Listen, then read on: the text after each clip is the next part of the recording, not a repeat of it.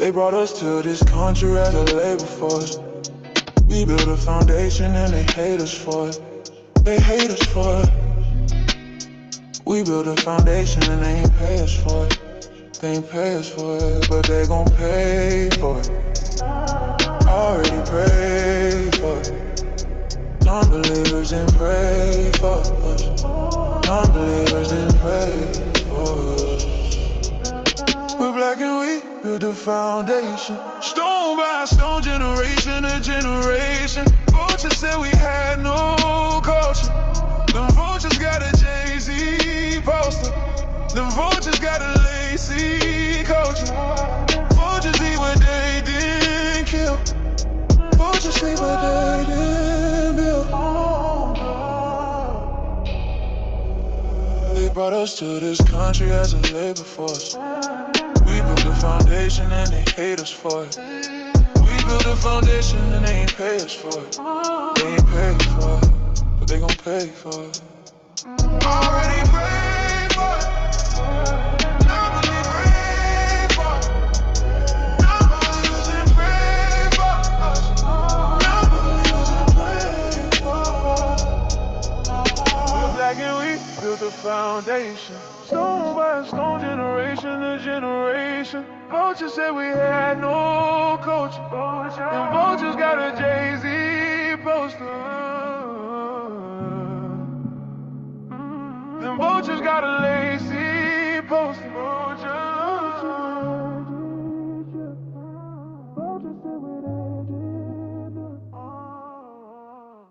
Too much. Okay. Too much, Yuki.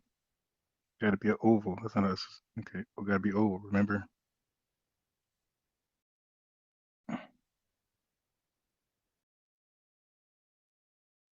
All right. Let the debate begin. Okay, let's get to it. Come on now. Do I have a song? No. Finish your homework. Then I did a song?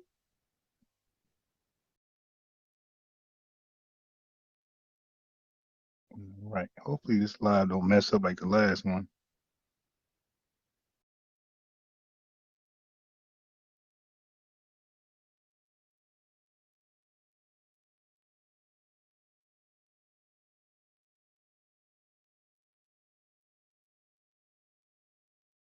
Our approach, in the general approach of blacks, whether it be Black American or Caribbean or Africans, who have No such thing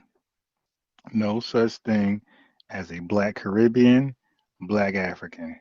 You just made that up. You're Africans and you're Caribbean. If anything, you're Afro-Caribbean. There's no such thing as a Black Caribbean. thoughts on reparations is a moral approach. Legal approach, we don't have any legal standing. And the reason why, which was explained at the UN, is that slavery was legal. So what law would we use? Are we trying to rewrite history? I mean, you can't rewrite history, right? So if slavery was legal, how do you go back, rewrite it so that you then can bring a case to court? It just doesn't make any sense, you know. And then, you know, people. Slavery was legal between Africa and the Europeans. They made a deal. What they're saying is nobody, no country, no nation was saying it was illegal. Okay, that's all. Africans were 100% complicit and Europeans were 100% complicit. Now we know it's wrong. We know. All right. I might want to play that important dialogue between Tariq Nasheed and that civil rights, whatever he is, DNC lawyer, who called in and said, "We got a team of 60 lawyers." Well, first of all, he called in disrespectful. He's telling Tariq Nasheed, you yapping and bumping your gums and you ain't doing enough for reparations, as though he's like one signature away from reparations. So Tariq was like, all right, well, what did you do that I didn't do? And the guy went to straight plebiscite babble.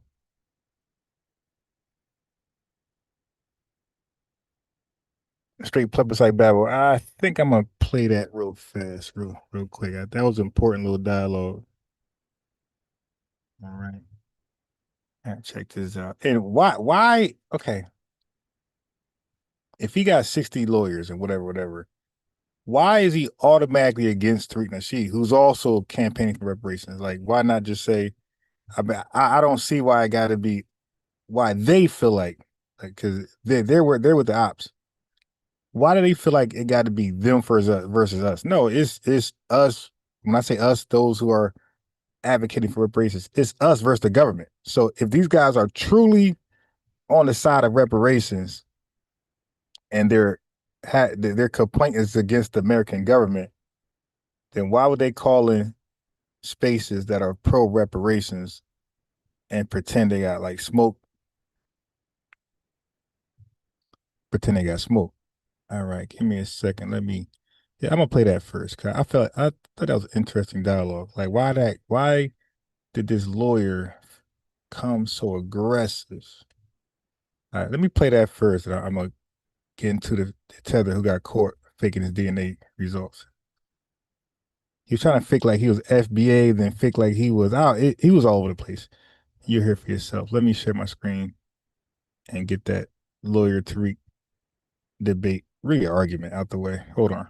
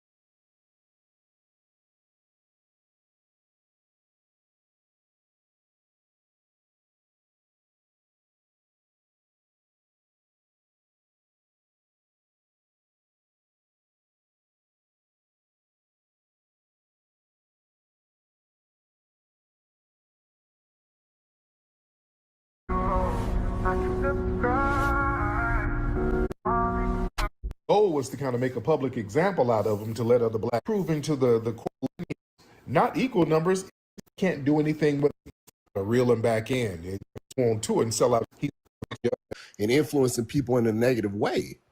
Okay, well, why are you being so sassy? Warner Brothers owning his masters. Prince was another rider. We really underestimate our good brother Prince. Prince understood his power. I think Kanye is kind of following that lead. Prince understood his power. He was like, I don't really need this corporate sector. Remember, Prince would go on tour and sell out shows on his own independently. Prince made a point to do business with black people. He said, are you black owned? I'll do business with you if you're black owned. He was very big on doing business with black owned entities. Prince was big on that. Yeah. Prince was a rider. Prince was a fan of the Hidden Colors movies. Prince was a big fan of the Hidden Colors movies. Okay, who is this person, Rich Poor? You're trolling in the room. You're saying I don't know laws. Hop on in here, Rich Poor. What I don't know what you're trolling about. Hey, Tyreek, you decided to have me up. Yeah, you're just trolling in the chat room, so I don't know. I saw that. Were you just trolling for attention? You just wanted me to bring you up? Well, I've been hearing, I had a panel running earlier today, and people were talking about you kind of trying to fight for reparations. And I was like, how do you have any power and you haven't even studied law or actually worked towards that direction through any form of legislation besides just running your goddamn mouth and influencing people in a negative way? Okay, well, why are you being so sassy? Are you a punk? You sound like a punk. Yeah, I don't. You can just No, say all that I without. just found that you're But grifting it.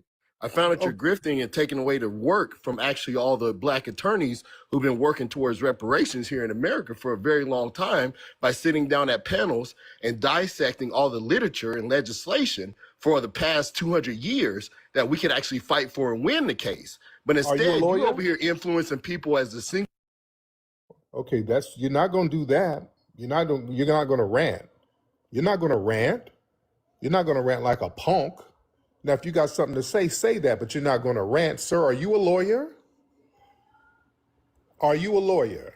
Unmute your mic. It's none of your business. What you mean it's none of my business? You're telling me what I'm not doing. What the hell? How come you haven't gotten reparations then? So what legal team, what black leaders how come you are haven't you gotten working it with? then? Okay. What I black ain't stopped leaders you. are you working I with? ain't stop you. No. Miss Thang, how come you ain't gotten it then? I don't even know We're you. working I towards don't know you, and I haven't stopped you. So why didn't you been- get it? You did what? What you got going on? We've been working towards it. You know What why? you got? Okay, Because what you we've got actually going on? sat down. What legislation do you got? Go. All right, let's not have a heated debate. Let's actually have a discussion. Okay, let's have a discussion. What do you have going on? What do you have going? So what, here's what the reparation? Okay, what okay, do you hold have on. going? Can I speak? Yes, go ahead. I'm happy Let's to see respond to you. So Yeah. the process of fighting for reparations. Okay, you ain't gonna plebiscite babble. No. You just said I ain't doing shit. Now you tell me what you doing that I haven't done. Okay, go. What have you done as far as reparations? So Tyreek, can I talk? No, you better get to the damn point. You ain't asked gonna me a plebiscite. question. You ain't gonna plebiscite babble. You about to start splaining. What have you done, Miss Thang, for reparations? So I've been working with multiple different groups outside of probably about 60 black attorneys here in America. And how come y'all haven't gotten it then? We are dissecting the past 200 years, which is thousands of documents. How come, Miss Sassy Punk, how come you haven't gotten it? If you got 60 attorneys, how come y'all incompetent niggas ain't got it done then? We're working. Can we not work towards it? Then why are you complaining about what I've done? I'm not even an attorney. Because you're acting as a I've done more than you, punks. You're a single person. I've done more than you, and I'm not even an attorney. Single person. I've done more than running you. your mouth. And me running my mouth has gotten reparations. And my running my mouth has gotten reparations in the forefront, sir. This is why you're muted. Okay. You can't handle the conversation. Okay, you're a sassy, incompetent punk. All right? And you ain't done nothing. You about to start splaining. You ain't done nothing. Just say that. You ain't about to come up here and start splaining. Well, 200 years ago. Nah, man, get your sassy ass out of here. I think he's an attorney. He's an incompetent ass attorney. Democrat shield. We're seeing a lot of that. These Democrat shield attorneys are running around here, running their damn mouths. Y'all incompetent ass Sambos ain't done nothing. Y'all ain't moved the needle. Y'all ain't done nothing. Y'all don't do shit for the black community. I've done more for the legal system for black people than you incompetent ass Negroes who are attorneys out here. I've got more folks out of jail than you dumb, sassy punks. And I'm not even an attorney. I done been out here getting people's charges dropped. During the whole Black Lives Matter thing, when black folks was getting hemmed up, these black attorneys were nowhere to be damn found. They were ambulance chasing. When there was a bag, when somebody gets unalive, they go run chase the damn ambulance and go tell them to go hug the cops and all that stupid shit. They didn't do nothing. We were out here getting folks out of jail and getting people's charges dropped. I did that for several people, very well documented. Y'all sat up here trying to get some damn butter biscuits from the damn Democrats and chase ambulances. Y'all better not call up here. Man, these Sambo attorneys, y'all better not say shit, because when we needed y'all niggas, y'all were nowhere to be found. Hold on, man. Hold on. We got a goddamn Pakistani or somebody. Hold on. This guy keeps sending me these damn requests. I'm sorry. All right, somebody kept sending me some damn requests. Hold on, man. Hold on. Let me. Hold on. I didn't mean to put. I'm pushing certain buttons by mistake. Okay. This Pakistan person, will you stop pushing the goddamn button, man? Bro, I like you. I want to match with you. I don't like you. Stop pushing the goddamn button. Get your ass out of here. Looking like a Pakistani Jimmy Neutron. Get your ass out of here. Stop pushing the fucking button, man. The hell is wrong with you? I don't want to do no battle with you. Get your ass out of here. Damn. He keeps pushing the damn request button over and over again. I don't want to do a battle with you. Get the hell out of here. Damn, these people are annoying as hell. But yeah, don't you attorneys, yo, black attorneys call up with your bullshit. When we need you, you're nowhere to be found. When we need you, you ain't nowhere to be found. I don't want to hear nothing about some reparations and all that. You're whining about me, jealous because I'm moving the needle. I'm not even an attorney. I don't even have an organization. I'm not a leader, nobody. I just get shit done. I'm the get shit done guy. Don't get mad at me because I get shit done, dude. I done brought thousands of people out to DC twice, packed the place out to put reparations in the national lexicon. Yeah, I did that. Y'all didn't do shit. But sat up here trying to get butter biscuits from the damn Democrats. Don't call up talking about what I've done more than you. Well, you don't know the law, Tyreek. You don't know the law. What you don't understand, what don't I understand? Okay, make us understand it. What have you done? See, what happened was, I work with all that stuttering. Well, I got 60 attorneys that I'm working with, and the hell out of here. The hell out of here. You ain't done nothing. That sounds like, yeah, these Roland Martin Negroes. That's what that sounds like, these old Roland Martin ass dudes. A bunch of damn do-nothing Democrats. Oh yeah, I got time for y'all.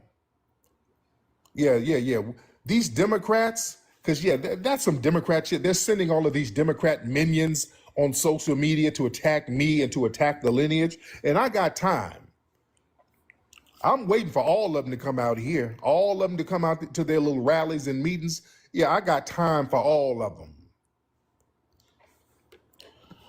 But anyway, let me finish talking about what's going on with Kanye, because this is very important. I'll get back on some of these Democrat dimwits in a minute. We got time tonight, ladies. Yes. They all rest to his defense. Calling up here talking about you forgot what you have to say. The hell, man? Don't be calling me and you sitting up in a bubble bath trying to vibe with a nigga. I don't want to vibe with you. Call up when you got something to say. Come on. It ain't that kind of party, dude. There's 900 numbers you can call if you want to just talk to niggas. Go out in the street and cruise for pussy if you want that. The hell you calling me for? Damn. Okay. Let's try some more people. Good Lord, y'all don't start this tonight. I'm not in the mood. I'm not in the mood for punks, Democrat shields, tethers. I'm just not in the mood right now. All right, come on, let's get it together. What's up, Tierra Dynamite? How are you, beloved? Good grief. Y'all raise your hand. And y'all raise your hand if you got some damn sense, all right? Raise your hand if you got some sense. All right, well, let's talk about it. Let's get this together. All right? Let me see who we got in here. Let me see. We got a lot of people in here. What's up, Yoshi? I see my sister Yoshi from Twitter. Kobe, let's get a Kobe Bantu. Kobe Bantu. What it do, Reek? How you doing, my brother? I'm doing good, fam. I just wanted to, did you hear about that Jamaican brother and that Haitian sister that were married? and the brother took her. He unalived her. Did you hear about Yeah, that? yeah, oh yeah, down in Florida. Yeah, she was some kind of politician, right? What was she? Yeah, she was like a mayor or something. Yeah, she But was down there. Yeah, I heard about that. yeah, man. So I want to thank you, man, because you woke me up, because they was talking about how he was a black Jamaican and she was a Right, black Haitian, and when they take the L's, they throw the black on there. You feel me? right, And then she was, right. yeah, go ahead, Mike.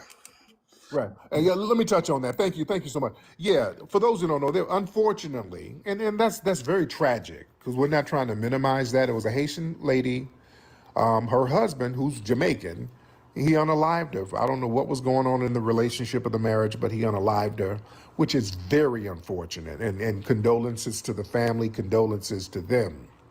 But the way they were trying to frame the story, yeah, they tried to put it on the black man misogyny. Oh no, we stopped him. Whoa, don't do it. Don't start that black man gender war shit.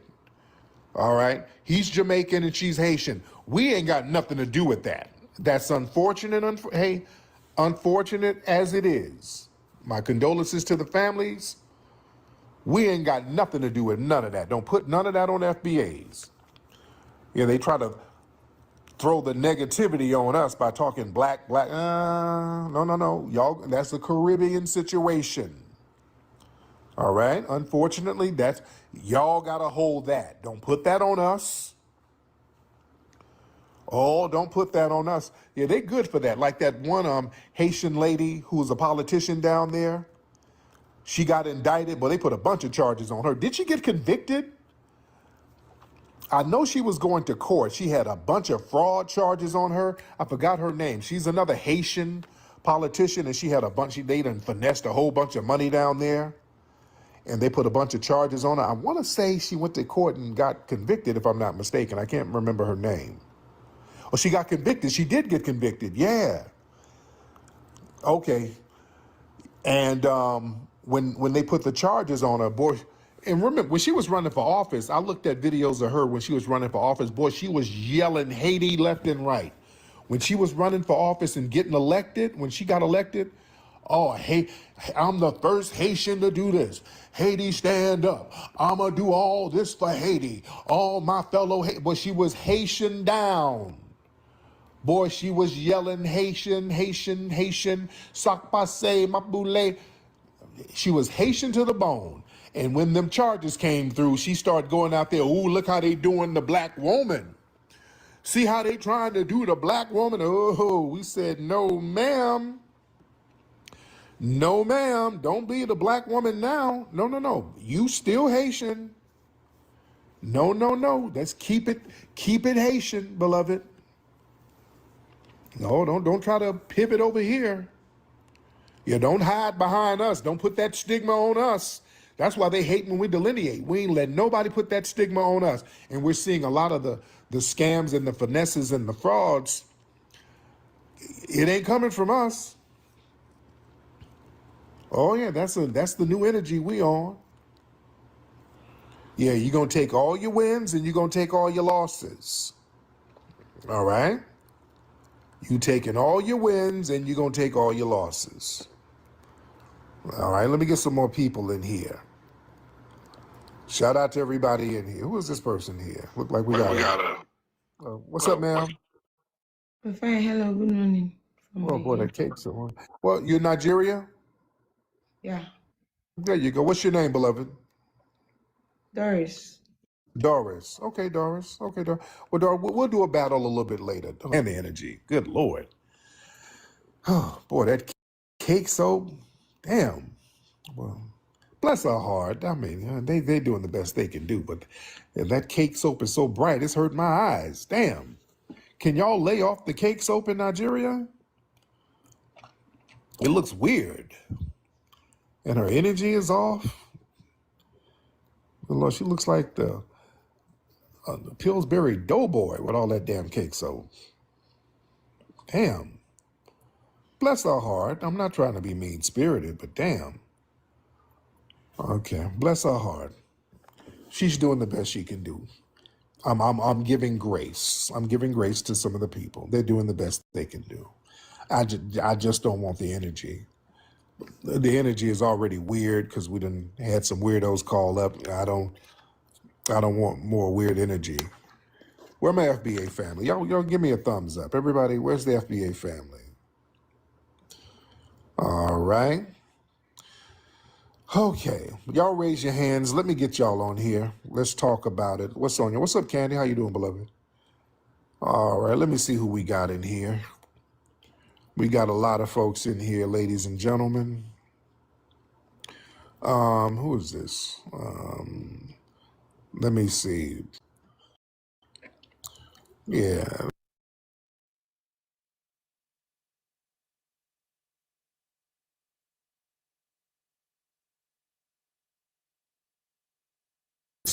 What up, dope? Hey, bro, I had to tell you, man, when you called Cesar Chavez Mexican Luther King last week, man, I was dying laughing for 2 weeks, man, since last week.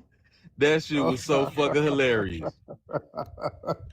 Man, I forgot about that, man. Are you in the D? Well, actually, I just moved from Detroit to Memphis, man. I was trying to see if I could get some of that root work for wholesale, bro. I got a store I'm opening down there. Oh, cool. Yeah. Email me, man. We'll make that happen. Yeah, email me. My email is in my link tree in my profile.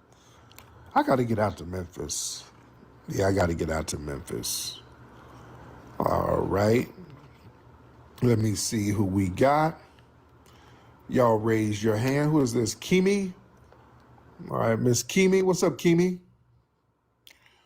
Kimi or Kimmy? Miss Kimi? Oh, no. She must have hit the button by mistake. Okay, all right. She's probably laying in bed and one of her titties hit the phone. She didn't mean it. It's all right. She sounds like she's wallowing around in the bed. All right. Let me see who else we got. Ladies and gentlemen, let's try civil rights. Okay, I keep trying to hit civil rights. I'm hitting everybody but civil rights. What's up, brother? Who is this brother here? Radio City? All right, they're loading up. Okay, civil rights? Okay, he's typing. Civil rights? Yo, man, what are you typing? Yo, civil rights. Okay, civil rights. He's making the damn Postmates order. All right, let me get City out of here. City ain't saying nothing. All right, y'all got to raise them hands. All right. Raise your hands. Let me know civil rights is not civilized. All right. Yeah, I dropped him. All right, raise your hands if you're ready to get on. Let's do that. Okay. Yo, what up, Flo? Destroy, how are you, man? Okay, man, this nigga showing bussy. Get up out of here. Get your moist sass, you punk. Get up out of here. All right, this nigga showing his home videos of how he had to get a green card. The hell out of here. See, this is what I'm saying. It's a full moon. It's a lot of weird punks out here tonight. I'm telling you, it's something going on out here. Somebody done mixed up, they done stepped on the dope out here. There's some weird stuff going on out here. I'm no longer musty. I'm no longer musty.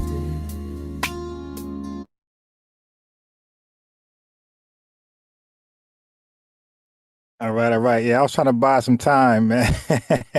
I was trying to buy some time because I made a mistake on the dialogue I'm gonna play with the fake DNA test with the tether, right? So I made a mistake on I had to redo it, and it's about done. So I like, oh shit, I messed up. I went live and messed up. So but I think I'm good right now though. All right, so let me get my screen share back lit. Okay, I'm your host, Unbiased Ron. You are on FBA News and Updates. You're rocking with your lineage, brother. You dig? My whole sole mission is to help signal boost our movements, delineation, reparations, and on code within the lineage. And any riders who want to ally with us, whatever. But I'm also a defender of the lineage. Any false information, any trolls and hecklers, white tea supremacists, tethers, I'm with the smoke. They have a free invite to dialogue with me, and let's help them, right? Let's counsel the demon out of them. So the Zoom link is there for any people who oppose our talking points. The listeners can call in after the show, but only tethers and white tea supremacists are allowed to interfere with the show with a call in, because we make them content like we did the guy last night and the other guys before. They become content. So so I got some more fake diaspora war panels that we're gonna do. We're gonna finish up on the ones from yesterday with commentary. And a brother truth teller actually called in. I don't know if he's seen us replaying. He was part of one of those Pan-African Diaspora War channels, debates, whatever. So he actually called in and we had a good time last night. Yeah, so as you come in, we're gonna be on for a little while. I plan to be online for a little while. It'll probably be one of those live 3-5 hours. Let's see. But yeah, so like the video, subscribe, notification bell, and you can super chat a message. I will be able to read them somewhat. If you want to donate, you got the $sign unbiased Ron. We're gonna be live for a little while. I ain't got much to do today. I didn't go to the gym. I don't really get busy till later on after I pick my son up. So if y'all want to, treat your boy. I'm gonna be moving and dipping and dodging. I gotta go to storage. So if y'all wanna hook your mans up with some donuts or some coffee, something like that, you're free to do that with the Cash App. But let's go and get into the show. Hold on, are we? So let me do this. So we was talking yesterday, and I was talking to Truth Teller. I said, well, the transatlantic slave trade, I was like, is it really a slave trade, or is it really the transatlantic human trafficking system? So, I end up chat GPTing it, because he said slave. He said slave trade. I said what I said. We chat GPT'd it, and it pretty much agreed with both of us. It was two criminal things at the same time, two criminal offenses at the same time. So I thought about it more as I reread the research this morning. I said, with fresh eyes. And it turned out it's called the slave trade because, and some of you guys already knew this, right? But again, I like to comb things with a fine-tooth comb, leaving no stones unturned. So I looked at it again, and I'm looking at the research and my hypothesis versus his, and it's called the slave trade because Africans made us slaves, not the white man. So when we think of the slave trade, we think of what happened after the deal, when these two businessmen, Africans and the white tea man, got together and sold us. That was a transaction. That was a business trade, right? A business deal with two thieves. And there's no honor amongst thieves. But nevertheless, when they were trading us, it's called the slave trade because of Africans made us slaves. Like the status of slaves started in Africa. It's not called the slave trade because we end up doing hard labor for the white tea man. It's called the slave trade because Africans made us slaves. So that's more context when we ask people, hey, who sold us, who kidnapped us, and they want to downplay their role and overplay the white tea man role. We can say, well, why is it called the slave trade? Because you were literally trading slaves. You trade your slaves to whitey man. So it's a slave trade from the African perspective. But when the whitey man got involved, that's the human trafficking involvement. If that makes sense to you guys. All right. Hopefully that's more clarity on what's going on. Also, so you got colonized countries that's like being influenced by the whitey man. The whitey man is putting them on game of race, like this race, this black race, right? That just was made up out of nowhere. Okay, so this black race that they're making up and they're influencing African countries and the Caribbean to adopt and accept this black title, which we know is silly. It's a very new concept, and most importantly, this is something being placed on them. It's not something they thought of themselves. Not like Africa said, you know what, we're going to be the black race, like with these, or the Caribbean. This is something white man is coming up with and saying, here, this is what you are. And we got in 2026, these guys are still being told who they are. So let's just break down all this stuff, this race stuff. So ethnic groups, right? And nations or nationality. So nationality, let's do an African nation, for clarity. In Africa, if you're Igbo, that's your ethnicity, right? That's your ethnic group. Your nation would be Nigeria, right? So and your nationality would be Nigerian. So you would be a Nigerian Igbo man or woman, right? That's your tribe and your nation. And outside of that, they will call themselves African because that's their continental identity, like a South American, North American, Central American. That's their continental identity. So that's really what people were always known as, right? Their ethnicity, the ethnic group, Yoruba, Igbo, Hausa, their nationality, which is all those ethnic groups that live under that one polity, that political system, and that's Nigeria. And then their continental association with the continent, which is African. So African, Nigerian, Igbo, man, woman. Now, where does race fit? Like, this is like a failed attempt to try to tie people past the continent together and make them this global connection. And this is the obsession of the whitey man. Okay.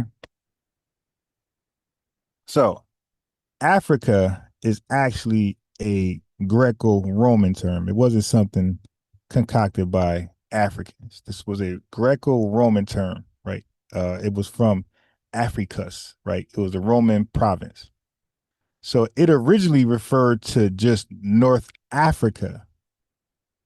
So keep in mind, the Greco-Romans, it's their term. And when they said Africa, or Africus, that originally just referred to North Africa. Then it expanded, you dig, to all of the continent.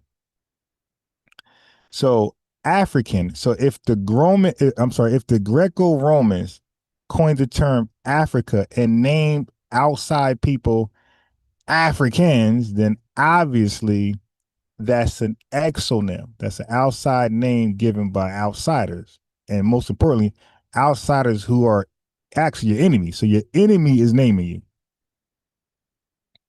Okay, so again, it later became an accepted self-identifier during more modern time. It's like more the modern era. Like most Africans, all Central, East, West, didn't agree to that African term. Again, that was a North African term originally. And that's kind of similar to like European, which became a shared identity later in history as well. All right. Okay. So around the 1400s and 1700s, more Europeans, right, started to group people into the Negro, the white, and a lot of that stuff was used to justify slavery, right? They were trying to create a racial hierarchy. Okay, white people on top, and then the Mongols or whatever it is, Mongols, and this person, that person, and then you had the Negros right there. All right. So, but again, these are all exonyms starting by Europeans. Europeans have a weird obsession to name people stuff for their own purposes. Okay. So Africans did not primarily identify as Black or Negro. So you guys got to stop. When I say Black Americans, foundational Black Americans, more specifically, FBA freedmen are the only Black people ever exist. That's a fact. Africans did not call themselves Black as a primary identity. We just talked about the tribes, the nationhood, and the continental identity eventually they adopted. Now, recently, more modernly, during modern times, more currently, you have these people starting to adopt Black South Africans. You got the diaspora influence spaces, right? And you have the global political movements and agent organizations like the Pan-Africans. Okay, so why is this push for Black when they already identified? And remember, they're being pushed. This term is being pushed on them by outsiders. They're not within themselves calling themselves Black. And it was mainly due to colonialism plus globalization created and shared racial experiences. So Europeans getting together, yeah, let's just lump them all up together. So you got anti-colonial movements use Black as a political identity more recently, and that's the Pan-Africans. They start to pretty much do exactly what the white man did, right? The white man want to umbrella everybody under something. Pan-Africans said, all right, well, shit, let's do it too.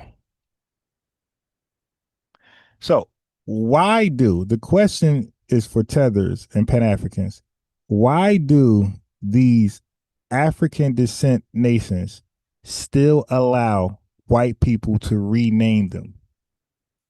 And then they accept it. Why? That's for you guys.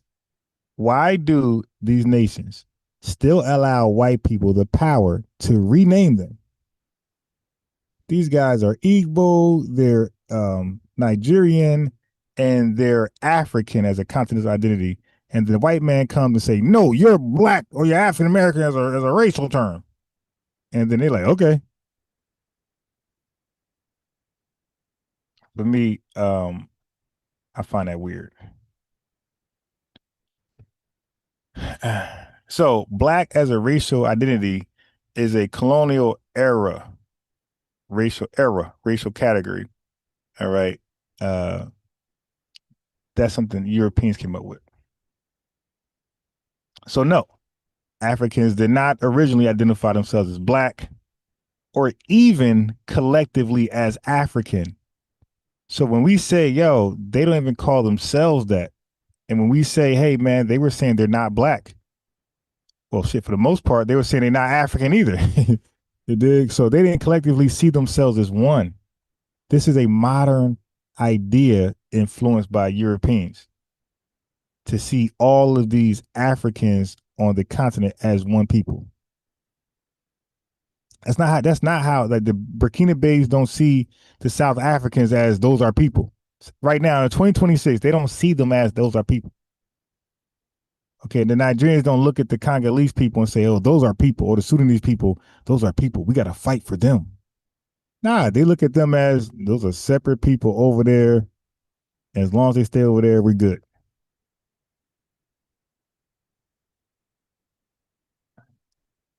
You feel me? Now, before I get into the video of the audio of the weirdo fake DNA tester guy,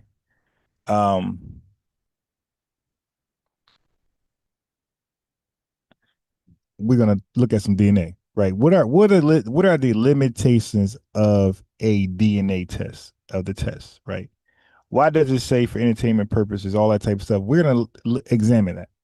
So you know what? Let me research this stuff. Okay, hold on. Comply.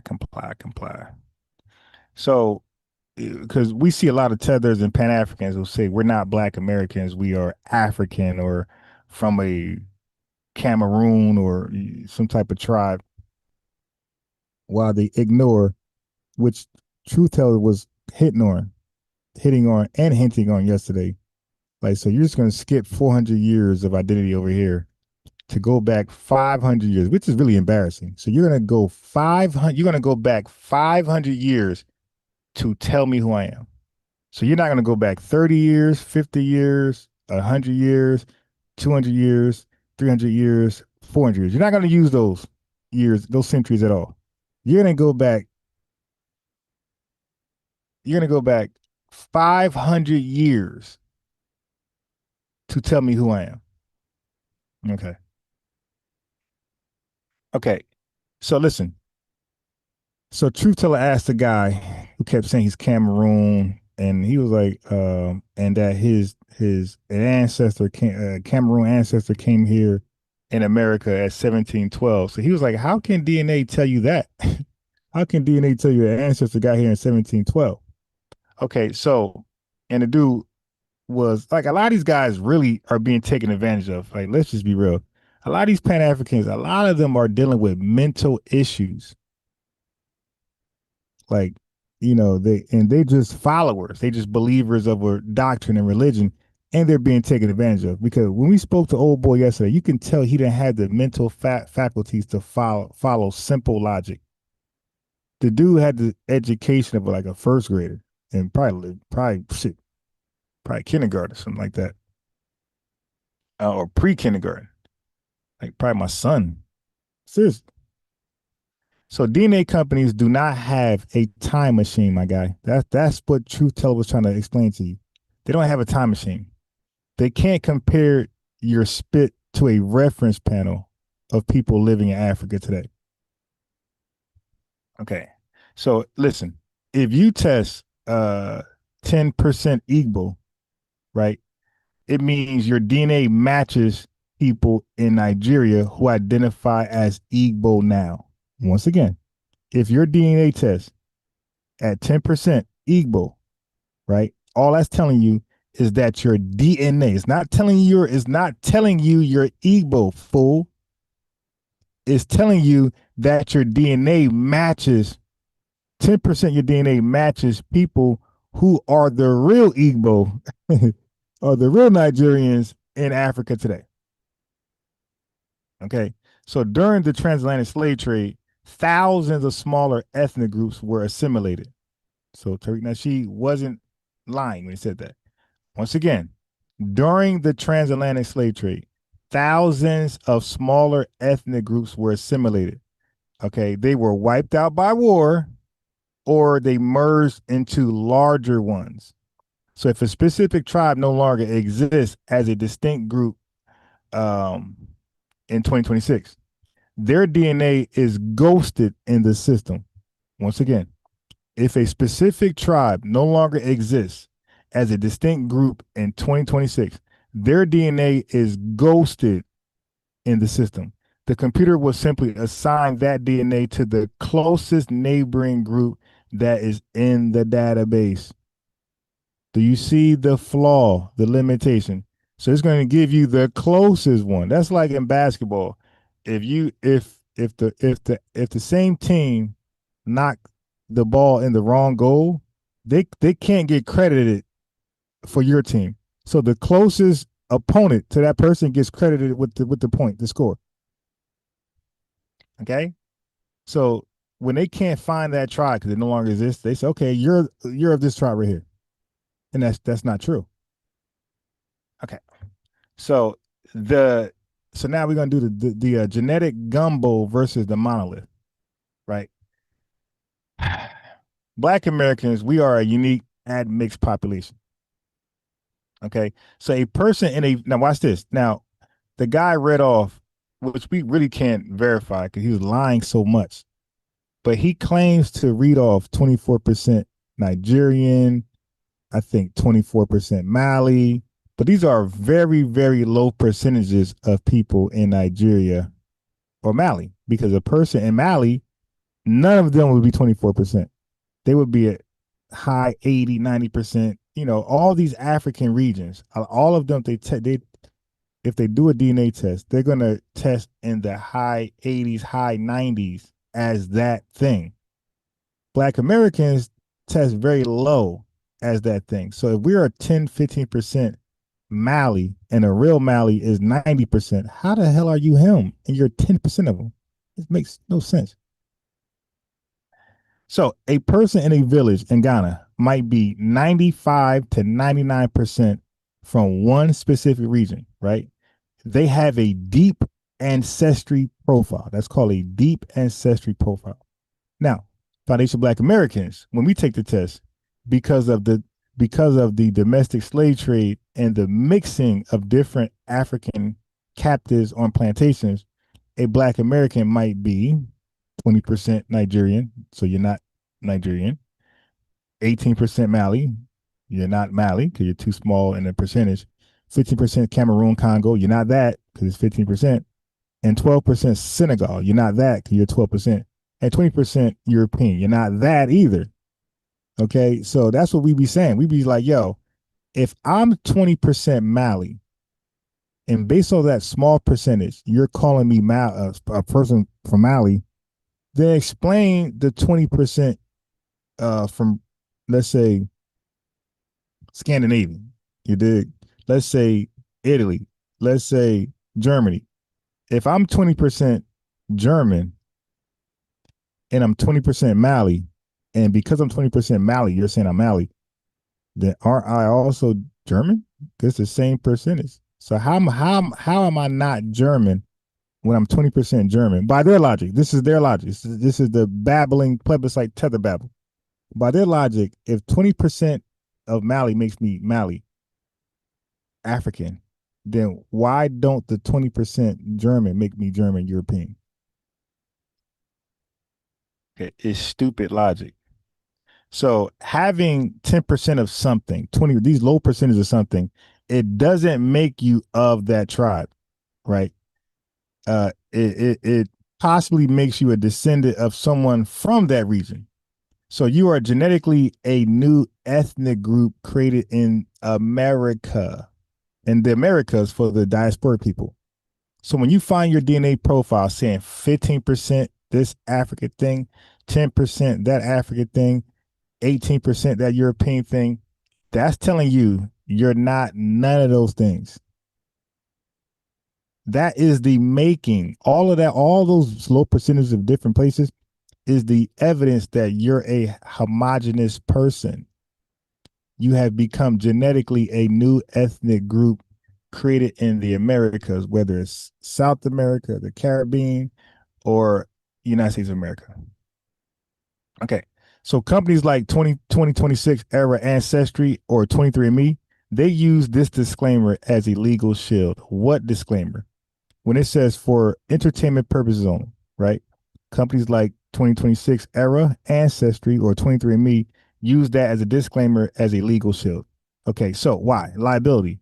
If you use a DNA test to claim tribal land in Africa or American Indian benefits, right? The company doesn't want you. The company doesn't want to be sued if you are rejected. Okay, so it's not going to tell you Igbo, and they say, "All right, shit, I'm okay. This I'm Igbo. All right, I need some land over here, my guy. You dig? Where's my tribal marks and where's my bush meat? You dig? That's old to me. Nigga, you ain't over here. Screw that test. That's what's going to happen. Then you're going to sue in the company. Like, hey, man, yo, you owe me, man. You told me I was Igbo. You told me I was indigenous. You told me I was the white T man, but they won't allow me to be white. Okay. So the results change also on the test. The results change. They're not constant. They change. When the company updates its algorithm, your 15% Senegal might turn to 3% Mali overnight. So science shouldn't change that fast, which proves that these are estimates, not hard facts. So this is for the scientific literate folks out there. Okay? So what calls you 15% Senegal today, next week, that might change to 15% French. So it is a statistical guess based on probability. Okay. It is a statistical guess based on probability. It says you have 70% probability of having an ancestor from this general coordinate. All right. So DNA test, it just tells you where your genes were 500 plus years ago. You heard that date, that timeline? A DNA test tells you where your genes were 500 plus years ago. Your lineage, your genealogy, it tells you where your family has lived for the last 400 years. That's when we say, hey, man, like, so family, think about that. When we say lineage, when we say genealogy, we're talking about 400 years to now, to the current. When people say DNA test, they're talking about outside of America. So that's over 500 years ago.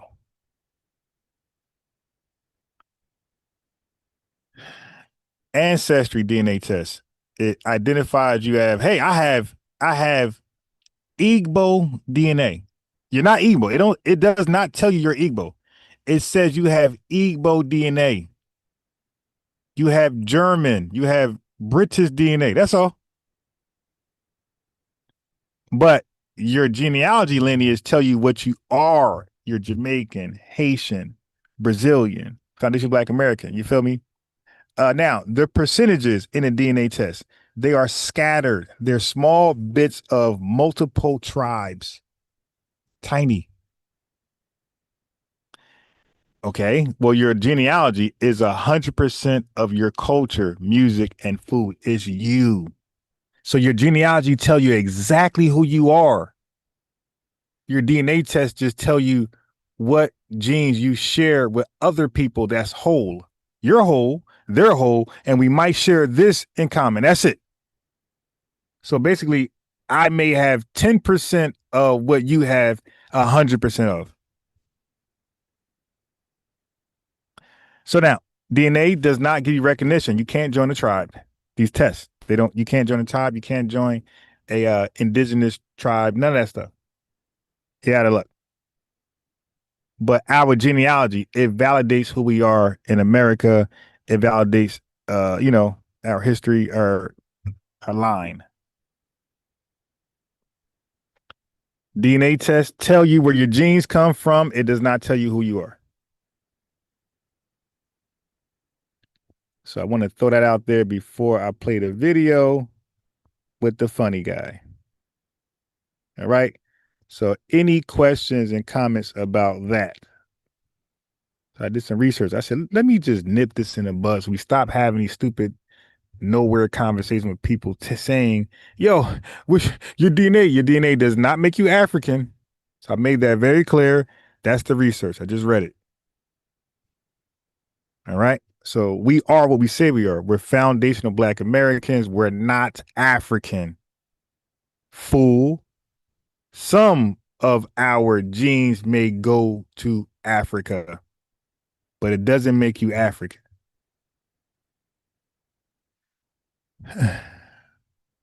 So I hope that's clear.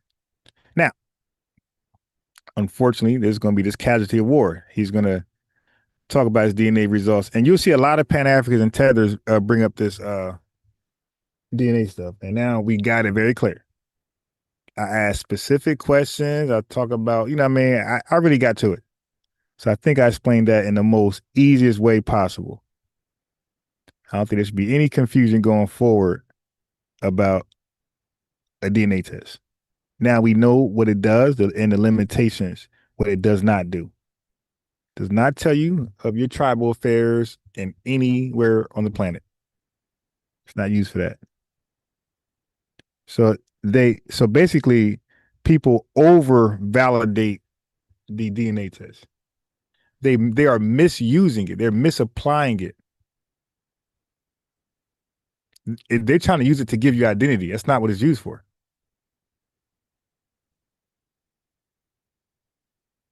It's not used to give you identity.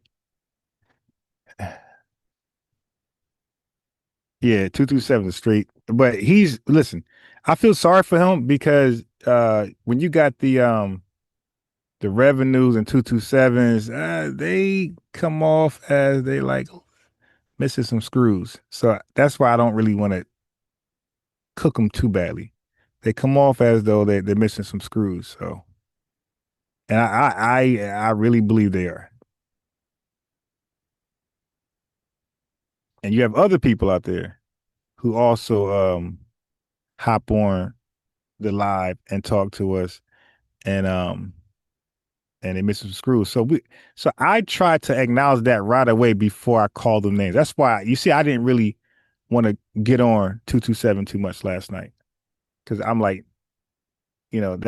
that's wrong. If I no, look, this is my assessment. This is my personal assessment. I'm not a doctor. I'm not a psychologist. This is my personal assessment. I personally believe that he's missing screws. So therefore, I'm not going to pick on a guy who I believe is missing screws. I'm not going to call him dumb and things like that. I'm not going to do that. Now, if I don't think you're missing screws, I'm going to get on you. Okay? I'm a cookie. And then I'm going to call you dumb and a tether and those things. You feel me? So I'm a real human. Like, I'm not going to pick on people. I have emotions too, and I can't sleep at night picking on a guy I think is slow, short bus. Like, you know what I mean? Think about that. Think about seeing somebody who's short bus and you over here, getting on, like, you would be a piece of shit society getting on a person who's on a slow bus and you're like roasting them. Like, yo, what kind of human being are you, my guy? So I don't find no joy from that when they call in. Again, is my opinion, is my assessment. I believe certain people that call in who cannot understand nothing that's going on, what we're talking about. And when it's real simple, again, I'm a guy who teaches 6 and 7-year-olds. Okay. So, and when I talk to people, I try to talk to them like they're 6 and 7, not because you're dumb, because I want it to be clear. I don't want to go over nobody's head. So I don't use, if y'all knows, when I talk, my vocabulary is limited. I don't try to be, well, hypothetically, blah, blah. No, I keep it real simple. So there's no excuses that we missed each other. I keep it real simple language, the same language I'll talk to a 6 and 7-year-old with. So 227, based on that, you're not allowed to ever come back on my panel unless it's just to acknowledge where you were wrong and where we are right. That's it. It's to give a testimony. That's the only way you're allowed back on this panel. It's for a testimony. Hey, you were wrong. We FBAs are right. But because I don't believe you're there with me, it's no fun to talk to you. And you got people like Revenue where I'm like on the fence. Like, is he slow or is he just a disgusting tether? Like, I can't really pinpoint the guy. He's like a crossbreed, mixed breed. He's half and half. He's mixed. He's slow mixed with just a line tether. He's mixed. So we talked about that in the chat, family. So now I can do a poll. I'm gonna do a poll. How do y'all feel about, and be honest, like, give me your honest opinion. Don't try to be mean spirited. The question is going to be simple. Do you believe mixed people, 50-50, 50% FBA and 50% other? Do you think they should be allowed in a seat of leadership?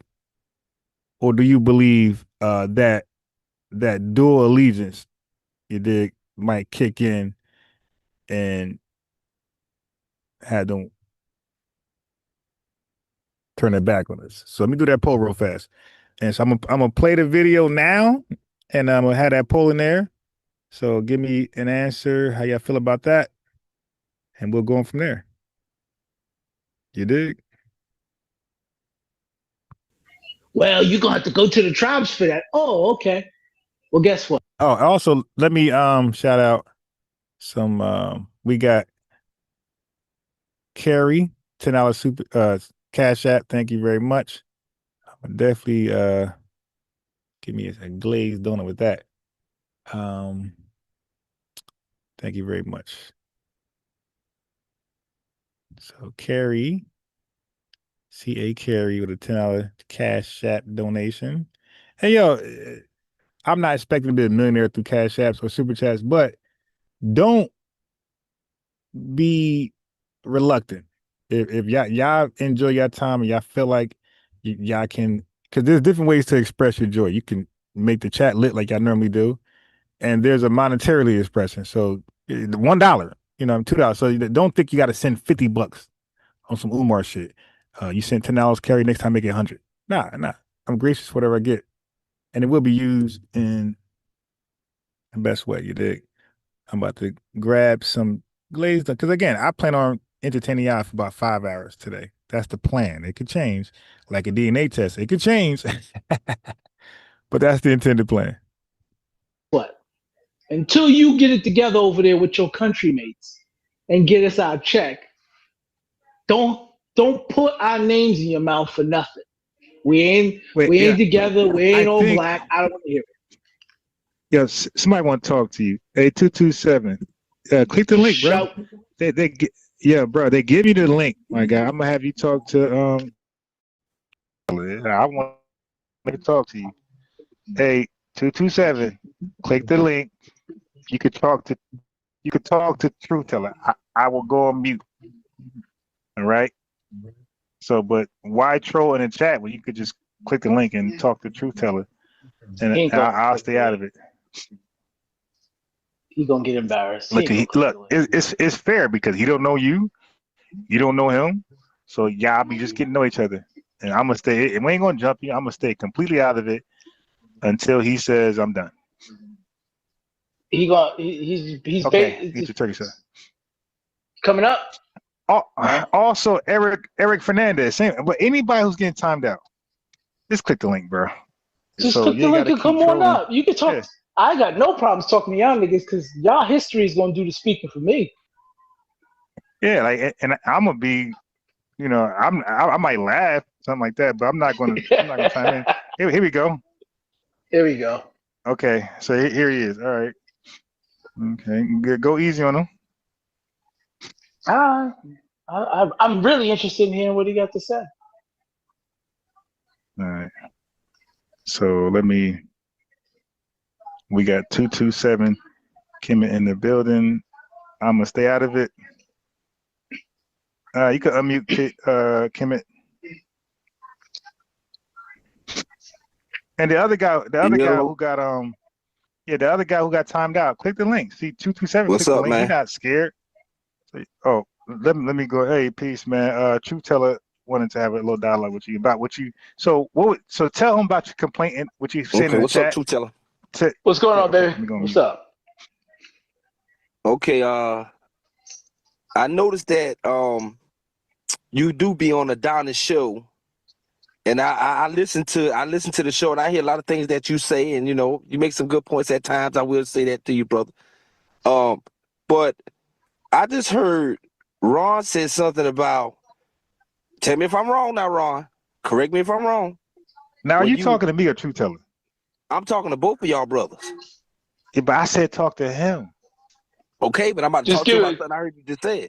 All right. Just say it. I'm gonna defend myself. Yeah, I'm gonna defend myself. Just point at me. Right, yeah. Okay. Well, all I'm saying is, and I'm gonna keep saying this over and over again. Okay. Real people. I'm gonna say this: real Pan-Africans. We do not say that Africa does not play a role in the slave trade. That's the first thing I want to say. We would never say that. Okay, not a real one. Jerry Clark said it. Jerry Clark's a real Pan-African. He said it. He explained what it was, just like everybody else does. No, he did.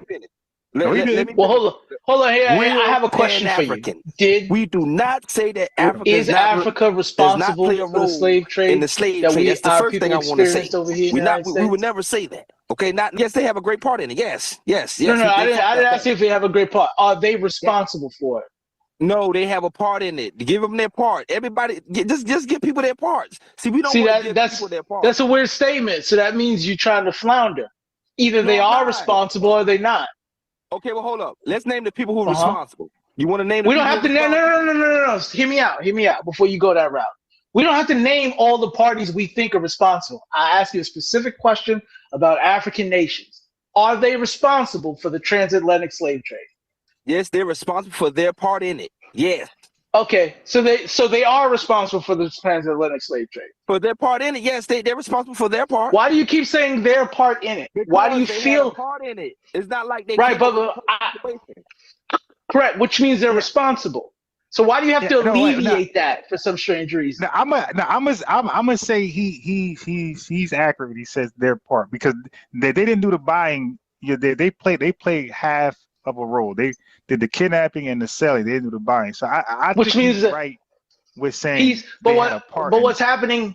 But the problem is my question had nothing to do with anybody else. It was specifically about them. So if I'm asking you about the specific party involved, your answer should be yes, they're responsible. Now, if I say, hey, what about them other folk? Yes, they're responsible too. Okay, who's responsible for what? And then that's when you go into what their parts were. I didn't ask you all of that. I literally asked you about these specific people and if they're responsible. There is no other answer than yes. The only reason why you would give an answer along with yes is because you wanted to alleviate the responsibility, some of the responsibility from them, which is problematic because you can't do that to people who partnered up against your ancestors. And I don't even know if you FBA. There's no reason to do that with that question. So that leads me to believe you're going to do that with a lot of other questions and a lot of other conversations, which means you are going to be difficult to talk to about this. So I've already identified that. Just because of how you answered that first question.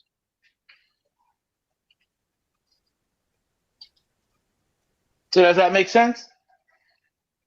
I hear you. That's all. Okay. Was there anything else?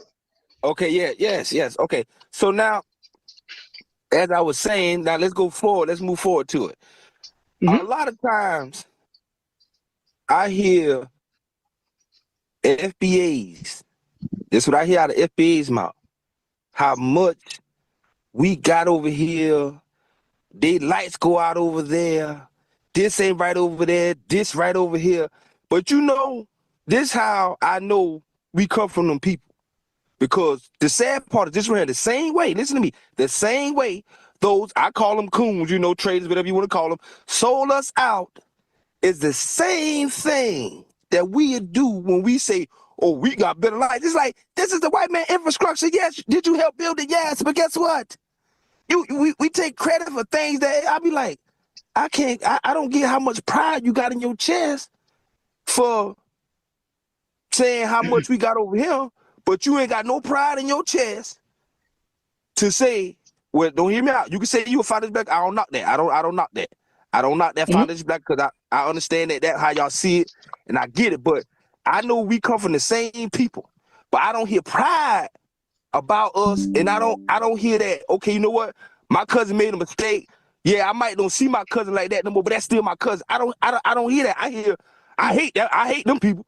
Them people make me sick. And it's like, but you do know, you might have been over here. We've been over here for a minute, but them still your people. Because when the world look at us, guess how the world see us? The same. So that's all I'm saying. I don't like this. Can I go in? Because there's a couple of things you did in with just that paragraph that you stated, right?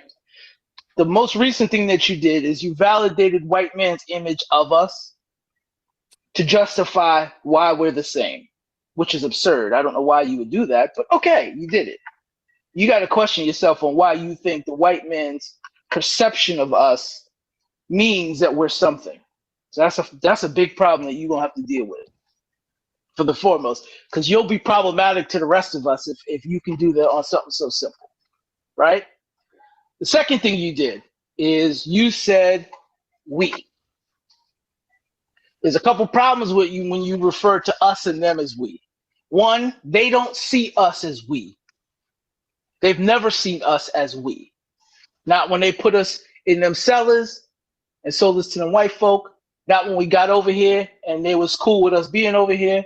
Not after we was here and we developed this country and they decided to come over here and take advantage of what we built, what our ancestors built.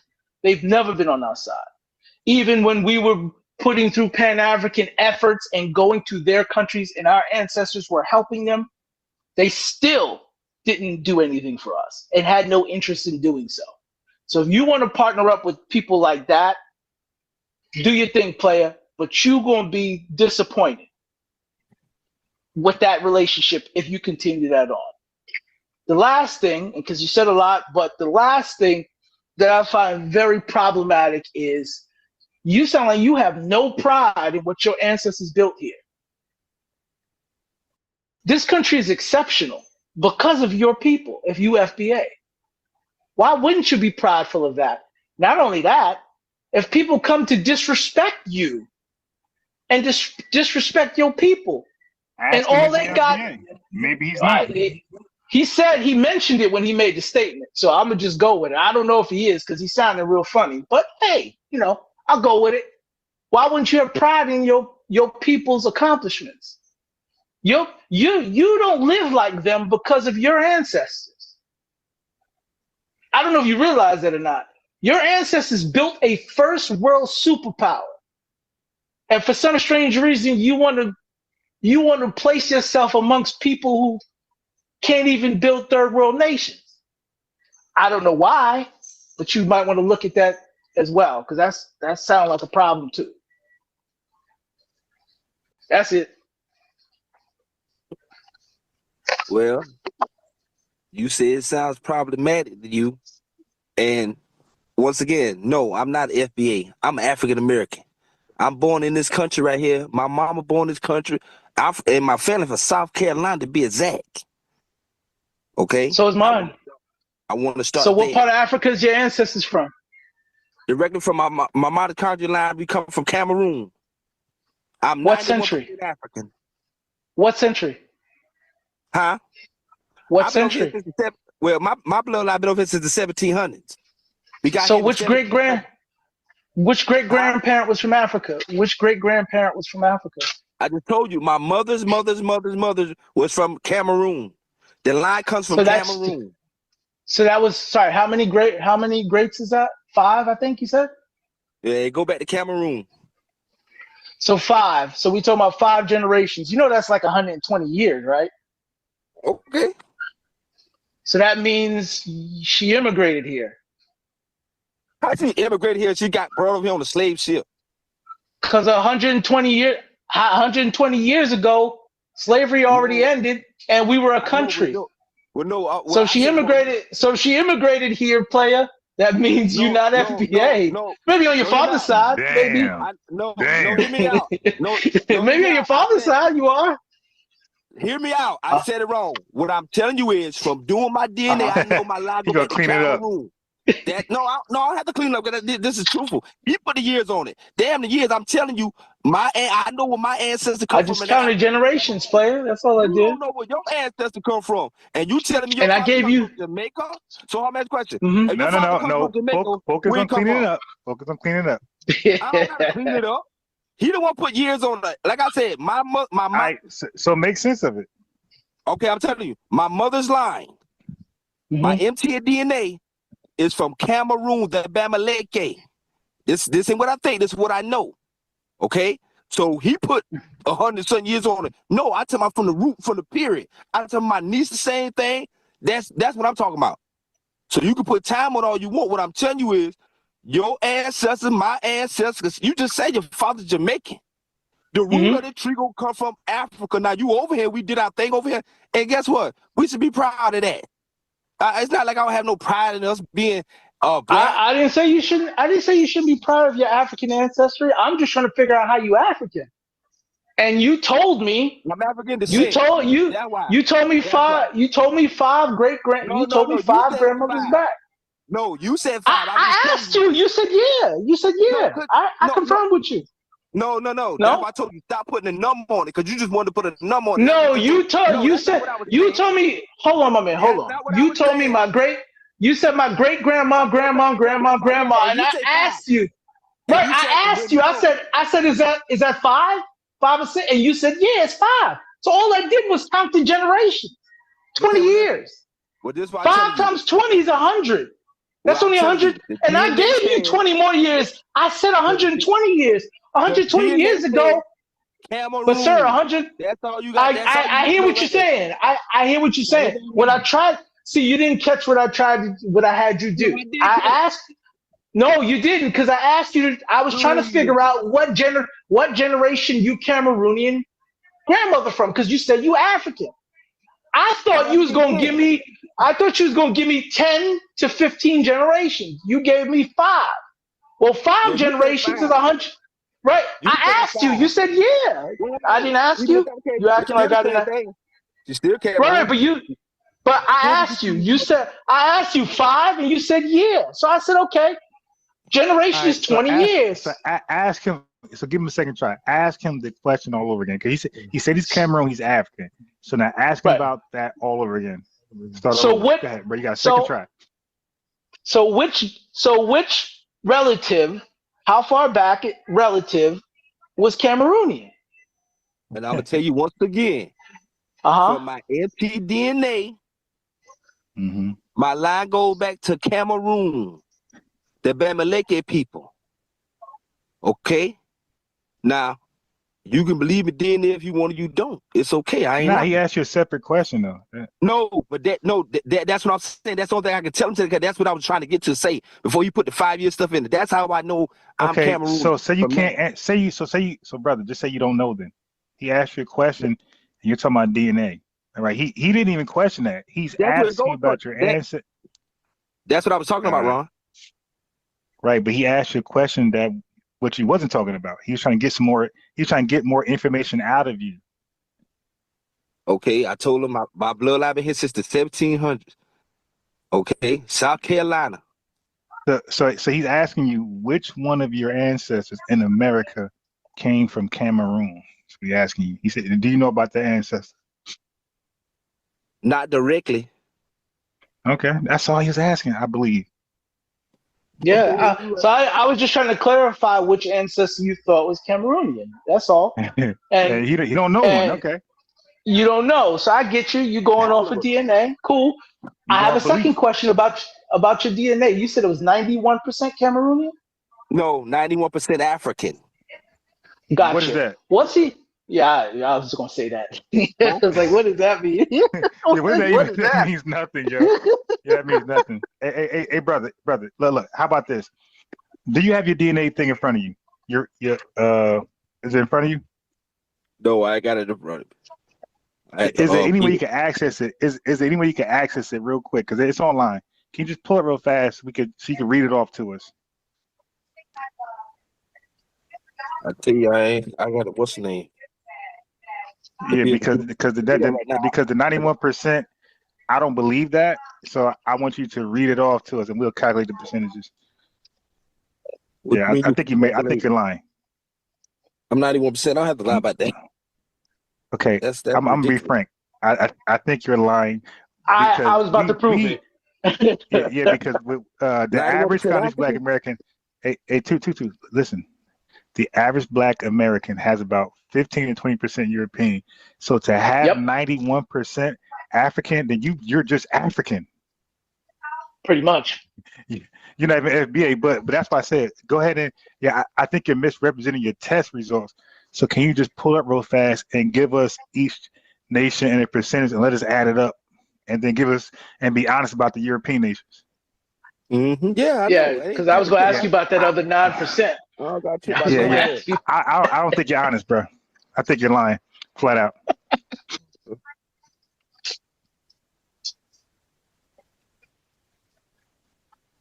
You just might be I ain't gonna say it.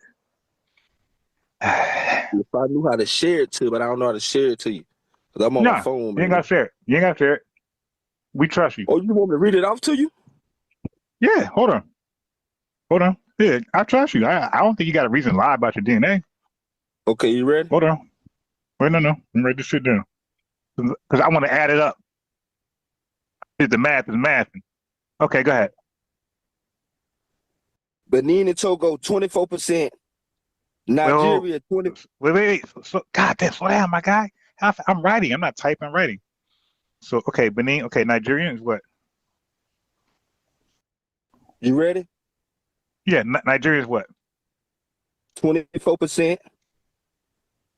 Mali, Wait, so Benin and 14. but brother, is Benin and Nigeria both 24%? Yes. Okay. This is okay. 50%. So yeah. So next time, just say Benin, Nigeria, both 24%. Okay. So now you said Mali is what? 14%. Mm-hmm. What's next? Senegal, 10%. Mm-hmm. Yorubaland, 2%. Well, where's this Cameroon? I ain't see that yet. You still And counting? we have 50%, Yeah, 2%. by the way. Yeah. Yeah. Go ahead. West the Bantu, 10%. Wait a You got man, 1%, two, you say? more. Yeah, you bugging. Cameroon, 7%. You got it? You ready? Mm-hmm. Ireland, 3%. Netherlands, 2%. Spain, 1%. Canada/United States, 1% for the Indians. Denmark, 1%. And down the Gulf of Mariner, that 1%. That's 8, right? Or was that 9? So I'm only 7% European. And then Sorry, I didn't count the total. That's with the 1%, so that was 8, I think, right? yeah, like I say, I just tell you, I'm 7% European. Cause I got 1% from like I said, the Gulf of Manny, that India, and then Native American, well, it said Canada/United States. 1%. Okay. Mm-hmm. But up top, it 24, 14, 10, 2. Hold on. 10, We talking about the 9. We talking about the 9% player. So you got 2% coming from somewhere in India and here in the North American continent. That's 2. So what was the other 7 again? You had 3% something.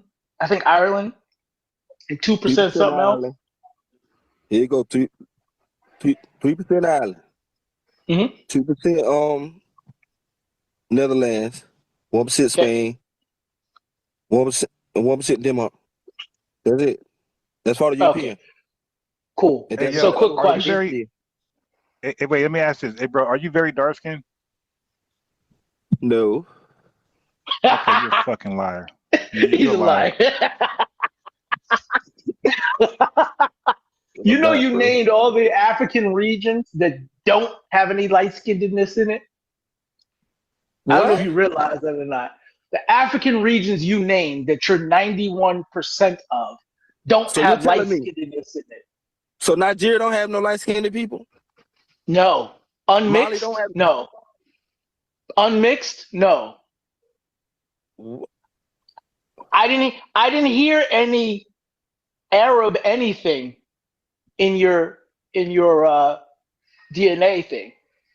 So the only way for people to get light-skinned in those places is mixing with a certain group, correct? What about Cameroonians? Same thing. With the Bantu people? Have you ever looked at what? No. What? You know how they got light-skinned? Because you're going back. Your ancestry test puts you back a few hundred years. Who is light-skinned in Cameroon 300 years ago? I'm quite sure a bunch of people were, bro. How? What you mean how? You ever been to Africa? God. Have you ever been to Africa? I said 300 years ago, sir. I'm asking you though, have you ever been to Africa? No, and I don't plan to go. Okay, so that's why I'm saying you have not seen the people on the continent, so I don't know how you can say that, because you just seen some people But you're talking about now. I'm talking about 300 years ago. This is where you said your ancestors came from Cameroon many centuries ago. So are you telling me there were light-skinned Africans many centuries ago? Or are you going to compare them to the new Africans now that have mixed with a bunch of other racial populations? Because that's the only way you get light-skinnedness in these particular regions of Africa. They mixed with something. But you don't seem to have any of those mixes in your DNA. So how in God's green earth could that be true? your ancestor anyway, your Cameroonian ancestor. If Yeah. so that means so basically, so quick question too. Your family members are some of them dark skinned, light skinned? How's it work in your family? I got dark skinned family members. Your mother is dark skinned or light skinned? No, my mother was light skinned. Okay, your father, dark skinned or light skinned? He brown skin. He been, he wasn't dark. So he got some mixture too. He ain't straight African either, right? So my father? Yeah. I would quite sure believe he has a bunch of African. If I'm 91%. You're 91%, but he can't I have come from them too. high African. He can't have high African potency if he's brown skin, right? The Why you people of can't? that because the people of that region are dark. Hey, look. Hey, 227. You're not gonna do What's this up, bro? because you're a liar. Hey, how about you screenshot me all of that and send it to me on Facebook?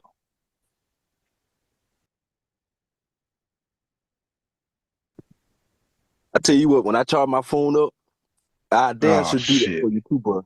Nah, I'm being real with you. Okay. I tell you the truth. Okay, I okay, do that because I ain't okay. got nothing to hide, bro. He I'll said when wait. I I'll charge wait. my Okay. phone up. Okay. I'll wait. All right.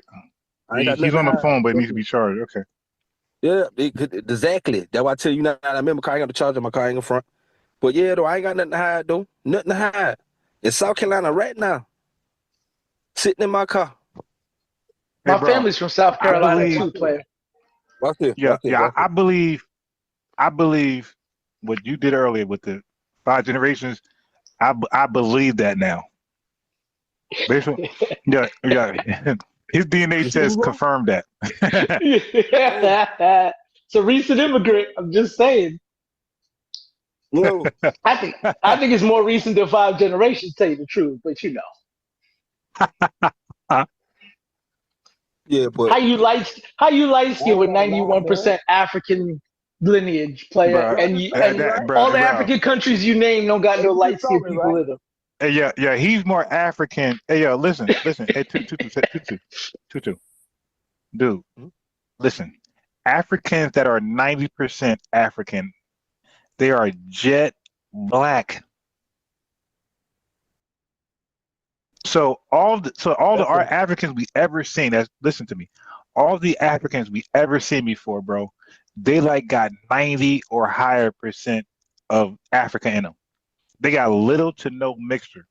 The dark people. There's no way you're not dark with 91% African, bro. Because like he said, your DNA test is going to people who are not tampered, not mixed.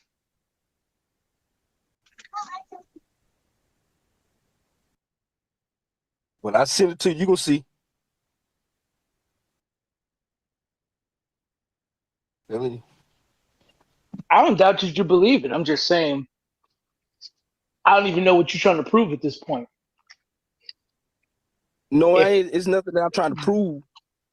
How are You know you? what I'm saying? Well, I think he's lying. I think he's lying too, but yeah, I'm gonna go in this way. You know the people that you're saying that you're related to, they don't belong to any of those countries that exist right now. I don't know if you know that or not. Say what? You can't even tell me what nationality you're related to. What you mean? What country is your ancestors from? I just told you. Cameroon, the Bamaleke. Cameroon didn't exist back then. So what country are your ancestors from? We know that. Duh. Okay, so why would you tell me Cameroon when Cameroon didn't exist? What country or nation or city-state? Give me a city-state. Okay. Yeah, what city-state? Just like what they came across from Give me a town, something, a village, anything. the East, just like a house of people came across. Like I said, you all act like we don't have stories or understanding of these people that lead down there because people think West Africa. You still, damn man, it's hard. You still not following me. If you can't even name what town, village, city-state, nation, county that your people came from 400 years ago it doesn't exist now and has no relation to the people that exist there now, how can you call yourself one of them?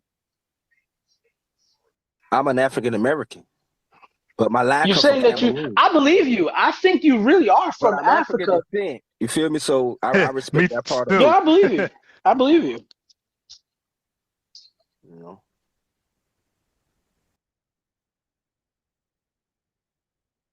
Ron, I think you might be on mute.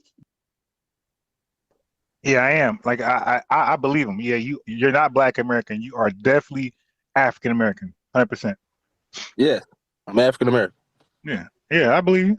And so is a lot of those Africans that come over here.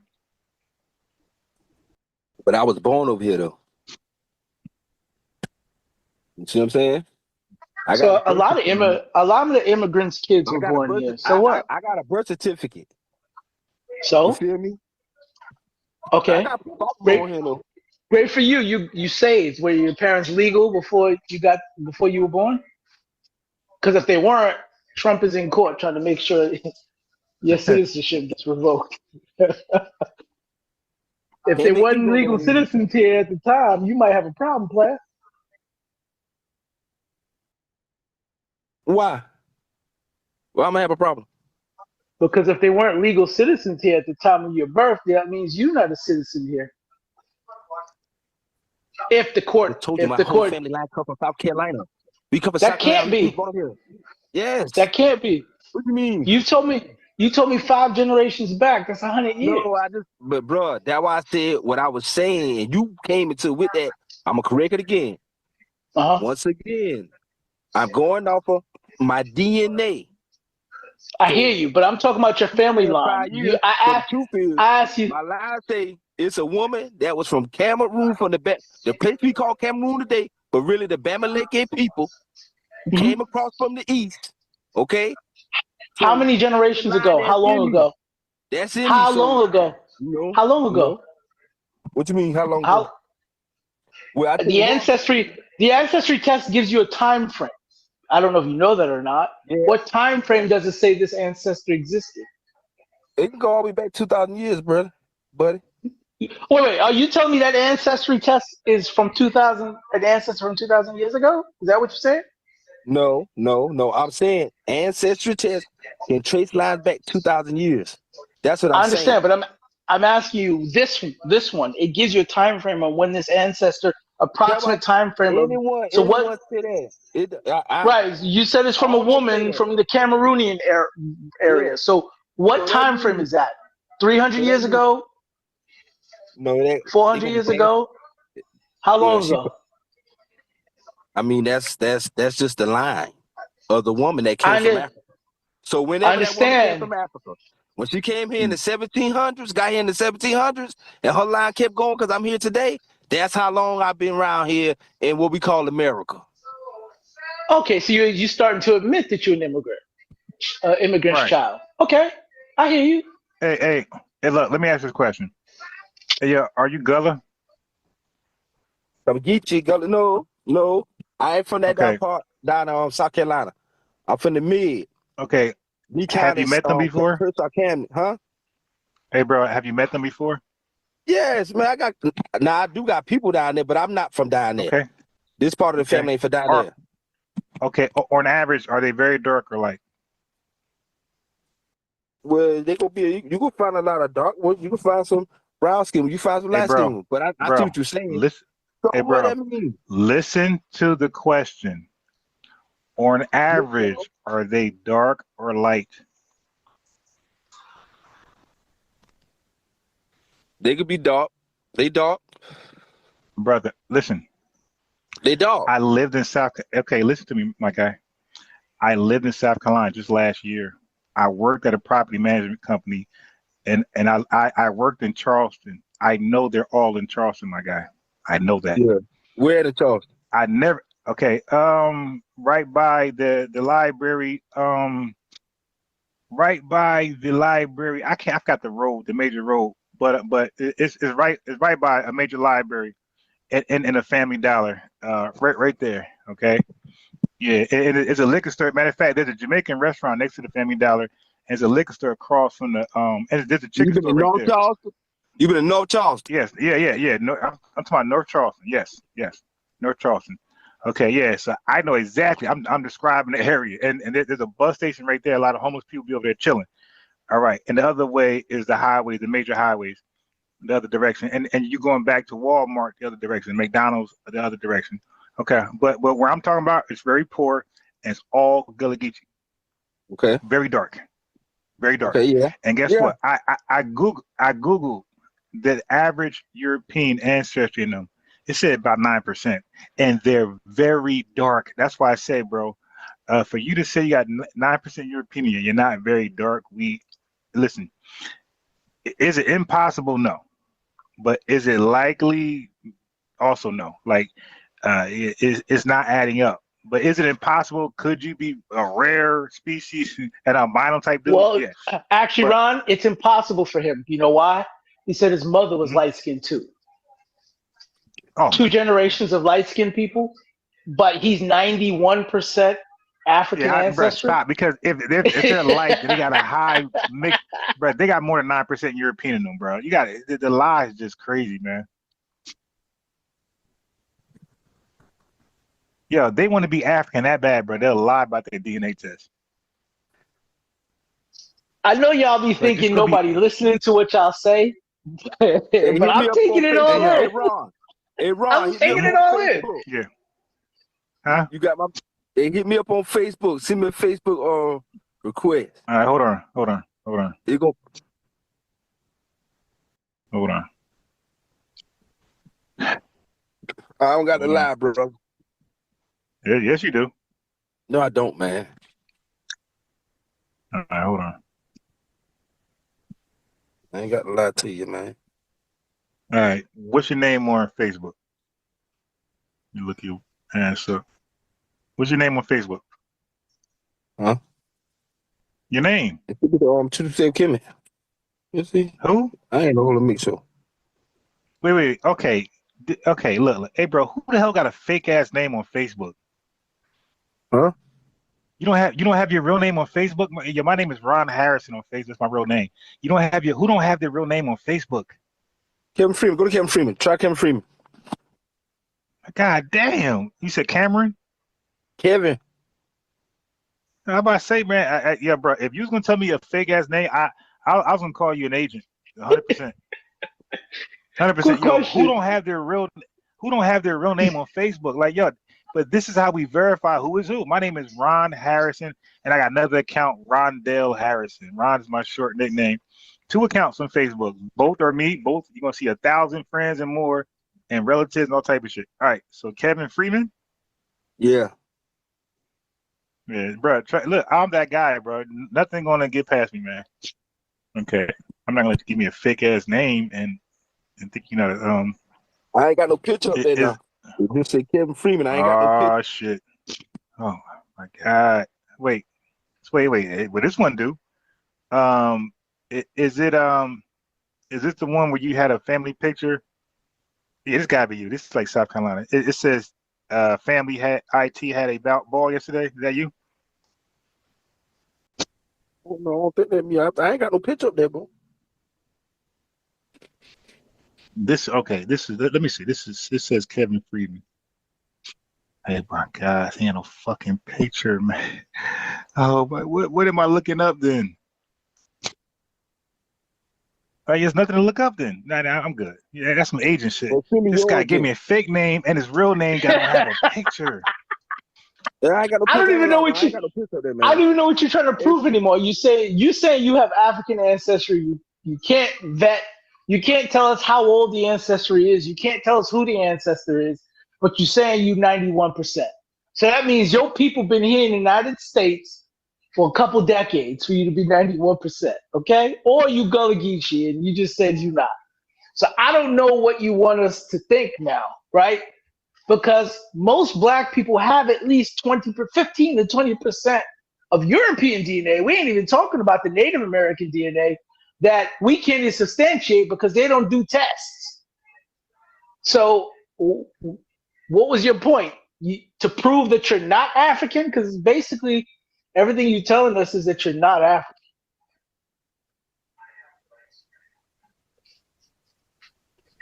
So you're not African. You can't tell us where your ancestor is from Africa. The places you named didn't exist back then. You Yeah, don't I know got this which question family for you. members from Africa. Stop doing that. Don't do that. Yeah, I got this question for him. Hey, bro, what percentage of your DNA was Indian? 1%. Yeah, at what percent? Yeah, really 2%, but 1%, because one Okay, now Indian that is from Indian. India, the other Indian from America, say America, Canada. Yeah, hey, bro, you might be a real African because I don't know what FBA got East Indian in their DNA. I've never seen that before. But that's common in Africa, though, to have East Indian DNA. And the Caribbean. Yeah, Recently, exactly. So yeah, bro. To me, this is what I believe. I believe your DNA prove you are African and you're not FBA. Yes, I'm an African American. Yeah, we believe you. Yeah, you're an You're not immigrant, FBA. bro. Yeah, you're an immigrant. You're an immigrant. I'm an immigrant. Yeah. That's okay, man. Nothing wrong with that. How am I an immigrant? Because your DNA said it, man. Your DNA said it, bro.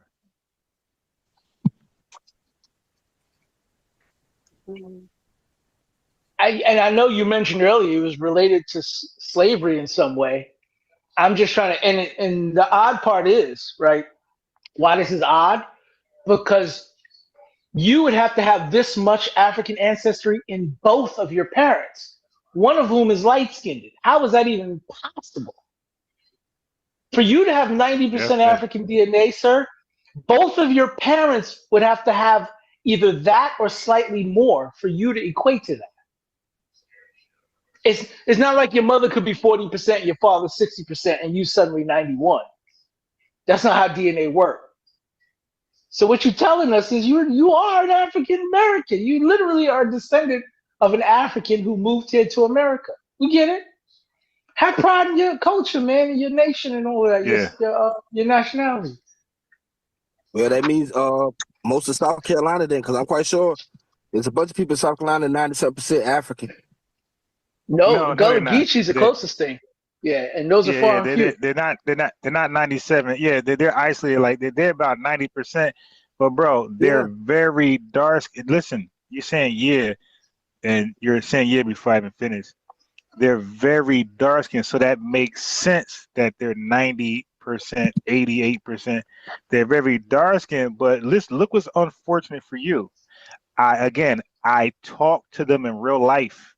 I asked them about their ancestry, and all of them said they're not from another country. They are U.S. chattel slavery. Every last one of them, my guy. I asked all of them because these are people like they have a different culture. They sound funny and very dark. So I want to know for myself. I said, hey, I'm risking my job. I'm like, hey, I was just curious. Hey, do you have any ancestry or any relatives outside of America? They're looking confused. No. Yeah, they're looking. Why are you asking me that? Yeah. So I'm like, so your family, you're right. I also be asking about the living situation.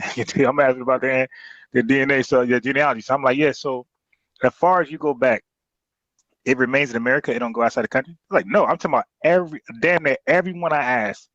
All of them I asked said the same thing. None of them said, as a matter of fact, none of them even leave South Carolina, bro. They all stay there. They never lived outside South Carolina. A lot of them go to Florida and they come back. But they all said their genealogy stays in America. None of them claim Africa. None of them claim Caribbean. They all claimed America, every last one of them. So you can't lie on them and say they're African. They don't say they're African. They say they're Gullah and they're from America. The U.S. chattel slavery. Yes, we're from America. Yes, we're from America, yeah, but they don't. African descent. Yeah, but okay. Well, I mean, damn. Yeah, nobody's arguing that. People acknowledge. Some people acknowledge the African descent. You're switching the topic. This ain't work. This ain't gonna work. This ain't Donna's platform. This ain't gonna work on me. We're not talking about African descent because a lot of us are also European descent and indigenous descent. So it's not just one. We're a homogenous people of multi descents. It's not just African. We're also European descent and indigenous descent. So don't try to do that to us. But that's not what's in question. what's in question was, do the Gullah Geechee see themselves as African? And from who I talked to, the answer is emphatically no. They don't claim Okay, well, Africa. you They ever don't been to claim Sullivan's they're Island? African. Okay, so Huh? you just been in North Charleston, right? I understand. You just been in North Yeah. Charleston. You probably been off Ashley or something like that. But you ain't ever been to Sullivan's Island, James Island. Have you ever been to the Hey, islands bro, where the but Gullah no, really but at? bro. Okay, look, no. Well, I know I'm there where they really at. Okay, and what do you mean really at? They Gullah. They got the language, bro. The I know, but fucking I'm street called. asking, have you This, been to the hey, islands bro, though? stop talking when I'm talking, my guy. I don't need to go there. I was at where I needed to be at, and they got streets called Gullah where I was at. It's streets called Gullah and shit. This is a Gullah community, my guy. The streets are named after them. All right, this is a Gullah community, my guy.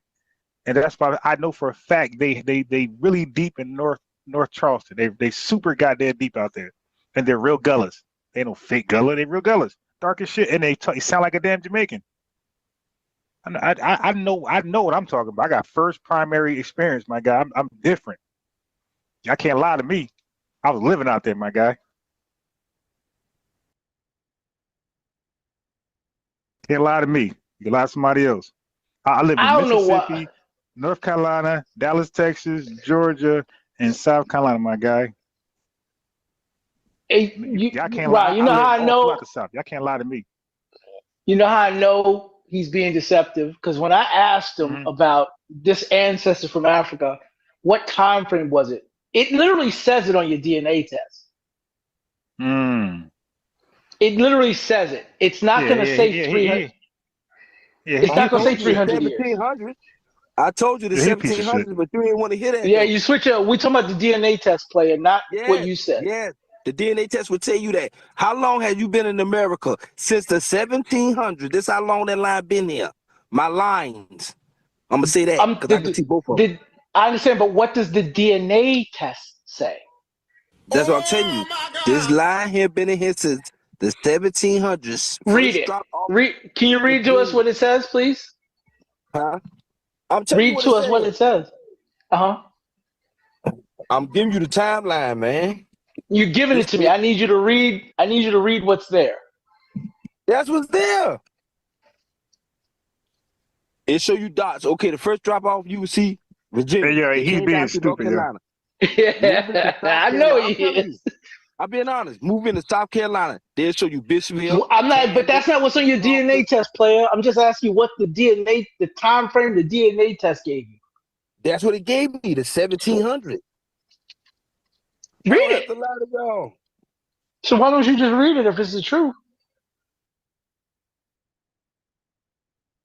That is the truth. I'm on the timeline. I'm telling you now why I'm on the timeline. So read it. So then read it. Hey, bro, I'm about to kick you off, man. Like, seriously, this is getting boring now. You won't read it, man. Why are you running? I'm reading it to you. Okay, what does it say? The 1700s is a timeline. It gives you a timeline now. You got to show you a timeline, show you all the places your line has been to. Okay? It gave you names of people. Like I know my grandma Keenan Hadley, you know what I'm saying? And I know that's my grandma. I'm talking about your ancestor from Cameroon, sir. Like I told you. What's the timeline for that ancestor? That female ancestor from Cameroon got to these shores in the 1700s. How would your DNA test be able to tell you that? Because that's how long this line has been in America. What we call right, but how would it know that? It's a DNA test. Because it can tell me. It tell me I'm from Bishopville. My family from Bishopville and Cabinet, and that's exactly where all my family at in South Carolina. Listen, hear me out. See, because you're lying and you don't understand what I'm asking, and you're killing yourself. Your DNA test is going to give you your DNA background on a time frame, right? It's not going to tell you. It's not going to tell you when a certain family member got to a new country. The best it'll do is it'll give you a time frame for each ancestor. Yes. So what I'm asking you is your Cameroonian ancestor that is tracking. what is the time frame for that ancestor? Bruh, if the line been here since the 1700s, that mean that the person that came from Cameroon. I don't understand How what you would want it me to tell you. how would it know that your DNA came here in the 1700s? How would it know that? Yeah. Cause a bunch of people that came from that same line been up around Mm-hmm. Virginia a lot. They been buying them. They been buying them. Where they came from, they been buying them. You know what I'm saying? They been buying a lot of them. We Here it got to remember is. this now. We got to remember this now. What was Nigeria called before it was called Nigeria? What was that little area called? The slave coast. I don't right? know, mud. I don't know. It wasn't Nigeria. It's called the Niger area. It's called the Niger area. No, hear me out. No, hear me out. It was called the slave coast. Let's not forget that now, right? So you talking about what does that have to do? I'm telling you where she come from. He just babbling. He's tether babbling. I'm trying to be honest with y'all. You know you're not. It's okay though. We get it. We know that you're ashamed and you don't want to admit it. I don't know why. Hey, bro, do me a favor. Hey, bro, do me a favor. Share your screen. Share your screen. Share your screen. I'll direct you. Share your screen. Oh my God! Share my screen. Yeah, share your screen. You on Zoom? You on your phone? I'm on my phone. Share your screen. I'll guide you how to share it. I teach little kids for a living, so I'm good at instructing and guiding and. Right, he gonna hang up. If I could teach a 6-year, yeah, I know, he but he needs to. If I could teach a 6-year, yeah, but look, this ain't the clown hour. You dig? Like I have like serious content. This is educational and an entertainment. But we entertain through education. We don't have clowns on here just to lie and shit. But he's killing himself because he represents the Mossy Bussy Warrior Clan, KKK clan squad, and this is one of their students lying like this. Hey, bro, share your screen. What? Share your screen. Why are you running? Why are you running? Hold on, bro. Are you gonna share your screen? How you do it now? Okay, go to Zoom. Click Zoom. Right, just click your Zoom screen, and then the button says more. There's three dots that says more. Click that.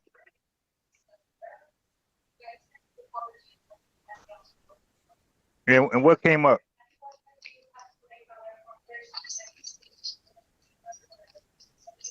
What came up? New it should be engaged then. Huh?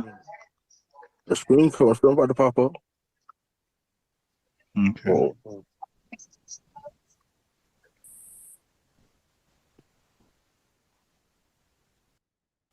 Okay. Is that you right there? Yeah. Or is that me? I ain't saying that. Okay, so why are you sharing? Why are you sharing that?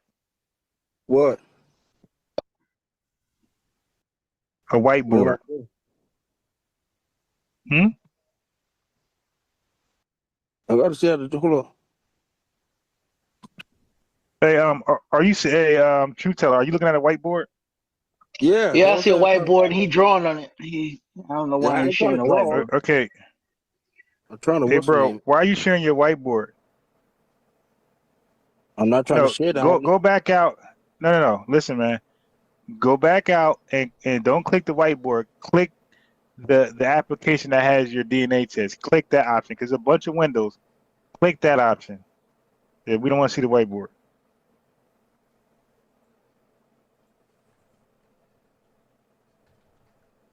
They go back out. Okay, now he gonna purposely be stupid. Hey, bro, go back and click share again. Same process. Go back to Zoom. 3 button, click share, and don't select the whiteboard. Select your DNA application window.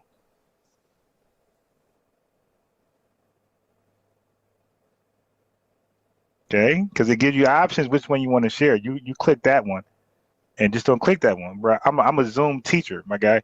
So I don't go know. back, I am go back. back, do the same thing. Okay, click share, but don't select that. You have an option what to select. Select your DNA screen. That window is there. It's gonna show all your active windows. I don't see what you. Okay. I've been teaching on Zoom since the pandemic, bruh. What's that? So you said go to 6 what? years. I'm here. I'm back. I'm back on share, but I ain't press share. You said don't press Okay. share, right? Click share. No, click share. And what does the next screen say? Okay, photos, images. Okay. No. This guy. Yeah, I'm telling you what it says. Yeah, I could teach a 7-year-old how to do this, but this guy, when you click share, what is the next options?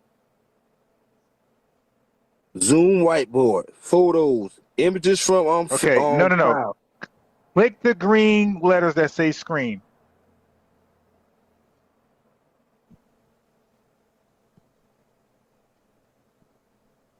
Okay, now what screen pops up? Okay, I see what you're saying. Yeah.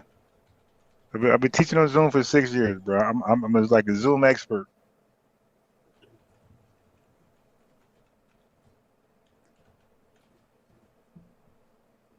And it's going to say share app. Click that button. And it's going to ask you which window would you share. Select the DNA button. I mean the DNA screen. And then boom, you'll be sharing your DNA screen. And then you can shut us all up and force us to apologize. Well, I don't know what it took me to something else though. Why? No, you took yourself to something else. It lets you control where to go. It lets you navigate. Yeah, I know. Display over other apps. That's where I'm at. Huh? Display over What you other say? apps. Display No. over other apps. Once you, hey, bro. Once you click share screen, you're gonna have 3 options. It's gonna say share specific app, share entire screen, or cancel, right? Yes. Oh, no. Okay, so click share. So yes. No. Once you click, bro, I know what it's gonna say, my guy. Ron, Once you click share screen, okay, it's gonna say, hey, look, it's gonna say once you click the green thing, it's gonna say, do you want to share a specific app or your entire screen? Share annotation only works when sharing your entire screen. Oh, I ain't know that shit. All right. Okay, so now click share your entire screen. I don't have that up here, my brother. We're gonna make it really simple now. Click share your entire screen. And it's gonna share it immediately. It's not gonna wait. So the fact that we're waiting is an issue.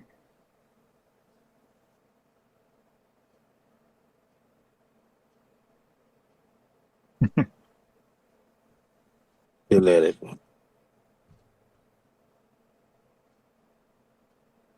Remember that show, How to Catch a Predator? Well, this is a new show, How to Catch a Lion. How to Catch a Tether. How to Catch a Tether. That'd be a fire show. You know. Hey, bro, why ain't your entire screen sharing, bro? It's a simple action you got to click. I told you, family, I was confident. No, you didn't do it because it's not sharing. Hey, family, I said he was lying when he said 91%. Right there. It's not sharing, my guy. So what it ain't there now? No, it's not sharing. You know it's not sharing because your screen. No, he'll know because it'd be lit up. He's sharing his screen. Yep. Well, the screen. He has to be doing it on purpose at this point because the share button is real easy to click, and then once you hit share, whatever's on your phone screen or your computer screen is gonna reflect. We'd see it. So he's not even hitting the button. He'll see it. Hey, bro, he'll see it because it'll be a green border. Hey, family, this dude is lying about your family. He's lying. I bet you he's 60. I bet you he's 60% European. I bet you. This dude mulatto as hell, bro. He mulatto. He's probably 90. Yeah, he's probably 90% European. Wow. What you said your Facebook was? Because I can't. No. Shit, no. Don't worry about that. Share your screen. It won't do it, bro. Yeah, I don't know how to do it from the yes, phone. yes. You just That's shared it, Ted my right there. guy. No, but you just shared it. So we see Yeah, your I can note. do that Your note. again. No. Click no, but you click because you clicked the bottom options. There was a top option that was in green that says screen. You click Boom, those boom. things. I Don't click it click again. those. I'm on it now. That's what I'm telling you. I'm on it now, Okay, and it says bro. display over other apps. That's what it Okay. keeps Yeah, you know bringing what? up right now. I got it. I got it. I got it. Okay, I got rid of that tether. Okay, yeah, this is called how this at this time, this hour, this is called how to catch a tether. Okay. No. Yeah, there you go. CRU reality. Man, What's up, Ron? trying to have an honest conversation with these tethers, man. This Damn is near not impossible. possible because they're always lying, Ron. Yeah, that's sad. That's sad. My man want to be he's either Jamaican or he is African. He's one of the two. I heard his accent. Like I was watching you on my TV. Yeah. Then when I put the headphones on to like jump on the Zoom, I could really hear his accent. Oh, okay. I was like, what the hell kind of accent is that? Oh, damn. Yeah, what you call had commented, Truth Teller this morning. He commented on the video. He said he could hear his accent too. Damn. I mean, so why not just say? I mean, he could have saved us a lot of time. Hey, I'm not FBA. I'm this, and we could have still had the conversation. Like, what was the whole point of faking like you're FBA? Exactly. Like I was on there with Dave Anderson. I was watching him earlier today, right? He's got the Mika, the messy conservative. She's Cuban, but she's on code with FBA. You get me? Like we call her a tether as a joke, but she's on code with us. Every foreigner is not a tether. Yeah, You get me? right. And they know that because we always tell them that. And my dad, my own father, is he's not talking to me. He blocked me from WhatsApp, Ron. Yeah, why? Because he got one of them companies that's selling the Juneteenth stuff, going back to Africa. Yeah. I'm like, Dad, you're not African. I trace my FBA lineage straight through you. Yeah. So, but like, why? Yeah, they want to be so badly, man. It's a religion for them, man. It's like it's a religion, bro. My step pops, he got an office right there next to my office, right? Well, his look like Dr. Mayat and all the rest of the Pan-Africans. all the books, you know what I'm saying? Oh my God, the books. Oh my God. And his mentor is Haki Matabuti. You know Don Lee. I know you heard of him. Third World Press. Don Lee. Third World Press. He published Francis Quest Welsing. Okay. And the what's the you know the Africa book. What the fuck is the Africa book that we used to read? The African Civilization? Yeah, the Destruction. Yeah. Oh yeah, so by Third Chester World Williams. Press. Yeah, Third World Press published them. Civilization. Yeah, Third World Press published them. That's my dad's mentor. That's the publisher. My step-pop's mentor. Super Pan-Africans. You get me?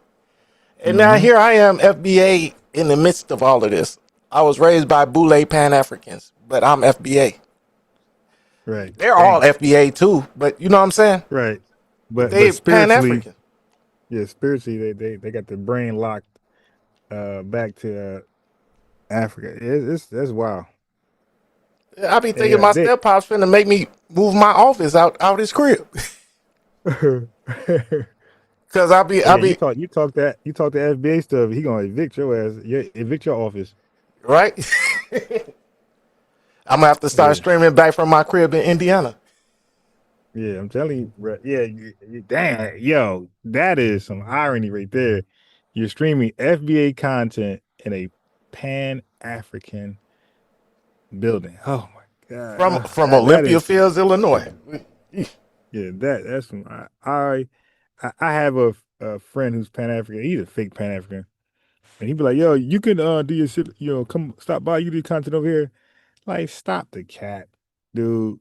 You gonna be back there hating, huffing and puffing, walking around, sweating. I'm cooking your African elders. And then Ron, like I use the same points that you make, right? With my step pops, right? Africans sold us. Africans taught the goddamn Portuguese how to sell slaves. Right. Africans were selling slaves after the white people it made it illegal. They're still selling slaves today. So why should we go back to there? I make this argument, Ron. I make this argument, Ron. Let me go steal your car and joyride in it and then crash it. And then I come back to your house talking about, let me get on the insurance because I broke my arm. Like, that's insane, isn't it? Yeah, and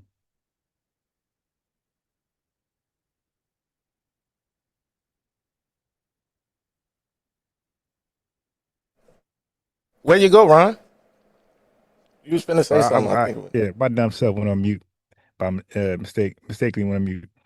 I was saying, when you sell something, you don't want it. When you sell your home, your car, your jewelry, clothes, you don't want it. You moved on. You're emotionally unattached. That's why you can sell it. You're not going to sell things you're attached to emotionally. You're not going to sell a home that was passed down by, lineage of relatives. You're not going to sell a car that means a lot to your first car or whatever. You got to be first unemotionally attached. You got to be emotionally attached to it. And the worst you're gonna do is probably pawn it, right? Like, that's still selling. I'm saying like you gonna pawn it, get a loan on it. You get me? Or like I give you $100. Let me hold your speakers. You get me till you give me the $100 back but that means you're coming for it back though. That means you're coming for it again. But here's the thing though, it's not called the transatlantic pawn trade. It's called the transatlantic slave trade, where they made people slaves. So as I explained earlier, the slave part had nothing to do with white people. White people that didn't enslave us just yet. So it's not called the transatlantic slave trade because white folks were enslaved us. They didn't do it yet. It's called the transatlantic slave trade because Africans enslaved us. So we were slaves. We had slave status through Africans. So the white man bought us as slaves from Africans. And then it became, at that point, because they moved us, that became human trafficking. Exactly. Right? So your stepdad, they got, if he was mature enough to have a conversation, you could say, hey, why is it called the transatlantic African slave, or it's not called African, it's called, why is it called the transatlantic slave and trade? Why is the word slave and trade there? And then he'll be forced to come to the realization that you were already made a slave before you came to Europe. Before a white man bought you, you was already Africanized as a slave. Yeah, that's what my stepdad was telling me, right? He said, well, they were forced in this. No, they were selling slaves way before the Portuguese got there. See, and that's the thing. During that time, see, these Pan-Africans, like, they worship white people. Like, they pretend white people were as strong as they were when they came back and colonized Africa. So what they normally do is conflate the 1600s with the 1900s. Like, dude, white people were not that strong. They were not the rulers of the world in the 1600s. Africa had a say-so. They had a muscle. Okay, they were very strong muscle, because that's why the forts, they rented the forts to them, didn't they? They leased the land for the forts. Yeah, they leased the land. They pay rent. I'm about to say, I think the Europeans built the forts, but they had to pay rent. Like they abided with the laws of the trade. Right. That's like if you put a lookout. That's like if you put a lookout on my property right here, right? Yeah, you can be there, but with my say so. You know what I'm saying? Right. So like, because I could kick you off, but the Africans allowed this. How would your dad? But we have actual names though. We got Queen Zinga and we got Equiano. Equiano was somebody who sold in the slave trade. He wrote it down. He documented his journal. He he was sold like how the whole thing happened, and nothing in his journal said it was forced. But again, like that's Pan Africans revising history. Like there's no such credible history that says white Africans were forced. Like white folks came with muscle in the 1600s. Yeah, You gotta exactly. wait. Hey, bro, why would they be forced to sell them? They'll just take them.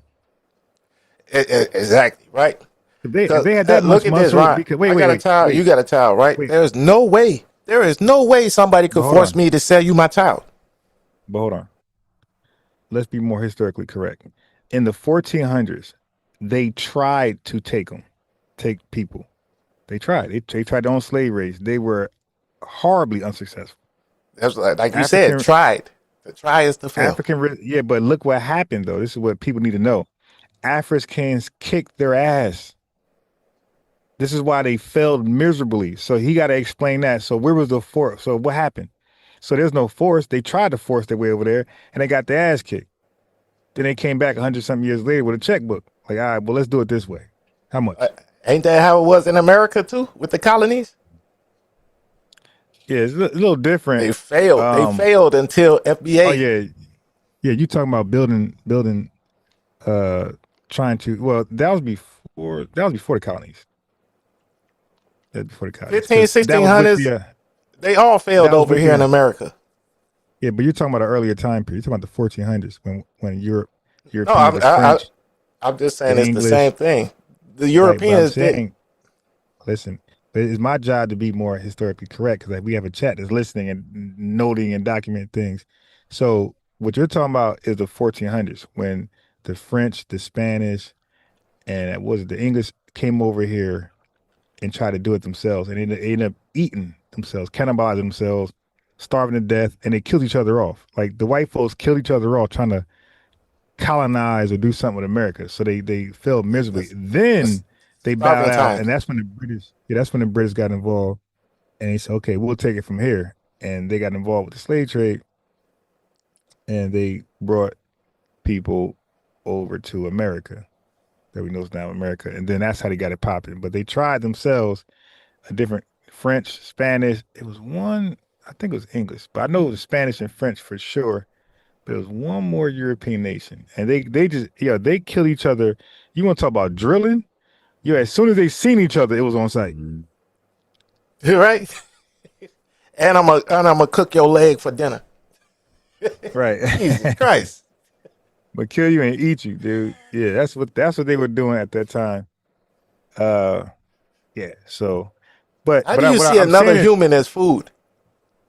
Hey man, when you're starving, you'll probably see anything as food. But look, that was just rebuttals for anybody that's talking to relatives that's Pan-African or fighting it, and that's all I was giving you. Like you can say, run that back again, Ron. You can say that.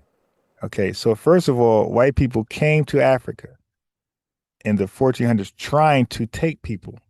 They got beat up by Africans. So Africans were a force to be reckoned with. They were not this punk nation you could force to sell people. They fought. Okay? They had smoke. Africa became a weak nation only because, well, they was never really weak. Is that when they gave white people 15 million people to build their countries up, white people just came back that much more superior. So it wasn't like other nations got weak. Is that they gave Europeans so many millions of people, and they had 300 years of free labor to build up their economies, build up their armies, build up their science and technology, that when they came back 300 years later, everybody was still everybody. They were not the same. They became the strongest people on earth, and they kicked everybody's ass. So that's why when Africa didn't become weak, it's that they allowed European countries to be that much more powerful with free labor for 300 years. We think it's going to happen. So they came back as a first world superpower. They kicked everybody's ass that was moving easily. Nobody want no smoke with a European nation. So yeah, but a lot of Pan-Africans, they mix up time. I tell people all the time, right? Yes, you gotta listen to me. I come over here. A lot of Pan-Africans, they like to use the 1600s and the 1900s interchangeably. and that's foolish. You can't do that. The Africans in the 1600s were not the same Africans in the 1900s, and the Europeans in the 1600s were not the same Europeans in the 1900s. Both of them were totally different. Like how we would be in America 300 years later, we won't be the same where we are today. And we were 300 years now, different from 300 years ago. Are we the same people 300 years ago? Hell no, we're totally different. 300 years ago, we were enslaved, and we had a status of slaves and no rights that a white man's bound to respect. Look at us So now. what you think about this birthright citizenship in the Supreme Court? Now, well, okay, now I ain't gonna talk about right now because we got a whole topic. Now I got a whole video on that. I broke all that down. But what I'm not gonna do no more is mix up topics. Right. So, but I did discuss that. But I don't Okay, want. I got you. Yeah, I want to keep on this topic because that's how videos and get crazy, and then because what happens is people see the topic right now, and then they tune in for the topic, and we're talking about that. I remember you used to change the topic in midstream. Yeah, that's bad. Right, And right. you see my views now as compared to those. It's big. I'm 5,000 per video as opposed to 800. Yeah, so I figured something out. Stick to your prompt. Matter of fact, it was the YNs on TikTok who taught me that. When I joined one TikTok live stream, I kind of went off topic, and it's like, hey sir, stick to the prompt. So I was like, oh shit. I said, you know what? I'm gonna use that on my thing on YouTube. Stick to the prompt. Yeah. So we're gonna stick to the prompt. And the prompt is about faking DNA, but we're gonna go a little further because we're gonna talk about tethers, right? Not birthright, because we already addressed that. I got a whole video for that. You got to be part of the replay game. Check that out. You're gonna learn a lot. Why would you not want to watch it? You're gonna learn a lot because I covered the entire court argument. I played the court documents, 29 minutes of the audio from the court, and we did an assessment led by AI to break down what was being said and what the rebuttals can be from the court and the Trump administration. So it's an educational video that if anybody's interested, you'll check that out and not. I brought you a new sub, Ron. Oh, Ghetto Fab. It. Thank you. That's my FBA friend down the street from me. Okay, I appreciate it. Thank you very much. Yeah, so now I'm gonna pick up where we left off yesterday. I was playing the panel of these tethers. Because tethers is the title, the prompt, and their arguments that they have for us. So there's a couple of things. It's really diaspora. Tethers and their fake diaspora wars. They're one-sided diaspora wars. I got some interesting videos that I had put on my playlist. I think people are gonna like. Now I'm gonna first finish out the one we did yesterday, the first one, the one that Truth Teller was part of.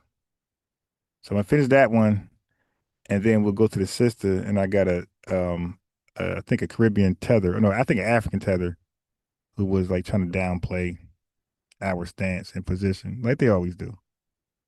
All right. Yeah, but birthright citizenship, check out that video. Everything's there. And it's not, I don't have an opinion. Like there's an argument, there's a rebuttal, and now we're waiting for a decision. That's it. I agree, but they say we sound like conservatives. We sound like MAGA. Well, okay. Who sound like conservatives? No, they say we sound like conservatives and MAGA because we the birthright stuff. Who said that? That's what the Democrats shields all say. But let's not get on that. Let's not get on that because you said it's the wrong topic. Yeah, but I ain't worried about that. I don't care about people who say we sound like. Look, I pointed out before, when we were demanding civil rights to be respected, desegregation, white people said we sound like troublemakers. So people always gaslight us and say we sound like something. They called us troublemakers. Just like the Africans when we was calling for reparations, right? Now they jumped on the boat. Yeah, so that's why that don't really bother me. That don't discourage me when people try to call us names for righteous actions. Like I'm telling you, like my daddies, I got two daddies, two mamas, right? Stepmama, stepdaddy, parents and whatnot. They're all so Pan-African. Oh, I'm gonna play this one. Yeah, it's a religion, and they have joined the religion. Right before I get started, I'm gonna play a video that I forgot to play before. It's a throwback. It's when the sister, not sister, the an animal came on Tariq Nasheed live stream and You said an animal? said we yeah she said we are a bunch of mulattoes. Yeah, if you're gonna name call, I'm good with the name calling. You know, I go low too. So I don't take the high road. I go low too. So she called us mulattoes. This is an She's an animal ape. calling us She's just mulattoes. descended from apes, though. But anyway, I don't know what shit. The hyena something. All right, so I'm a play, and she's a hideous, ugly man, cake soap looking ass woman. All right, so let me go ahead and do that. And you know, I'm gonna give commentary off and on what we hear and see. It's gonna be cool. So buckle up. We're gonna be in for at least 2-3 hours. Let me switch over to my phone. you say 2-3 hours. I might have to go over to Ghetto Fab and roll up and stream from my phone. Yeah, I mean that's the plan. It can change. No, I'm here Depending with you on though. I'm here with you, Ron. I don't have to be up here the whole time, but you know, I yeah, come in and out if I got to. yeah. That's cool with me.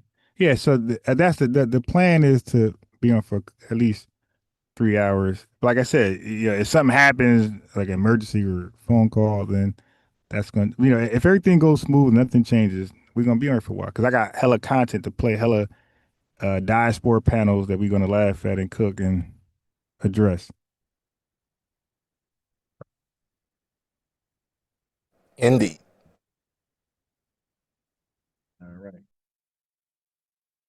We ain't got all day. All right, here we go. We got it. We got it. We got it. All right, let me share my screen. This is what the Tether act like he couldn't do. Share my screen.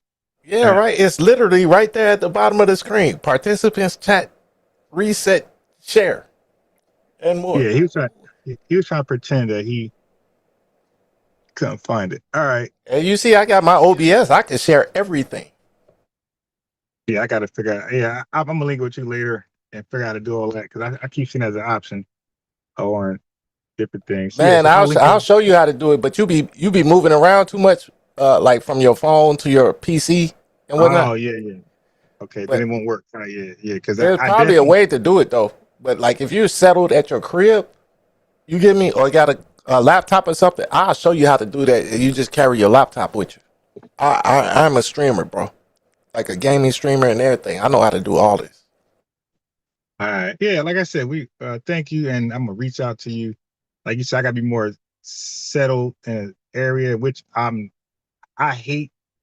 Like when I'm in a particular like home or somewhere like too long in a let's say restaurant, I get bored. I get depressed easy. So I gotta be out. I gotta move. I gotta see people. I gotta talk. I gotta stay active. That's Yeah, that's how.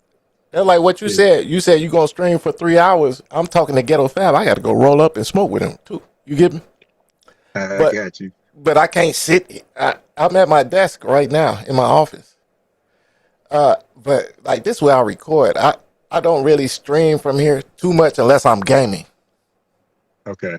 You know, because I'll be on the game for like 3-4 hours. I'll stream a game, but man, sitting here talking like because I gotta go pee, I gotta go eat. You know, for Yeah. so many hours.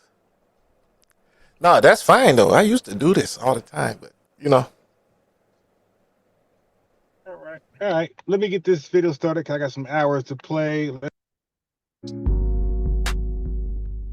I have a question, and y'all really gotta hear me out. I gotta hook my headset up.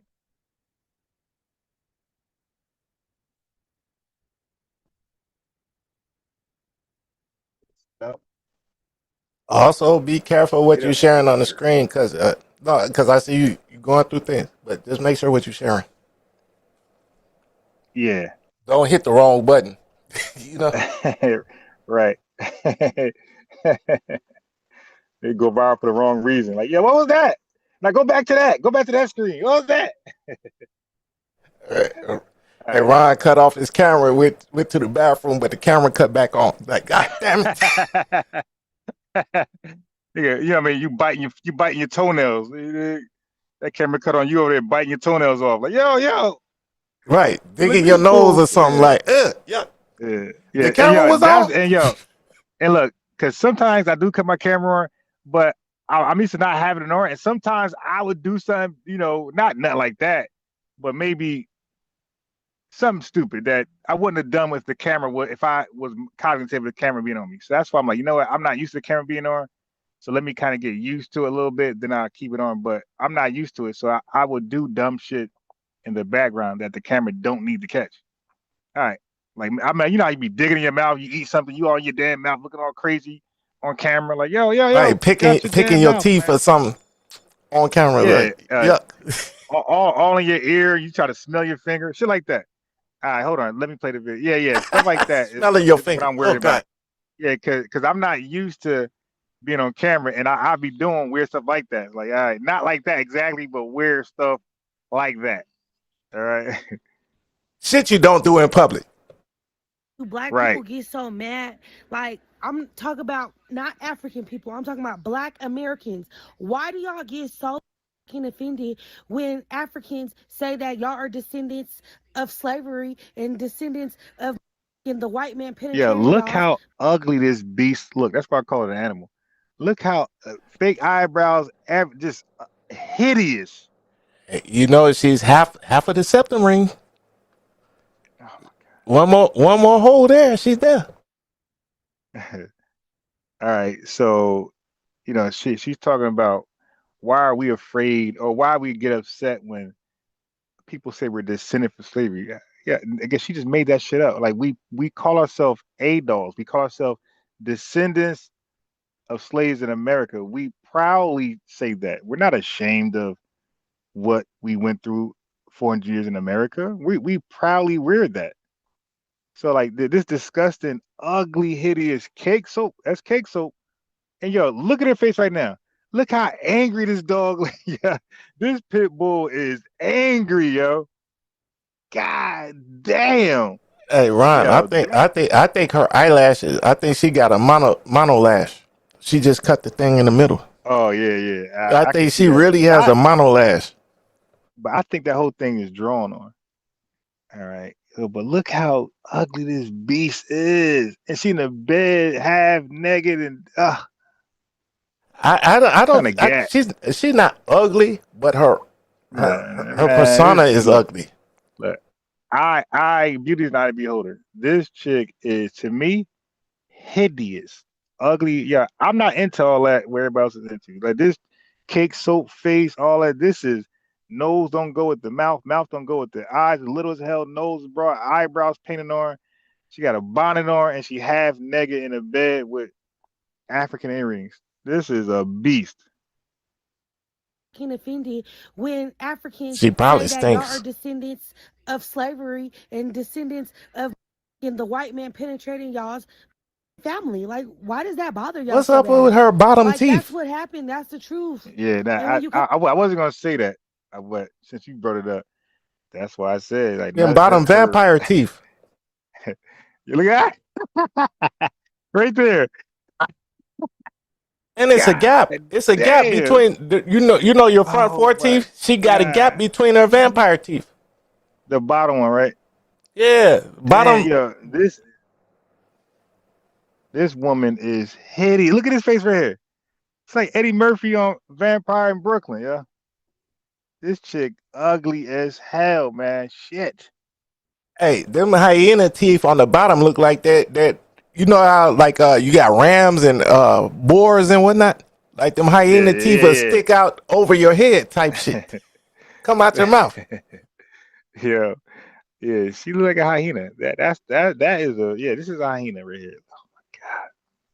So all right, so let's listen to it all the way out. I know what I'm not putting in her mouth because I don't trust it. Pause. All right, look, I'm gonna play it out. No so pause. Well, you might have to pause because is that really a woman or a man? But anyway. All right, so I'm gonna play it out now so y'all can hear this dog point. Like, it's a stupid, hateful point. Listen to this.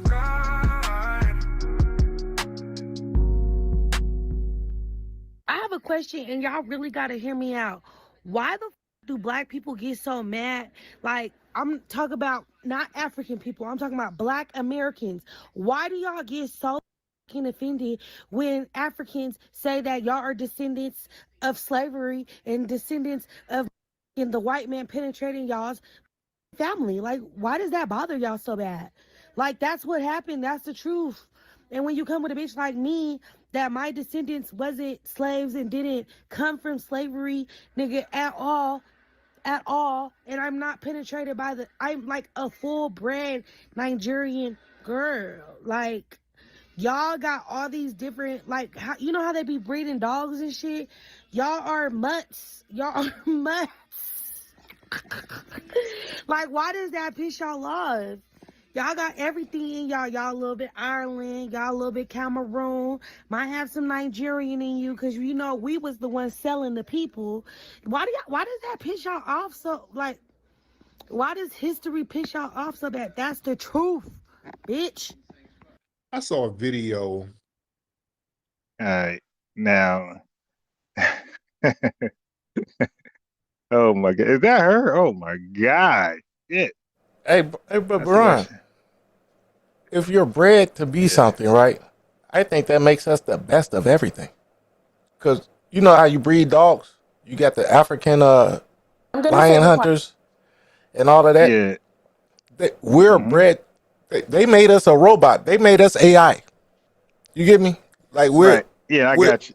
we are them people that they made that we gonna fuck up their system. I got something better. So this is where I put it. You talking about eugenics? It's called eugenics, where you sit there and breed out the weak and you inbred with the strong. That's what happened with us. They had the strongest buck. So you were correct in some of it. So they literally created the superhuman being with us on the plantations. They had the most fertile women sleep, have sex with the strongest Strongest bucks, dudes. the most witty. And they did that over time, producing a superhuman based on eugenics. Like it was unintentional, but they did it. And a lot of us come from that stock. This is why we can do stuff that nobody can do, especially nobody that claims African descent. Like we are like super crazy, we are Like super developed. iRobot. We are them.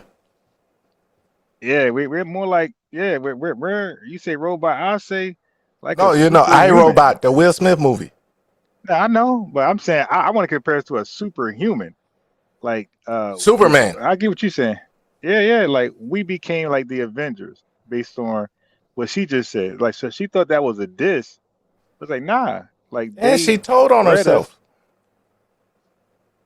We Yeah, sold they you. We bred us. sold you. Oh yeah, I like that part. Don't worry, should be part of a thumbnail. But I like for part of an intro. But I like the fact that she thought she was dissing and she was actually giving us that much more credit. Those mixing and mingling is what made us superior. That's exactly what it did. Cause that's not normal. Eugenics ain't normal. People don't practice eugenics in real time. So like we were forced. Eugenics was forced upon us, and as a result, we became some of the brightest, strongest people on earth. So that wasn't a knock. Like all she's doing is bear witnessing to the greatest people on earth. Like, all right, cool. And I'm we're still glad that here. I'm glad we got that out the way, right? And it's self-evident. That's why we could do so much in a little bit of time, more than all of the islands and African countries put together. It's like, yeah, like there's and that's like unexplainable, unexplanatory. But now it makes sense because her dumb ass opened the gate. All right, so And now this woman right here, go ahead. that last thing, because us Black Americans, we can buy out the rest of Africa and the Caribbean. We have enough money, we could buy that shit out. Like we're the richest black people well, we're the only black people, but we're the richest melanated people on the planet. Yeah, it's not even close. Now, I have no idea what she's gonna say. Okay, so I'm gonna play this by ear. So I have no idea. She might be African foundational Caribbean. I have no idea. This came across my suggestion feed. So I just say that I didn't have time to review it. So I said She's I'll review it African. I live. can tell by her face and her decorations. All right. So I said I'll review it live, and if this is nothing burger, I'll go back to what I have part of the show. All right. Part out loud. People are starting to question whether immigrants are stepping into opportunities Black Americans created and, in essence, attempting a destiny swap. And I think that question alone tells us everything we need to know about what's really going on. I've been sitting on this She got a question septum because ring. after my last video about Will Glory asking Mackenzie Scott for $1 Yeah, billion no. for 1,000 Black women founders, I started getting Yeah, she got a comments, septum both ring. publicly and privately, warning me to be careful and suggesting that Africans are trying to co-opt Black American opportunities for their own gain. And I'm not gonna lie, that never even crossed my mind. I don't even know if Will Glory is African. And the idea that if she got the money, she would only fund African businesses honestly sounds kind of crazy to me. But it did bring up something much bigger, which is this ongoing tension we keep seeing play out online that people like to call the diaspora wars. We're going to get into a really interesting example of this through the K-pop and BTS drama later in the video, because it actually helps explain how culture moves, evolves, and sometimes gets disconnected from its origins. If you are new here, I'm Azarez. I talk about the parts of business and culture people usually skip. Azarez, So that's not an American name. subscribe and drop a star emoji. I don't think this is just a Black American versus African issue. I saw something similar play out last week on Threads when I posted about Mexican libraries, and Mexicans living in Mexico were in my comments arguing with Mexican Americans. I said, wow. This is not a cultural issue. I actually believe it's a social one. It is a human instinct to look for distinctions in ourselves and in each other that can be labeled superior, even before written. Yeah. Okay. Yeah. I already can see where she's going. It's tether babble, but I'll let it play out for a little bit longer. So she's trying to downplay delineation as though we're trying to find excuses and reasons why we're superior to Africans. History, stronger hunters had influence, elders had knowledge, and certain individuals had social or spiritual authority. It was not always a rigid class system like it is today, but it was still hierarchy. Social stratification is human behavior first. Race, class, and nationality are just categories we use to organize it. Even in systems that claim to be equal, such as Black people, we will still create hierarchy. For the sake of this conversation, we will focus specifically on the forced African diaspora. The word diaspora originally did refer to the forced dispersion of African people from their homeland through the transatlantic slave trade. But now it is used more broadly to describe any group of people spread from their original homeland. The sources and references will be. I have no idea what that means when she said And original America is our homeland. Like what they be talking about? now, Their original homeland. They forgot. Yeah, that part right there. That part right there is what they want to hold on to, like your peoples, but they don't really want to have a honest, open dialogue with anybody that opposes that. It's like, all right, let's talk about it, because you could tell, like, she's psychologically sold on what she just said. So She got a any septum ring. conversation, all right. So any conversation that can make her be forced to relinquish that idea, she take that as a threat, and that's when they go into cognitive dissonance and trolling and tether babble. So, like, when you get into these conversations, you got to almost be willing to accept whatever truth that comes out of it. It's like, okay, I'm having a discussion with a man named Mumbai Ron that dynamically opposes everything I stand on. So there's a chance he might hit on some things that's truthful, that's going to be hurtful. Like, you got to mentally embrace yourself for that. You got to mentally brace yourself for that embracement. And a lot of people ain't ready for that. They just ready just to babble, and when they hear that controversial truth, that's when they shut down. And I feel like she's one of those persons that hardcore religiously believe what she's saying, even though it's false. Opposing truth will, like, make her shut down, and she start just. Well, I think I could tell that's her personality. I think Africans are stupid. Nah, I ain't gonna say that. No, You, no, you try no. to get A me lot. flagged. I All right, think a lot. No, I'm not all right, trying to. all A right, all lot right. of them. All right, listen, dude. You can't say that, man. Try to get me shadow banned. You I'm cannot sorry. do I'm that. sorry. I'm sorry, Ron. Hey, you cannot. You can't make a statement like that I across rescind that. I rescind a my whole. statement. Yeah, and that's why we say. That's why we use code words. We say small hat, white tee man, tether. We say things like that. We don't. You cannot generalize a whole continent Yeah, I don't. I don't. or I don't region. generalize them. I rescind my Yeah, statement. I think a lot yeah. of these tether classes or the people that think like that. You get me? I'm not going to generalize, Yes. but there's a lot of Yeah. people that think like that.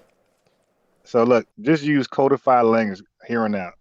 All right. Yeah, I Links got you. in the description as always. So, earlier this year, I revisited the National Museum of African American History and Culture in DC, and they do a really powerful job of showcasing just how far and wide the African diaspora reaches. Africans were not only taken to the United States, okay, guys? They were taken to the Caribbean, South America, Europe. Now let me say this: that her audience, by her making that statement, her audience is clearly not FBAs. Her audience is non-FBAs. If she gotta express that, then she's talking to non-FBAs because the average Chinese Black American know that they went everywhere but here. A small portion went here. Right. So she We're just the fewest, so right? she just right. So her audience at this point, you could tell she's speaking to Caribbean and African. She's not her right now. As she's talking right now, she's not talking to FBAs. I disagree, But Ron. I before disagree, that, Ron. Okay. Spanish All colonization right. I Hold of on. think the Hold on. she. Let's Americas see. had already Wait, hold begun. on. Let's see. Because I want to get that's. Look, I got a lot of videos, right? So I want to give commentary and press play and go. All right. So, but we'll see. We'll see who she's talking to. We'll see. But that's just my assessment. This is my personal opinion. That's all. I could be wrong, See, and they do a really powerful job of but I want showcasing to get to the just video. how far and wide the African diaspora reaches. Africans were not only taken to the United States, okay, guys? They were taken to the Caribbean, South America, Europe. But before that, Spanish colonization of the Americas had already begun. Indigenous populations were devastated, which is something we often just gloss over. There were indigenous populations in Puerto Rico, Mexico, Jamaica, etc. And that's just for another video. But after the Spanish arrived, some of these regions of native populations declined by as much as 80% due to the disease and violence brought over by Europeans. We can't even begin to understand what happened to the wildlife during this time, but the Native Americans can tell us best. They ate the wildlife. Then enslaved Africans were brought in to replace the labor needed to build a JP Morgan Chase, for example, a He's Brooks lying. Brothers, a New York Life Insurance Company, and Domino Sugar. And I was recently watching a film that you guys should all watch, I'll link it, called Black News Terms and Conditions. And it was created by Khalil, who is also responsible for Beyonce's Lemonade Is video. she still your But channel, it Black began News? talking about the ships and how to Yeah. ensure and Nah. pack a ship, and it layered I'm in trying to. imagery of I slaves have no idea where she's. I'm trying. What is she babbling about? on ships and modern day I'm cargo. trying to And I was keep up, just Ron, and I'm outdone and smart as really you, emotional and I can't because even keep up with many her. of us don't fully understand our history, and therefore we continue See, a ship, and it layered in imagery of slaves on ships and modern day cargo. And I was just outdone and really emotional because many of us don't fully understand our history, and therefore we continue to allow atrocities to take place over and over, thinking yeah. So based on that language, if she's an hour, so if she's foundational Black American, then her audience is foundational Black Americans, right? So it looks like she's speaking to a foundational Black American audience. 'Cause I think she called herself. I think she's. I don't know, or You maybe see she's her name? diasporic. It said Azurul is. That's not an American Yeah, name. She's African. but everybody changed their name on YouTube. The dude name was 227 Kimmit on Facebook. That's not his real name. No, but Yeah. I'm saying, So hey, Ryan, you can see her background. Americans don't dress our shit like that. I don't know. And we not bald headed. It won't impact us. People who share ancestry, culture, and origins, but are separated by geography, should see each other as connected. We should. Now that is How is Tether connected? Tether means you're not connected. Tether means you're a foreign coon. that is the Pan-African angle, and she's using black people as a global racial term. That's really nothing. Like once you use a global term to connect people, that's really nothing. That you're not saying nothing at this point. She's just babbling, and that's why this type of babble never goes nowhere. Like this what she did right here didn't help nobody from Africa connect. And She didn't then help what? no tribe. You say Africa Connect, the African Connection. That's my daddy company. It's selling us the damn Juneteenth shit. So hold on. So she what she's saying right now, oh, we need to get a global term, but your global term was African. Now it's black all of a sudden, and white folks gave you black. So how the hell? So if you're gonna use black as a global term to be connected, how is white people at that point? White folks are your zaddy now. So they gave y'all the white folks gave y'all the global term to connect Africans across the world, I guess. But Ryan, when did That's these? just hold on, because I want to get through the video again. You gotta step down there because I got a lot of. I just said 5 hours, right? It's gonna be 10 hours. I got a lot of videos. I want to give commentary and just move on. Thank you, though. But this right here, that's why, because I see Vendetta hopped on, but he wanted to hop on. I didn't let Vendetta up because I know we'll never finish one video. This is a 15-minute video, and I know we won't finish no videos if I let Vendetta up. So Vendetta, forgive me, brother, but when I'm done with the videos, that's when folks can. Hey Ryan, I'll can have jump an down. open I'll dialogue. jump down. I'll jump Yeah. down. I'll jump down. Okay, thank you. But thank you All for right, thank having you. me, bro. Yes, I'm sir. I I'm appreciate it. finna Yeah. go see Ghetto Fat. Yeah, I'll All holler at right. you, Ryan. I'll be in the Yes, chat. sir. All right, thank you. Yeah. So out of respect, when I put the link out there, when family clicked the link, I let them up. When I shouldn't, because I just want to put the videos. But out of respect, I love my family, so I let y'all up. But for a small dialogue. But normally I want to play I have a whole bunch of videos. Look, you can see them. Look at my videos I got here. These are all the videos I got. Let me show you guys. Right here. So this is that one. I got that one, and then that one down there. Look, 3 hours, 2 hours, 4 hours, 3 hours, and this is 15 minutes. You feel me? So now the 4 hour one, we went through it already. We got through most of it, and the 3 hour one. But there's a lot of hours on those videos. So I want to give commentary and just move to the next one. People's communities globally have been shaped by nearly the same systems of colonization, slavery, migration, and survival, but what we often fall into is not only white supremacy, but a more natural phenomenon, which is social stratification. Social stratification. Yeah, the video live. Hey, all the videos are live. Hey, somebody said Bellamy. When you talking about like Bill Bellamy, like the comedian, that last name.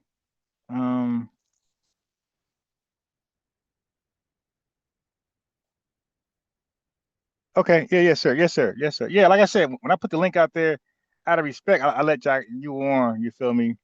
But y'all gotta read the room though, right? You gotta read the room, family. If I'm playing videos, that means I want to keep playing videos, giving commentary. That means we could chop it up and then let me finish the live. And then like yesterday when True Teller called in, he called at the perfect time.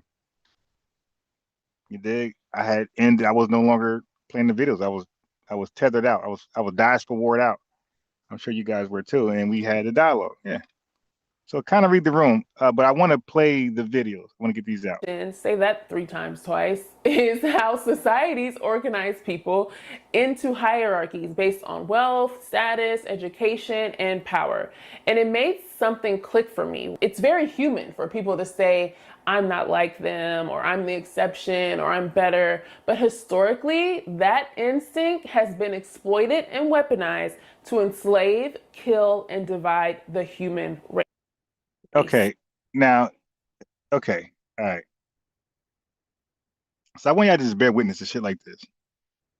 Like, ma'am, it's not working. All right. No, we're delineating. All right. Nothing you're saying is going to change delineate. We're delineating. It's a done deal. Save it. Save this speech for Africa and the Caribbean. Get those folks to unite, man.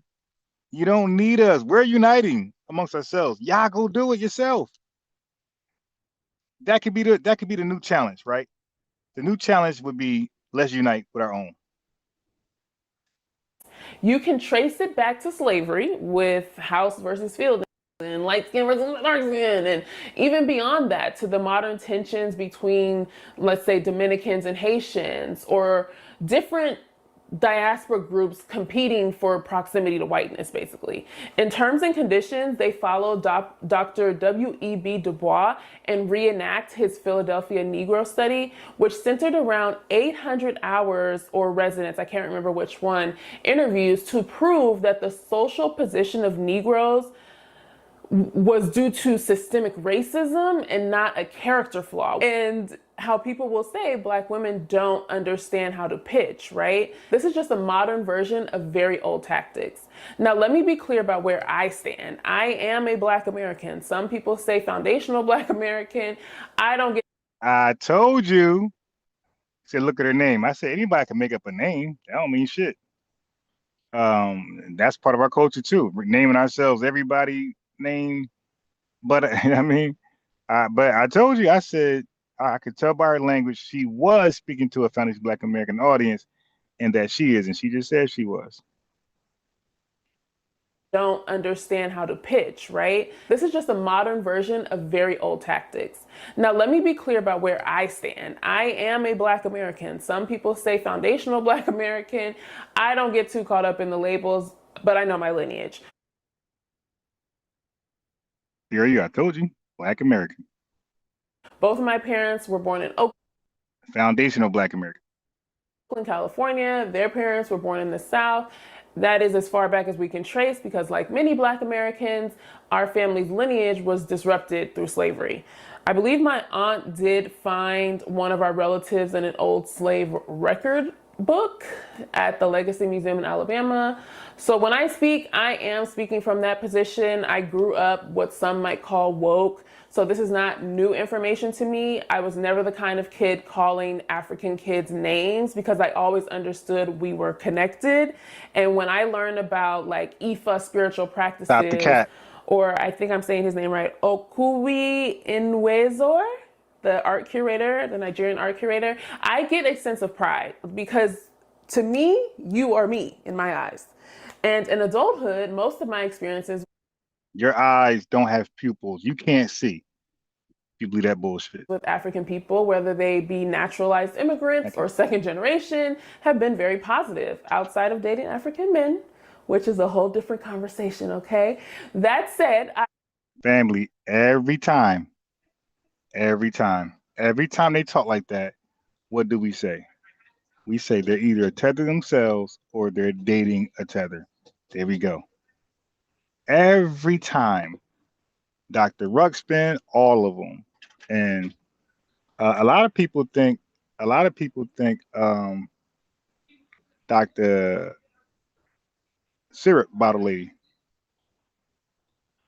A lot of people think she out here same thing. And that's why she, believes what she believes. And she backtracked from where she was. Okay. A lot of people think because when people just start switching ruling, like Professor Smalls was on code and then he went off code.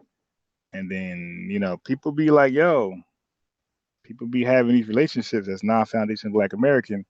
And then all of a sudden they switch. They be 100% on code, 10 toes down with the lineage.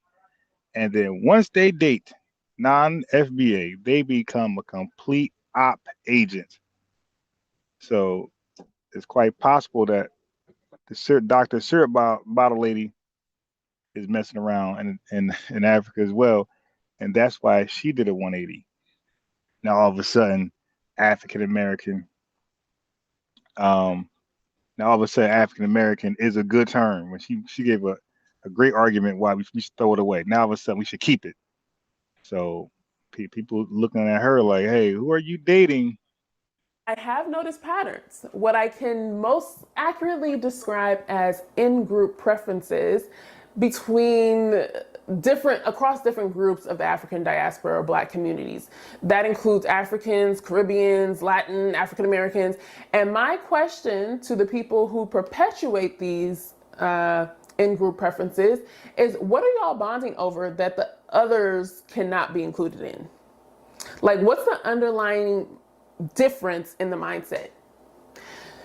Because this mindset is creating a gap, and we need to be honest about it. Historically, and even now, different diaspora groups build in parallel, but sometimes with different levels of access, networks, and positioning. And it is often said that immigrant communities emphasize tight networks and entrepreneurship, while some diaspora founders enter through global storytelling and cultural branding, while African Americans founders often build from lived US experience and cultural innovation. These are all strengths, and in my opinion, they should work together.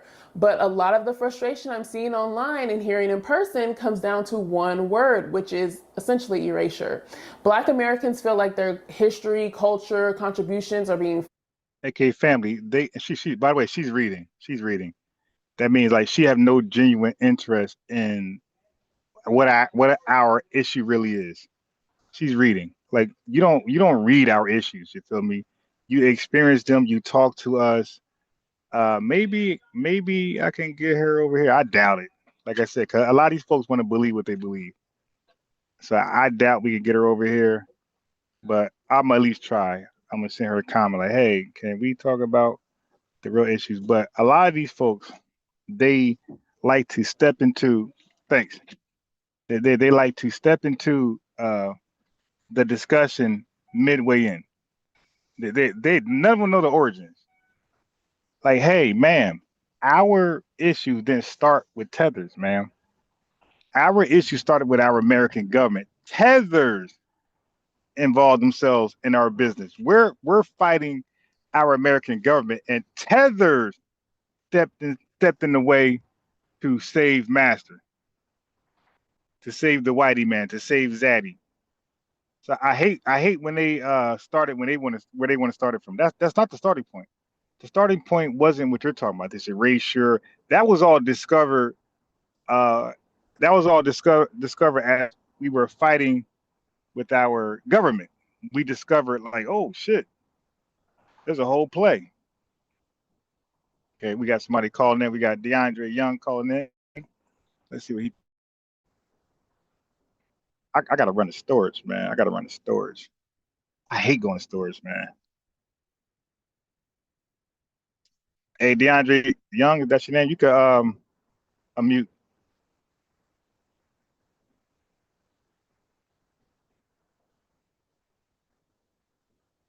I gotta grab my coffee. Okay, so he hops on, he unmutes, he leaves. All right. When you're ready, Mr. Young, you can come back on. Okay. Yeah. So I hate when like these dual allegiance people start to jump in the middle or at the end or somewhere far away from the origins of what our issue is, and then try to speak from there, and then try to act like it's both ways. What you mean both ways? They were not even considered. There's no diaspora war. There's a war between us and our American government. That's it. That's the only fight is Black Americans, and that's the only fight we ever had, really. Us and white people in America. So right now, the only fight that we acknowledge is our fight with our American government and systemic racism. There's no African fight that we acknowledge. There's no Caribbean fight. We don't know anything about that. There's nothing to gain to fight something like that. There's nothing, absolutely nothing to gain. But fighting with our American government and white people, as lawmakers, politicians, like there's something to gain there. So we fight when we gain. When we fight, we gain something. We want something out of the fight. So we're fighting. So there's nothing to gain from fighting with people who are powerless, irrelevant, and just got here yesterday. Okay, they're trying to fight us because they want to gain something. but there's no gain from us fighting with Africans. So here she is with this bullshit. Flattened, And repackaged, and by the way, call back in, man. Your audio, whatever, your microphone was screwed up. reassigned. And honestly, I believe some of that just comes from laziness of white people. People outside of the culture, and sometimes even Here we go. White people. Man, what are we talking about? Oh my God. Then she gonna say kidnapping. When you guys were kidnapped, she gonna just say ain't no slave trade. When you guys were kidnapped, like she gonna do the whole Pan-African package, I guarantee you. within it, do not take the time to understand the differences, so they just lump everyone together. And the uncomfortable part of that is that this lumping can benefit certain groups, and when it does, there's often no pushback, right? So just imagine how indigenous populations must feel then. I'll give you a real life example. So during Black Lives Matter, I had a very short-lived friendship with a well-known food influencer who identifies as Afro-Latina. She did a segment on Black American desserts like peach cobbler and 7-Up cake, which are deeply tied to Black Southern American history. And I had to ask her directly, do you think it's appropriate for you to represent that?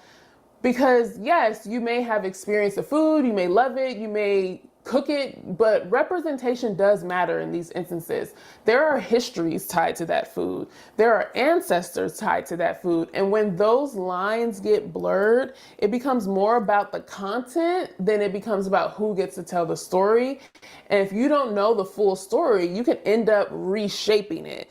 And that is where language like destiny swap starts to come in. Not because people are literally swapping identities, but because it can feel like someone is stepping into a position built from a different historical experience. And once you bring up something like reparations, don't let reparations into the chat, because people will understandably get very protective. Because if everything gets flattened into just Black, then real questions come up about who qualifies and based on what history. Where it starts to feel really disingenuous is when identity becomes very situational, meaning someone claims one identity on paper but leans into Blackness when it is culturally or economically beneficial. You're Black when it's Black History Month or when the grants are for Black people, but you're not Black when it's time to check your racist aunt for saying the N-word when referring to a Black woman at her job, or when you need a media feature. And I just want to say this very clearly because this happens to Black Americans a lot. Our culture gets layered into global products, and over time the origin starts to blur, and people will then turn around and claim we have no culture. A recent example is that BTS drama releasing a tribute tied to Arirang, I think that's how you say it, a traditional Korean folk song with deep historical meaning. What is often left out is that one of the earliest recordings of Arirang actually happened in the United States at Howard University when Korean students studying there recorded it. That moment alone shows how these cultural intersections have existed, but fast forward to today, and BTS, while rooted in Korean culture, is heavily, or K-pop in general, while rooted in Korean culture, is heavily influenced by Black American music, especially R&B, why can't I talk today? Hip hop and performance traditions. And then they leave us out of the trailer. They mix in some white people. You guys go look it up, what happened with BTS and the K-pop group. R&B and hip hop are influenced by African music. So what you're seeing is a layering of cultures where Black influence becomes foundational to something that then gets scaled globally. And that is where more tension is added on. As these genres grow and become commercialized, the overall Black influence can become less visible, even though it is still structurally there. The sound, the fashion, the movement, all trace back to the Blackness that people love but never want to credit the creators for. And Black Americans have had a really tough time in the United States. I remember listening to a podcast with Dr. Pamela Jolly on, it was Arlon Hamilton's first podcast episode. She said African Americans are the only people in America that were first capital before we made capital. We came over on the balance sheet, so business cannot help but be personal to us. We are wealth, and we've been creators of wealth for others from the moment that we've got here. The pattern Black Americans are often pointing out is that we endure, we evolve, we innovate, it gets globalized, and then the origin becomes harder to see. While the access, the credit, and the economic upside do not come back to the people who built it. And that pattern does not just show up in music. It shows up in fashion and beauty and language and business. And what I also think tends to happen is sometimes people fall into a very old trap, which is trying to be the model minority. And Black Americans have been trying to tell y'all that proximity to whiteness will never protect you, because we know from experience. 9/11 made anyone who looked Muslim a target. And that included Indians, because people are very ignorant. COVID made anyone Asian a target. Their fights at the border is now making anyone who looks Mexican a target. And now anyone looking Middle Eastern is a target. Because to the systems that actually hold power, we are all still just not white. It is a cycle that they have been. Oh my God, this "We Are the World" speech, man. Damn. Repeating for decades in the US, and Black Americans have been trying to warn everyone, but people don't care to listen because they think it won't impact them. If you're benefiting from Black American culture and work, whether that is the music, the activism, the slang, the social programs, the upward mobility available to people of color, or the aesthetic, then there's also a responsibility to stand with Black Americans on issues that directly affect them.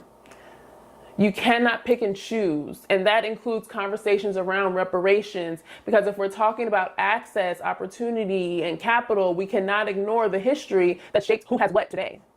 So no, I do not think that this is about Africans trying to replace Black Americans, but I do think this is about visibility, representation, access to opportunity, and if we are not careful, we will end up doing exactly what systems have always relied on, which is fighting each other instead of questioning the structure. Because the real question— Oh my God. Oh my God. The hell you talking about?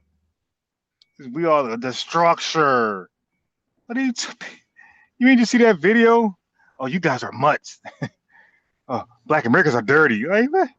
They talking about structure. What are you talking about, man? Just babbling. Here today and say Kwame Nkrumah because of Nkrumah. That's what I said. You see, I think comprehension is very difficult for CD. That is not what I said. What do you think? It's very difficult for you. So I think I'm not going to interrupt you anymore. You can say whatever. Yeah, I knew she was not going to call out Black Americans. I'm sorry. No, I can't talk today. I knew she wasn't going to call out Africans. I knew she was going to, oh, this infighting. Oh, no, it's the white team, man. I knew she was going to say, hey, Africans, you in America as a guest. Like, you think you respect the people who paid the way for you to get over here.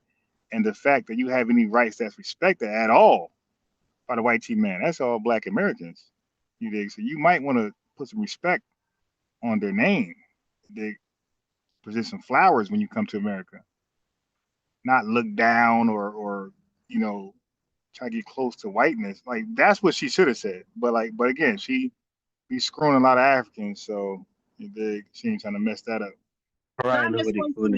Oh my God, man. And yo, that is the other question that I gotta do a poll on. Sorry, I should have did the other poll. I forgot. But we gotta do two polls. The other question is, can somebody? So the first poll is gonna be, should a person that's mixed, Foundation Black America 50% and 50% something else, represent the lineage or come into leadership of the lineage, right? Then the second question is, should somebody who dates a non-Foundation Black American, should they qualify for a seat in leadership or representation? So both of those got to be, we got to do two separate polls. Listen, CD's doing this deliberately to get more time and waste the bullshit. No, but you guys taking my time. I'm trying to say something that people want to listen to the history. I said Nkrumah helped Guinea get independent. I said at the time of their independence, when the French destroyed the country. When Guinea took their independence, tell me, when was that? When was Guinea. that? When was that? When Guinea had independence, and then the French blasted their dynamite and blasted and Oh took my everything. God. They stripped the country bare. They What are you did. talking about? I'm telling you, when For this guy, so I don't know what you're talking when about. Kwame Nkrumah left, he was living with Guinea Toure. He was living with Sekou Toure in Dalaba. African can testify to that. He lived there. And Nkrumah has been deposed. Yes, he did. He took care of him. After Nkrumah has been He made life comfortable for him. He making a co-president of Guinea. All right, guy. Talk about 10 million pounds, guys. Let him talk about 10 million But pounds. CD, what is your point? What is your point? My point is, hold on, when CD, you got a minute. Make your point, then I'll bring okay, him back. thank you very much. Thank you. My point is, it's my turn. Sometimes, Africa, people always try to give credit. So this is Tether on Tether crime at this point. To their country. They want to sound like Kwame Nkrumah helped every African country to get independent, which is not true. When he was overthrown by the military government in military guys in Ghana, he fled to Guinea. He lived there, right? And he was really frustrated. In Futa town called Dalaba. And he was living there. Not only he was living there, there was some South African that was running away from apartheid. Maria Makiba. You Google her name. She was a prominent musician from South Africa. Yeah, she was living there also. Got a place there. There's still a building there that was made for her, as well as Nkrumah. They still got a place there. If you want to go visit it, Louis and V, you can go Africa. Let them finish. So they even have some African American guy that was living there. He changed his name to Sekou Toure. He was living in Guinea also. There were a lot of Pan-African that were living in Guinea at that time, right? So when Kwame went, he was somehow frustrated. Sekou Toure said, well, I'm going to make life comfortable for you. I'm going to make you like a president of Guinea, like a co-president of Guinea. He assigned all the facility to him, gave him all the convoy, the security guard. He was living like a normal president. He made life comfortable for him. When he got sick, Sekou Toure sent him to Romania. The reason why he went to Romania was because they were all socialist country. Guinea was working with Russian, the Romanians, the Cuban, and in Libya. So these are the countries that Guinea had a relationship with. But now, because for some others it's a white man country, they don't want to give credit to another African president that helped Kwame Nkrumah. They say, well, he went to Romania. How did he get to Romania? It was because of Sekou Toure, his connection. He sent him over there for treatment, right? So, and you have to understand, Sekou Toure in 1980, during the first Iraq and Iran war, Sekou Toure was the chief mediator between Iran and Iraq because he was the president of the League Islamic at that time. So this guy was even more powerful than Kwame Nkrumah. But because of Guinea being a French-speaking country, people don't have that much information on them. A lot of French-speaking countries are like that. But because of Ghana being so loud, and they take credit for everything, they think Kwame Nkrumah was the main struggle for all African countries, which of course is not. Right. And I've been saying that. I'm like, this dude's a fraud. This dude's a dictator. That's why, we be like, yo, why, when I read up on Kwame Nkrumah, I'm like, why they keep picking up this guy? Yeah, family. It turns out they have all those books and they don't read any of them. They brag about these guys, and when we read up on these guys, we realize they're not nothing. These Kwame Nkrumah, all these guys, John Clark. We feel like, oh, these guys are overhyped. Like, what are y'all doing, man? Africanized, African washing these guys, making them more great than what they are. Yeah, family. All these names they keep bringing up. Just do a light background check on these guys, and you'll see they're full of it. And you be like, you scratch your head like, well, why are you bragging about somebody who's full of it? They brag about Umar. They brag about Kwame Nkrumah. They brag about Stokely Carmichael. They brag about Marcus Garvey. And when you do a light research read on these guys, you start laughing like, are you serious? These guys are bragging about scammers and powerless people, man. Yes, he was a Pan-African president, but some of his kid, he needs some of his kid after Sekou Touré. His first son, either his first son or second son, he named after Sekou Touré. Go and check that. So you don't have to try to trace the history around Ghana. Ghanaians want to claim credit for everything, which is not, it's unfair. Ghana is almost like France of Africa. It's almost like the French people, what they did to the American recently, right? They said, okay, nobody should go to Iraq. What Macron did, he bypassed Trump and said, well, you know, this we can fight about peace. Let's have peace with Iran. Because they wanted their oil tanker to pass through the Strait of Hormuz, right? That's the classical of Ghanaians. They want to play the double game on both sides. All right, 20 seconds, CD. I got to pass the mic. So basically, this is the game that they play. They play with all the African countries, which is not fair.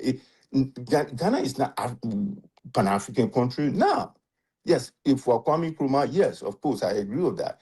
But you can't play the double standard. You can't say you're working with AES at the same time you're working with ECOWAS, and we don't know which direction you guys are, you know. So I'll end there for now. Thanks. All right, go ahead, Africa. Thank you, sir. I mean, thank you, everyone. You know, we just need to be civilized in this conversation that we're having because, you know, it's quite sensitive for some of us. But all I can say is, you know, we know for a fact in the Guinea Coast, you know, of West Africa, thank God to the FBA who repatriated back to Sierra Leone, who injected this Pan-African stuff in our ancestors' mind. And also, you know, when you talk about Pan-Africanism in West Africa, we know, you know, they started by Bure, Sengwe Pierre. You by Pali guys don't know about these guys that much. You know, late Almame Samori Toure, late Alpha Yaya Jallo, you know, these are the people that we know as Pan-Africans in the region, you know, and before that, just before that, the African Americans, Maroons, you know, and so on, who were resettled to Sierra Leone. These are the people that kickstart this thing.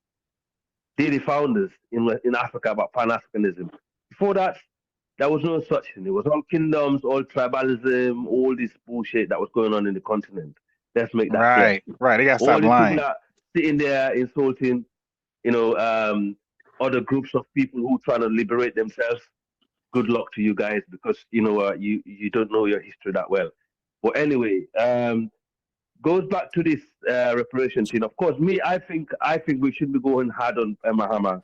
You know, if Mahama is trying to lead the way, you know, because at the moment we don't have leaders, you know, in the world, you know, not alone in Africa, you know, to forward these things. If he can do what he's doing and manage to get success out of it, let's support him. But so in other words, if Ghana can finesse the West to get reparations, let's just go with it. Like, we know he's full of shit. We know Ghana is not owed reparations at all. But if they can finesse the West and pull it off, let's just support it. That's what he just said. Let me prove what you do. Have these caucuses in this. Is doing the right thing. We should actually listen to him. At least we have one leader. No, but from transatlantic slavery, start using some of that money and give it away to the African American brothers. Do something with that money in Ghana instead of taking money from them in terms of foreign exchange. Okay, and you know, pretending that you're doing all this home return. We know home return is in Sierra Leone and Liberia. Let's forget about that. Put it away. But that's the reality is. And you guys should definitely return our money to stick to the point, my friend. You're talking about that's what I'm saying. Because it's more of like exploitation. If he says slaves went through something, right? To that point, my brother. And they went through struggle, they were torture. Why would you want to use that to make money? It's self-evident. Okay, if you want to hate with the exception of Kwame Nkrumah, I don't he's the African of the millennia. He was the African of the millennia. Well, I agree with you that Kwame Nkrumah was a Pan-African. Okay, but African Union is a dusty place anyway. What is African Union? Please give me a break. You come from one of the poorest nations on earth. Sierra Leone. Listen, you can't say that to me, bro. we have NIDA, rescue, the gossip we still rescue gets done. Ugandan, we rescue Ugandan, we rescue Ugandan people. Wilberforce, who you trying to get reparation from, rescue your people after they warn you to stop selling your people. We rescue them and rehome them in Sierra Leone. Okay, That's a and years fact. That's later, a fact. and we educate them to come and educate you, Yorubas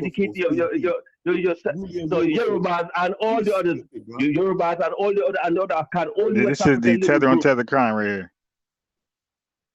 We educate. Watch them when the Let me fast forward. It's getting corny. Listen, man, it don't matter what you ask. Sorry, player. This ain't your business, man. You good. You good, player. All right, It ain't your business, man. So why You good. You good. Why you on this platform then? Why you good, player. Why you good. It ain't none of your business. It ain't nobody hostile. For real, that was different, and the man was from the UK. So a lot of Next people one. Let's go back to overseas this. don't. Sister had a panel of tethers right here.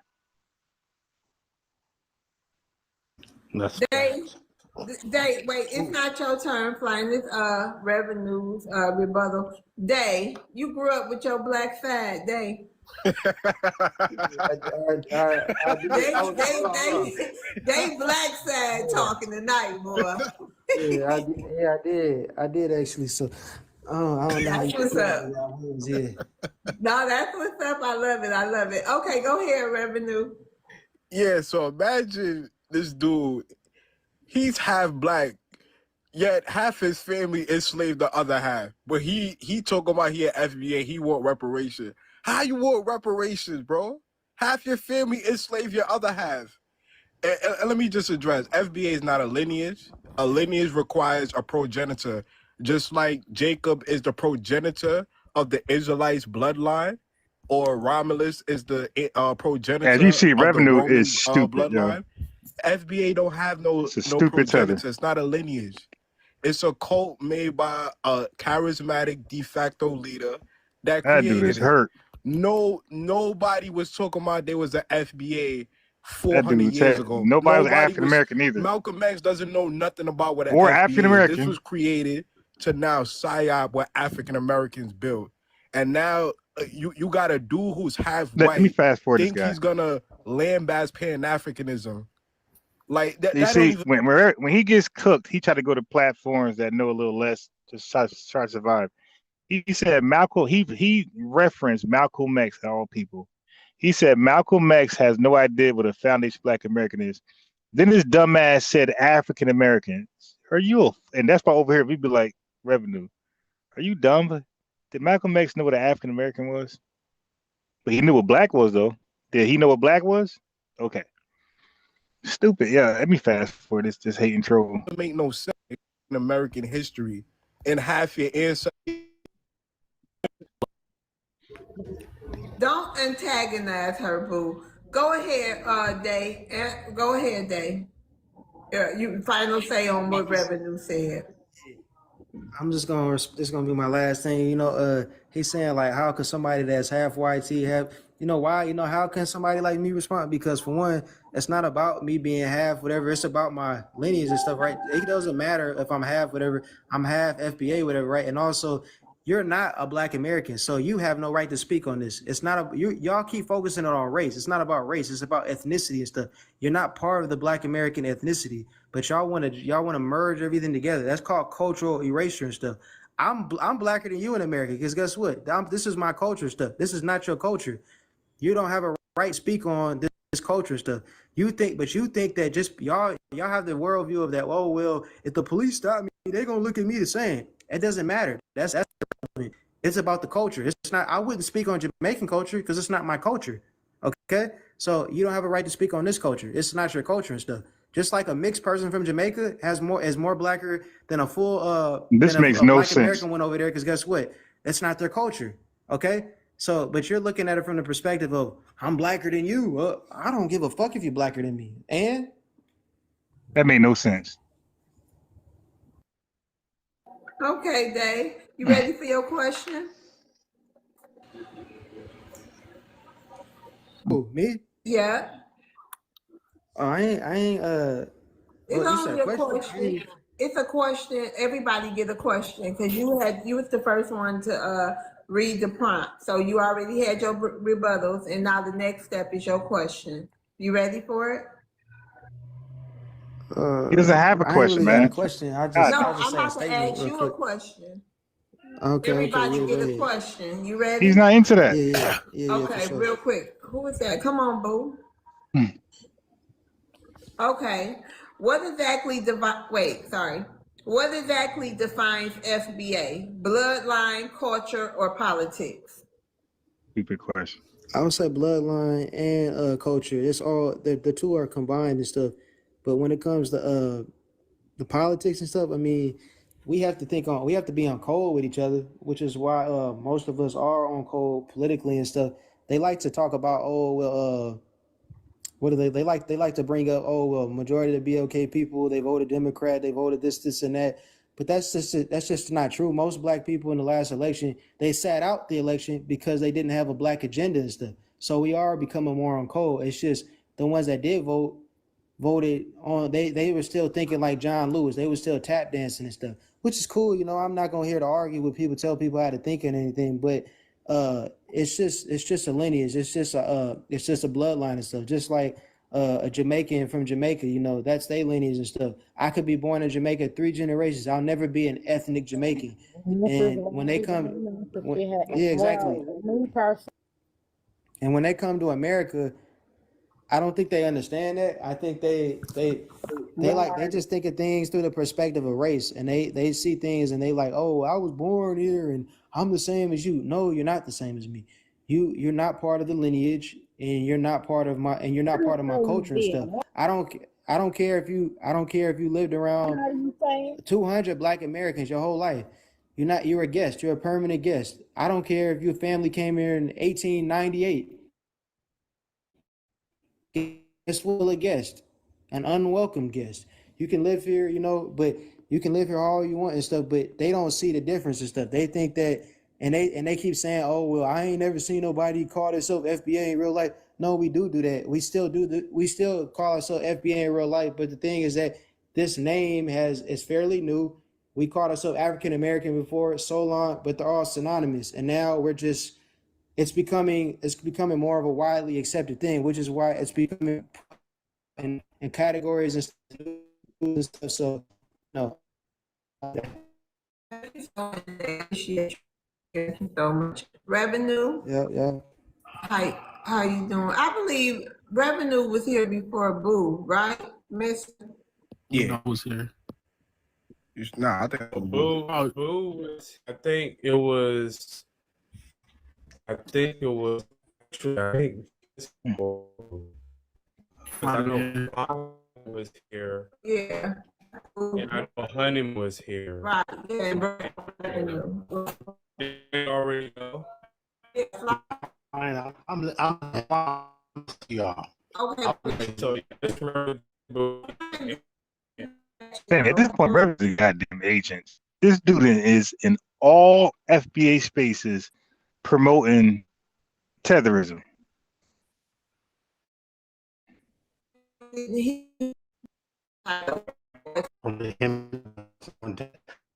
African theory. He switched it. Okay, which is good. We all switch up, and America. I understand the greatest thing that the FBA are doing. It's a lineage because they're bringing delineation. They're separating us, bringing us back together where we can talk together about the foreign invasion, delineation. I love that about FBA. Okay, I love that about FBA. I'm not no hater. They're bringing delineation. Okay, that way we can bring our people in America 10 toes down back together, back to the land, growing food. We have land in America, land patents, which I have, and I respect that. But they're saying we only been here for 400 years. No, we've been here for thousands of years.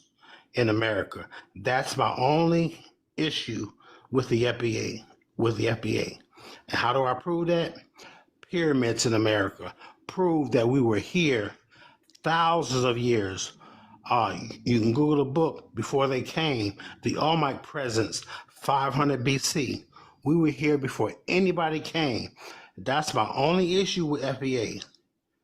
Okay? But I love that delineation so we can come together as melanated American indigenous people.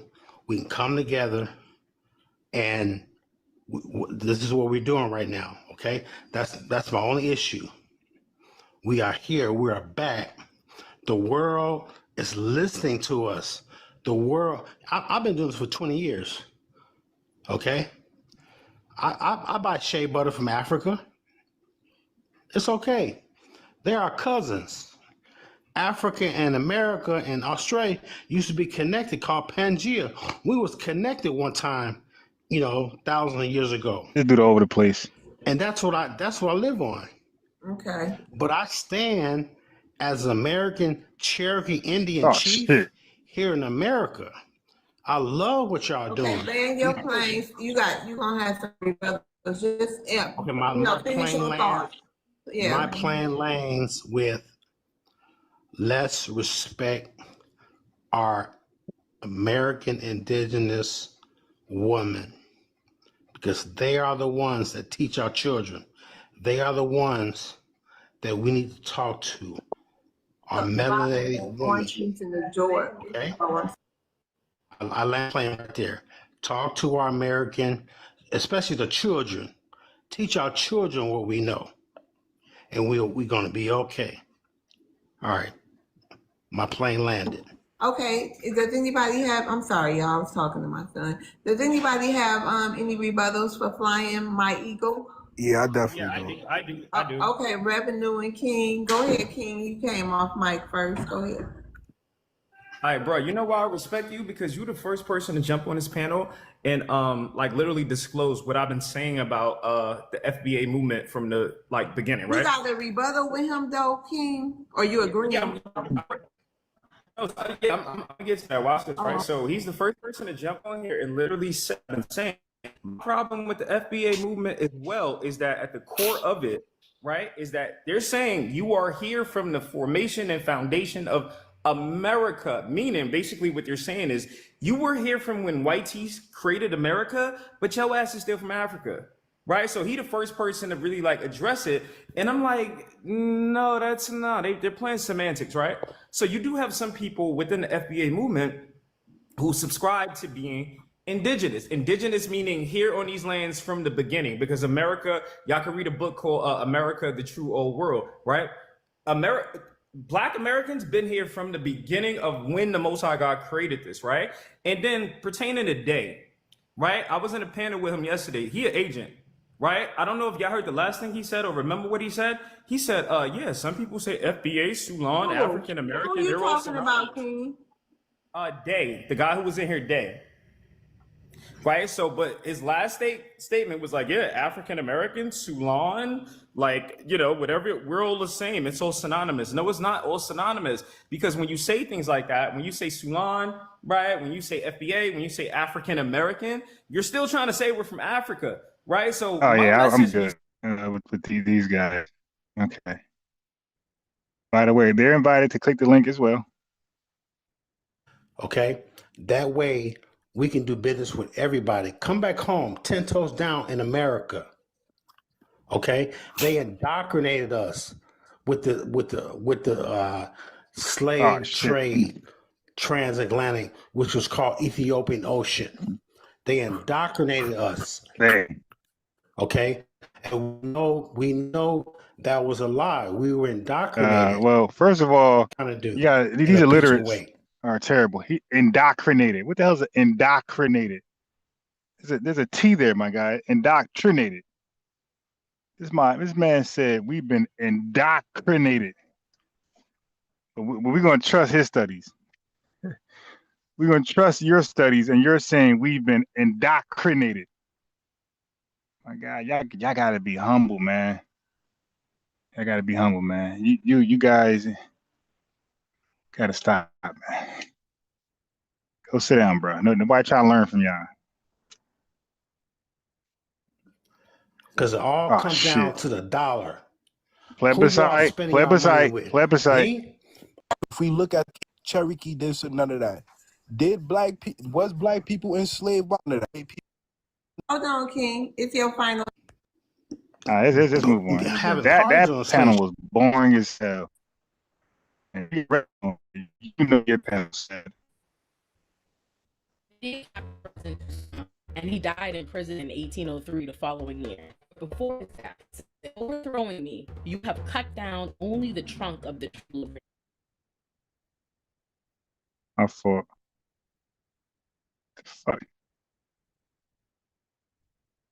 Like I'm behind a stupid ass flatbed truck, man. It will spring up again by the roots, for they are roots and deep. Let me get around this truck. I'm not doing that. Let me get around this truck, my God. Toussaint, they could not capture Haiti. Generals like Jean-Jacques Dessalines continued Everybody to fight. trying to get around, man. 1804, they declared themselves free, making Haiti the first Black republic in history. Yet, when people think of Haiti, they don't think of it as one of the wealthy former colonies on earth, the blueprint that made Black independence possible. And that's because of what France did next. Ma'am, stop saying black when you're talking about Haiti. You're talking about Haiti. That's Haitian. Haiti. It ain't black. As Napoleon had deceived and retaliated against Toussaint, so too did France retaliate against Haitians. But the French weren't alone. They were joined by the U.S. Whatever they claim they are, I ain't that. We black, y'all ain't black. If you black, I ain't black. So we ain't doing that. We ain't doing that. The European powers, because a threat to one empire is a threat to them all. If Haiti was allowed to defeat the French Empire and thrive, what would it mean for enslaved Africans all over the globe? Wouldn't they too do what he did? So Haiti had to be punished to discourage everyone else. Not only Wait, hold on. Which mean they had to be punished? Didn't they win? How did the winners get punished? Haiti is an independent nation. France, the US, and Europe as a whole got together and placed sanctions on Haiti for freeing themselves from slavery and colonization, requiring them to pay fines to France for the loss of slaves and property, which financially crippled Haiti, from which they've never recovered. Which is why today, Haiti is rarely remembered as the birthplace of the most radical democratic revolution of its time. It is remembered as poor, as chaotic, as dysfunctional. It's presented as a failure and of the inability for Black nations And no such thing as black nations. Ourselves. It's rarely presented as the consequence of revolutionary punishment. They used Haiti to send a message. This is what happens when you fight back. When you achieve independence, we'll cut you off. How could nobody else but Haiti? Like, come on, these excuses. The kneecaps. But it wasn't enough to simply prevent Haiti from ever being able to thrive as an independent nation. They couldn't allow true independence. Yeah, all that damn light skin on your dark face, man. It's okay to be. Yeah, I thought beauty come in all shades. Then why do light people want to be dark and dark want to be light? Everybody express who you are, man. I'm getting tired of white folks want to be dark and dark folks want to be white. Oh, shit, annoying, man. Which is why the U.S. began occupying Haiti in 1915, and they have continued destabilizing their country, planning coups, and interfering in their governance to this day. This is why Haiti is so important. Haiti is the blueprint for both successful revolution and every punishment. Haiti's the blueprint for the gift and the curse. But how does that make sense? Revolution. People often wait for and romanticize revolution, believing that revolution is the climax, that for all that's lost to achieve it, what's on the other side of revolution is independence, freedom, and self-determination. But what we first learned through Haiti, but continued and continue to learn, is that revolution is not the climax, it's the intermission. Or as Huey Newton put it in his book To Die for the People, revolution is a process. Oh my God. Contradictions continue to She goes to Haiti to America. Oh my God. What did the Haitians write about revolution? If you guys are the blueprint for a revolution, then why did it take Tariq Nasheed to come up with a documentary series? You guys should have had a plethora of documentary of 1804. Like, come on, stop with the even after revolutionaries have seized power. This is so because new forms of oppression keep arising. What follows revolution is usually removal of our leaders and destabilization of the governments and movements they built. The punishment for revolution follows a simple playbook: diplomatic isolation, refusal of recognition, economic strangulation. Spreading fear, man. Stop it. Ethiopia fought back, won, and they doing fine right now. You gotta stop with this. Japan fought and they didn't face none of that shit. Stop.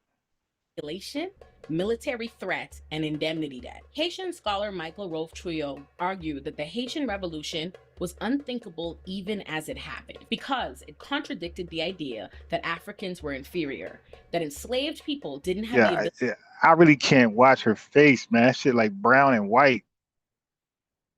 To revolt, to organize, or to defeat them. There was no intellectual framework at the time for enslaved Africans defeating European empires and governing themselves. The Haitian Revolution didn't just contradict this Enlightenment worldview.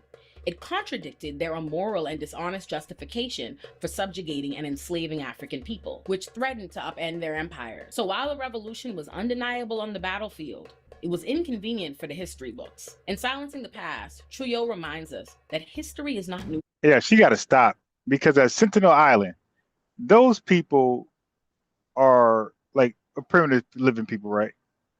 They were the ones that deleted that white guy trying to spread Christianity over there, white Jesus. Okay. Like Haiti could, I don't know, man. I just see excuses. I see Sentinel Island, although they live in the woods and shit, they ain't really build nothing. Like, hey, I just don't sanction, embargo, so y'all can't build nothing while y'all there.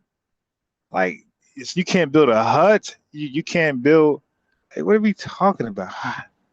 I still got energy for the lies and excuses.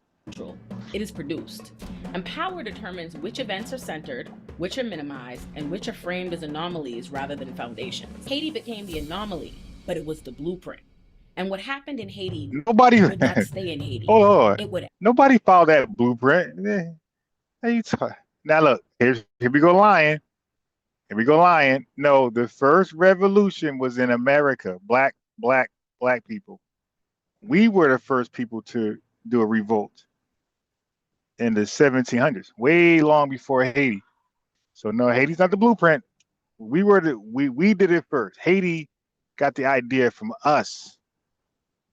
Echo across centuries, across oceans, until in 1960, in the newly independent nation of the Congo, Patrice Lumumba, the first prime minister of the Democratic Republic of the Congo, stood before his former colonizers, the King of Belgium, and gave a speech that shook the world but sealed his fate. A speech?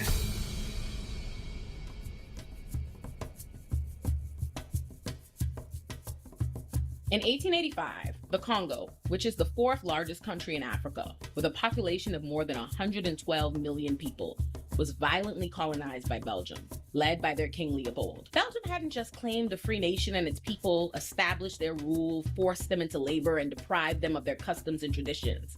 Belgium brutalized and killed millions of Congolese people. Freedom was never in their cards for the Congolese, which is why, just like America did to its enslaved Africans, Belgium went to great lengths to deny Congolese people an education. That way, they figured, they would never have the capacity to free or govern themselves. This is consistent with the same Enlightenment period thinking that Michael Rolfe-Trouillot argued made the Haitian Revolution unthinkable even as it happened, to Europeans who couldn't conceive of Africans being intelligent enough to outmaneuver them or govern themselves. So Congolese people were denied access to schools, government, and any position of power, all of which was ruled for the white Europeans who ruled over them. Which is why the Patrice Lumumbas of the world were quite literally colonial power's worst nightmare. While Belgium stood between Congolese people and higher education and power, they still expected the Congolese... Yeah, she got to stop. Why the superpowers of the world, white superpowers, they're afraid of this lecturer guy, the guy who gives speeches. They're so afraid of his next speech. Oh people my to fill God. the jobs they needed but didn't respect. And it was as a postal clerk and a bear company salesman that Patrice Lumumba gained access to books and newspapers, literacy, mobility, and the desire to educate himself. It was through his own self-taught and formal education that Patrice Lumumba embraced anti-colonialism and Pan-African thought. To Belgium, Lumumba was one of the good ones, someone who belonged to a small class of Congolese people that they referred to as evolués, which literally translated to evolved ones. But Patrice Lumumba, like all the Congolese, like all the Africans who'd been enslaved and transported everywhere else in the world, was greater than their racist understandings of him. By the 1950s, anti-colonialist uprisings and movements were taking shape all throughout Africa. African people and their revolutionary leaders were embracing the Pan-African belief that their struggles were connected. And they didn't fight. Okay, now we go to lying and shit. Like, come on, man. They tried to link up, and people like Kwame Nkrumah, like they didn't want to rock with each other, man. Stop with this Pan-African shit. God, can they just tell history without mentioning words Pan-African? Then they start lying. Just tell the Congo was doing this, and they want to do that, and they was going to do this, and they do that, and then this country they just can't do that. Why the whole fake? Yeah, and they were going to all come together, and they were going to all come together and get together and form this unified front to destroy the white team, man. Like, come on. So too would their victories be. Patrice Lumumba emerged as the leader of the Movement National Congolese Party and became one of the most prominent figures fighting for a free Africa and an independent Congo. After the January Free Africa. Free Africa. All those damn countries, 54 countries. 1959 uprising in Leopoldville, named after King Leopold, who saw the Congo as his own personal property. Belgium feared that the Congolese people might launch a full-scale revolt, so they acquiesced to their independence. Although, as we learned with Haiti and Napoleon, they were being duplicitous. They never intended the Congo be free. Nevertheless, in May of 1960, the Congolese people held their first free election. By June 30th, 1960, the Congolese people declared their independence, renamed themselves the Democratic Republic of the Congo, elected Joseph Kasavubu their president, and Patrice Lumumba their prime minister. But it was at that Independence Day ceremony for the Democratic Republic of the Congo that Belgium's king not only sat in attendance, but had the audacity to praise Belgium's colonial rule, which prompted 34-year-old Patrice Lumumba to stand before him and deliver this speech, condemning colonialism and naming how Belgium had abused the Congolese people, how they fought for their freedom, and how they would fight to maintain it. Patrice Lumumba delivered this speech. Men and women of the Congo, victorious independence fighters, I salute you in the name of the Congolese government. I ask all of you, my friends, who tirelessly fought in our ranks, to mark this June 30th, 1960 as an illustrious date that will be ever engraved in your hearts. A date whose meaning you will proudly explain to your children, so that they in turn might relay to their grandchildren and great-grandchildren the glorious history of our struggle for freedom. Although this independence of the Congo is being proclaimed today by agreement with Belgium, an amicable country with which we are on equal terms, no Congolese will ever forget that independence was won in struggle, a persevering and inspired struggle carried on from day to day, a struggle in which we are undaunted by privation or suffering and stinted neither strength nor blood. It was filled with tears, fire, and blood. We are deeply proud of our struggle because it was just and noble and indispensable in putting an end to the humiliating bondage forced upon us. That was our lot for 80 years of colonial rule, and our wounds are too fresh and much too painful to be forgotten. We have experienced forced labor in exchange for pay that did not allow us to satisfy our hunger, to clothe ourselves, to have decent lodgings, or to bring up our children as dearly loved ones. Mourning. Yeah, well, that is the repercussions when you sell 15 million hard-working blacks to European nations. You're going to make them superpowers overnight, and they're going to come back and kick your ass. We were subjected to jeers, insults, and blows because we were Negroes. Who will ever forget that the black was addressed as two, not No, because he no, was a no, friend, no, but because the no, polite no, don't do that. Don't start lying. Don't start lying now. You know, anybody call themselves black? Don't try to lie now. was reserved for the white man. We have seen our land seized in the name of ostensibly just laws, which gave recognition only to the right of might. We have not forgotten that the law was never the same for the Oh my white and the God! black, Stop! that it Stop! was lenient Stop! to the ones Stop! and Stop! What are you talking about, man? Unless you're referencing America, maybe I missed that part. But stop! Stop this black white shit in Africa. You just said Belgium people. You named them, and you said Congolese people. So leave it right there. Don't start doing this black and white stuff. cruel and inhuman to the others. We have experienced the atrocious sufferings, being persecuted for political convictions Oh and my religious God. belief, and exiled from our nation. Oh, now he's that black. Stop the Admitted to black shit. cinemas, writings, who have suffered in body and soul from the prisons, Oh and my joy to God. claim his human dignity and worthy of his name. Okay. Fuck out of here. Lying, romanticism shit.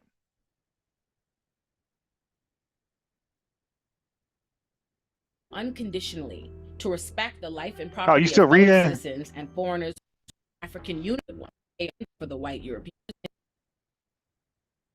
The Congo was independent, meaning they were seceding from the Congo. Because Belgium and Moise were aligned, they backed his secession, and the UN refused Lumumba's pleas for help stopping the Katangan secession, leaving him with no other choice but to turn to the Soviet Union for help. Oh which my immediately made him God. Yeah.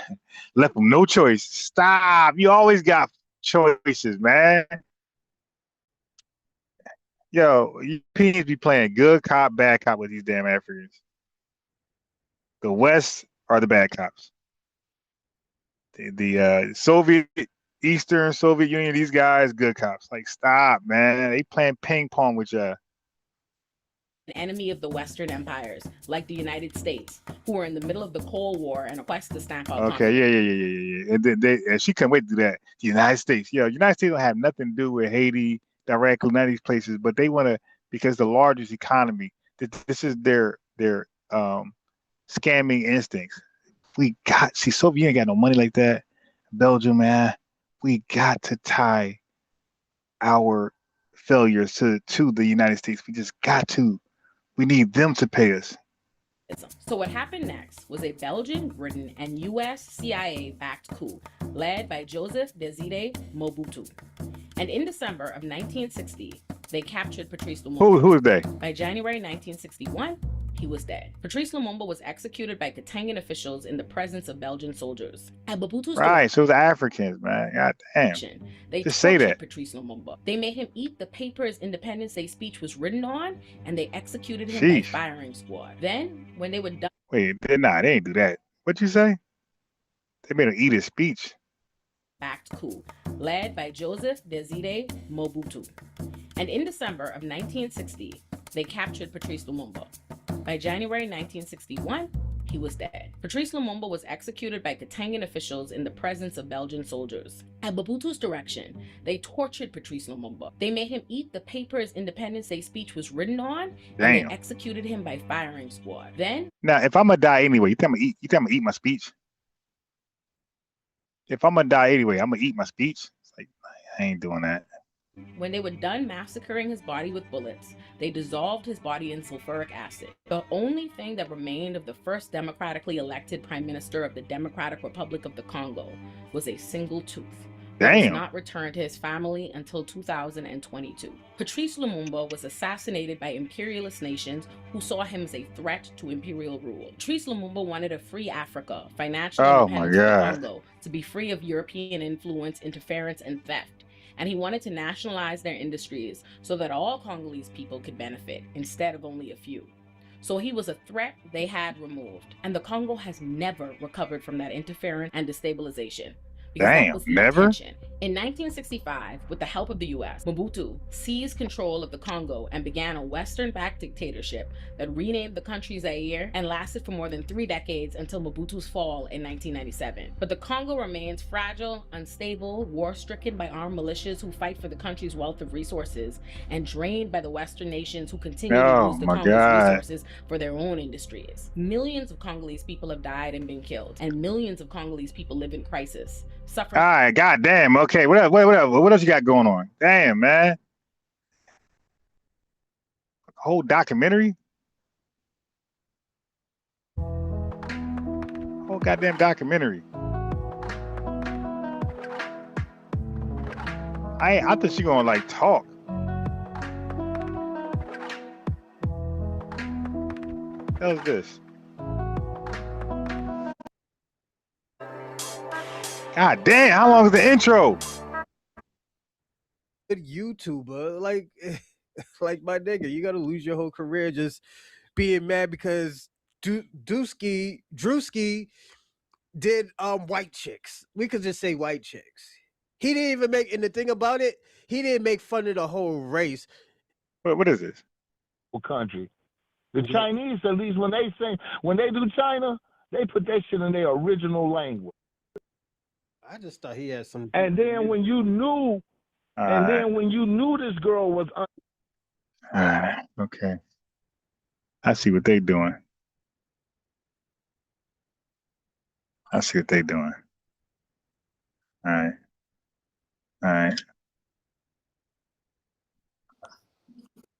And help her out here. Gift your favorite panelists, and thank y'all for coming through and enjoying it. Remember, y'all in the chat are the number one. Y'all are the MVP of the Triple K, Walter Plecker, Obama, Jesse Jackson, Kamala Harris, all have in common they was all Democrats. Oh shit. The fuck? Now, where they are trying to do that. So I really want to know how he thinks that he is eligible for reparations, and you have immigrant lineage. Wait, was that a rebuttal, Chris? Hey, Revenue, I'm gonna drop you down, but can you stay around as soon as the spot come up? I'm gonna bring He you right will. back up. I gotta bring He will. Mr. up. He will. Yeah, All that right, cloud thank you. chasing, Chris, was that a that rebuttal? despicable Tether, he will definitely be waiting Yeah, around. You ain't that gotta worry was my about that. rebuttal. It was a question too, but yes, that was my rebuttal. Oh, okay. Go ahead, Tether. Okay. You say Tether. My mother. Chris, was that a rebuttal? Yeah, that was my rebuttal. It was a Okay, question too, but yes, that was my rebuttal. Oh, okay. Go ahead, Tether. Okay, my mother is African American. Yeah, she said Tether. That's why I'm eligible for reparations. My father's Igbo, my mother's African American. Yo, what the hell is African American, my guy? That's still an immigrant. I have a foot in the African American lineage that entitles me to reparations. But I just remembered what I was going to answer to the previous person. Okay, so the Republican Party is against reparations, not Black immigrants. So whenever you see somebody Wait, what are you talking about? Are Black immigrants? Well, no such thing as Black immigrants, but African and Afro immigrants. What? Some of them are. I mean, have you seen a poll? Like, we heard them out their own mouths say they're not for it, but they rejected it. They spoke on behalf of the Black American community unofficially and said no to what is this guy talking about? So we know this guy ain't no goddamn FBA dude. That's why he said African American parents. That means nothing to us. I don't know why they keep saying African American, and that means the FBA or of the lineage. Man, when y'all say African American, you're just reaffirming you're an immigrant, and that don't mean nothing to us. Even Donald Trump is against reparations. The Conservative Party is against reparations. Republicans are against reparations. So when these immigrants that you see are against reparations, it's not because they're immigrants. It's because they are Republican, the same party that you're running behind. Oh, stop it. Excuses. And you're trying to protect, and you're being a shield for white nationalism. That same party is against reparations. So it's really crazy that you are a Republican shill who you say all of these things, but you're backing a party whose platform is to say no to reparations. So it just further proof that you're participating in a cult. And I land. Can I Can I have 30 say seconds? can I say one quick thing? So are the Democrats. So what do you mean? That's not a Republican thing. No, The you Democrats can't. are You doing the same can't. thing.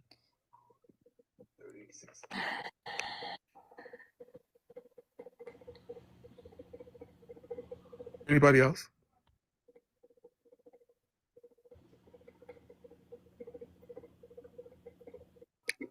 You're frozen, Love World.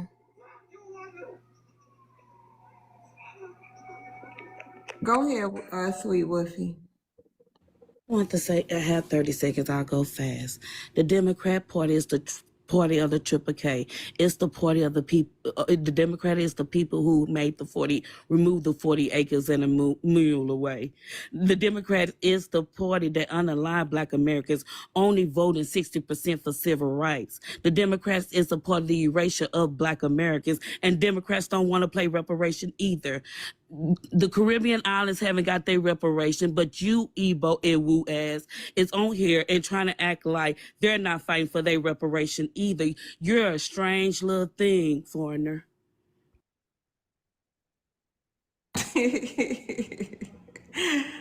Okay, tell the think tank, final say. Yeah, but I'm equally American as you are. I have all the rights and privileges. I'm undeportable. I have a blue passport. I have 2 passports.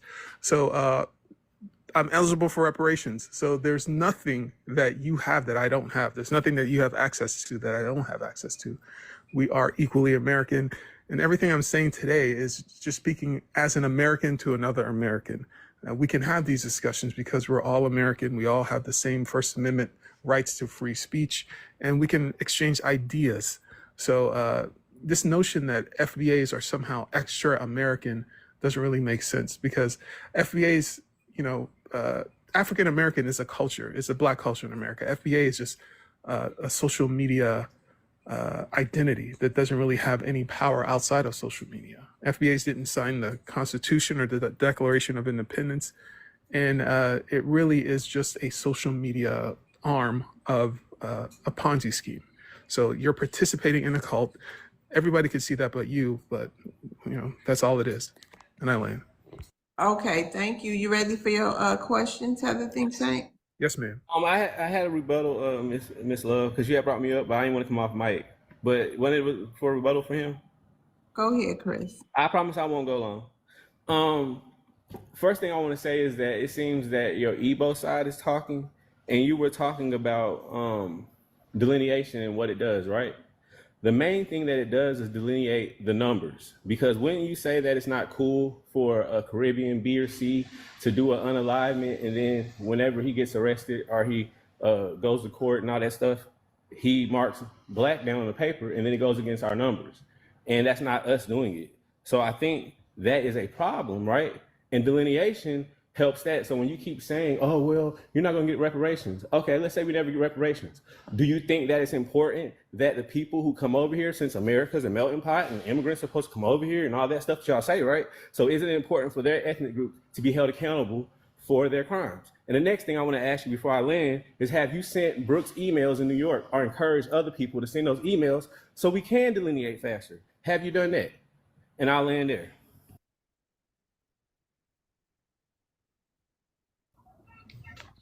Okay, tell the think tank your final say. Yes, ma'am. So, okay, you said I didn't send no emails. No, I didn't send any emails. And delineation. Okay, you're still going to be Black after delineation, right? So what do you? Okay, there is a school to prison pipeline. There is white supremacy. There is a systemic racism. Calling yourself FBA is not going to remove any of that. Calling yourself FBA is not going to make you any more competitive. You still have to do all the hard work to compete in America. America is a business.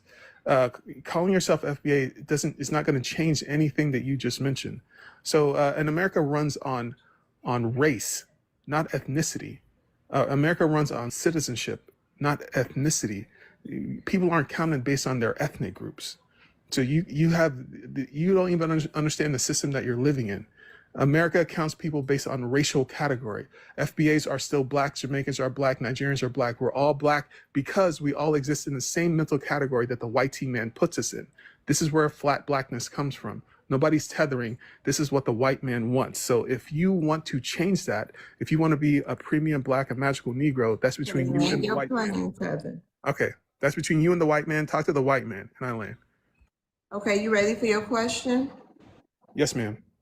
What specific actions or beliefs make people use the word caught when talking about FBA? Let me repeat that.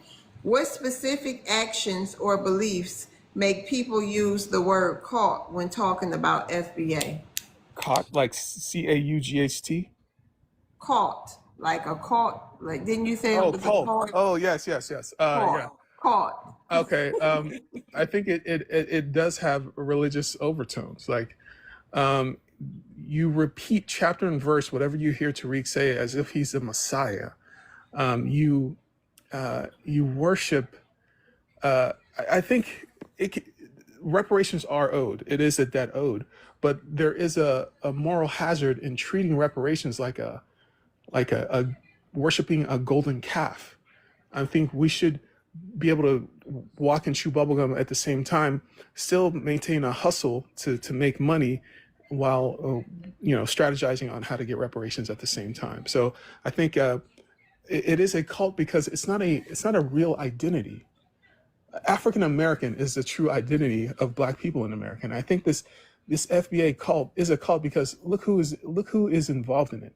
People who say that they're indigenous, people who say that they have no ancestors who come from Africa, people who say that there are no think tank. Yes, real quick. It's what specific actions or beliefs? Can you tell me something specific? Oh, that makes it a cult. Yeah. Okay. I would say the xenophobic nature of how they talk about and deal with people who aren't in their cult. So they divide the world up into FBAs and tethers. Like it's a us versus them. And it's a very insular group where they isolate themselves into these social media spaces and these information silos and just repeat the same rhetoric and repeat it verbatim. So you can have 3 FBAs, they're going to hit the same talking points. It's like they've rehearsed these talking points. So it really feels like they're in unison and they're reading chapter and verse from a book. That's why I say it's a cult, and I land. Okay, thank you for your submission, Tether Think Tank. Bellamy Hay. Yes, ma'am. Finally. I'm sorry, y'all. Be patient, people in the chat. I'm going to be rotating the stage. It's hard for me to decide right now, though. I'm sorry, but I'm going to be rotating. I'll get some of y'all up here. Okay, go ahead, Bellamy. Okay, so I'm probably going to ruffle a lot of feathers, so panel, please do your best not to get off your mics. I see an individual is already off their mic. This person like to have a lot of outbursts, so please refrain from that.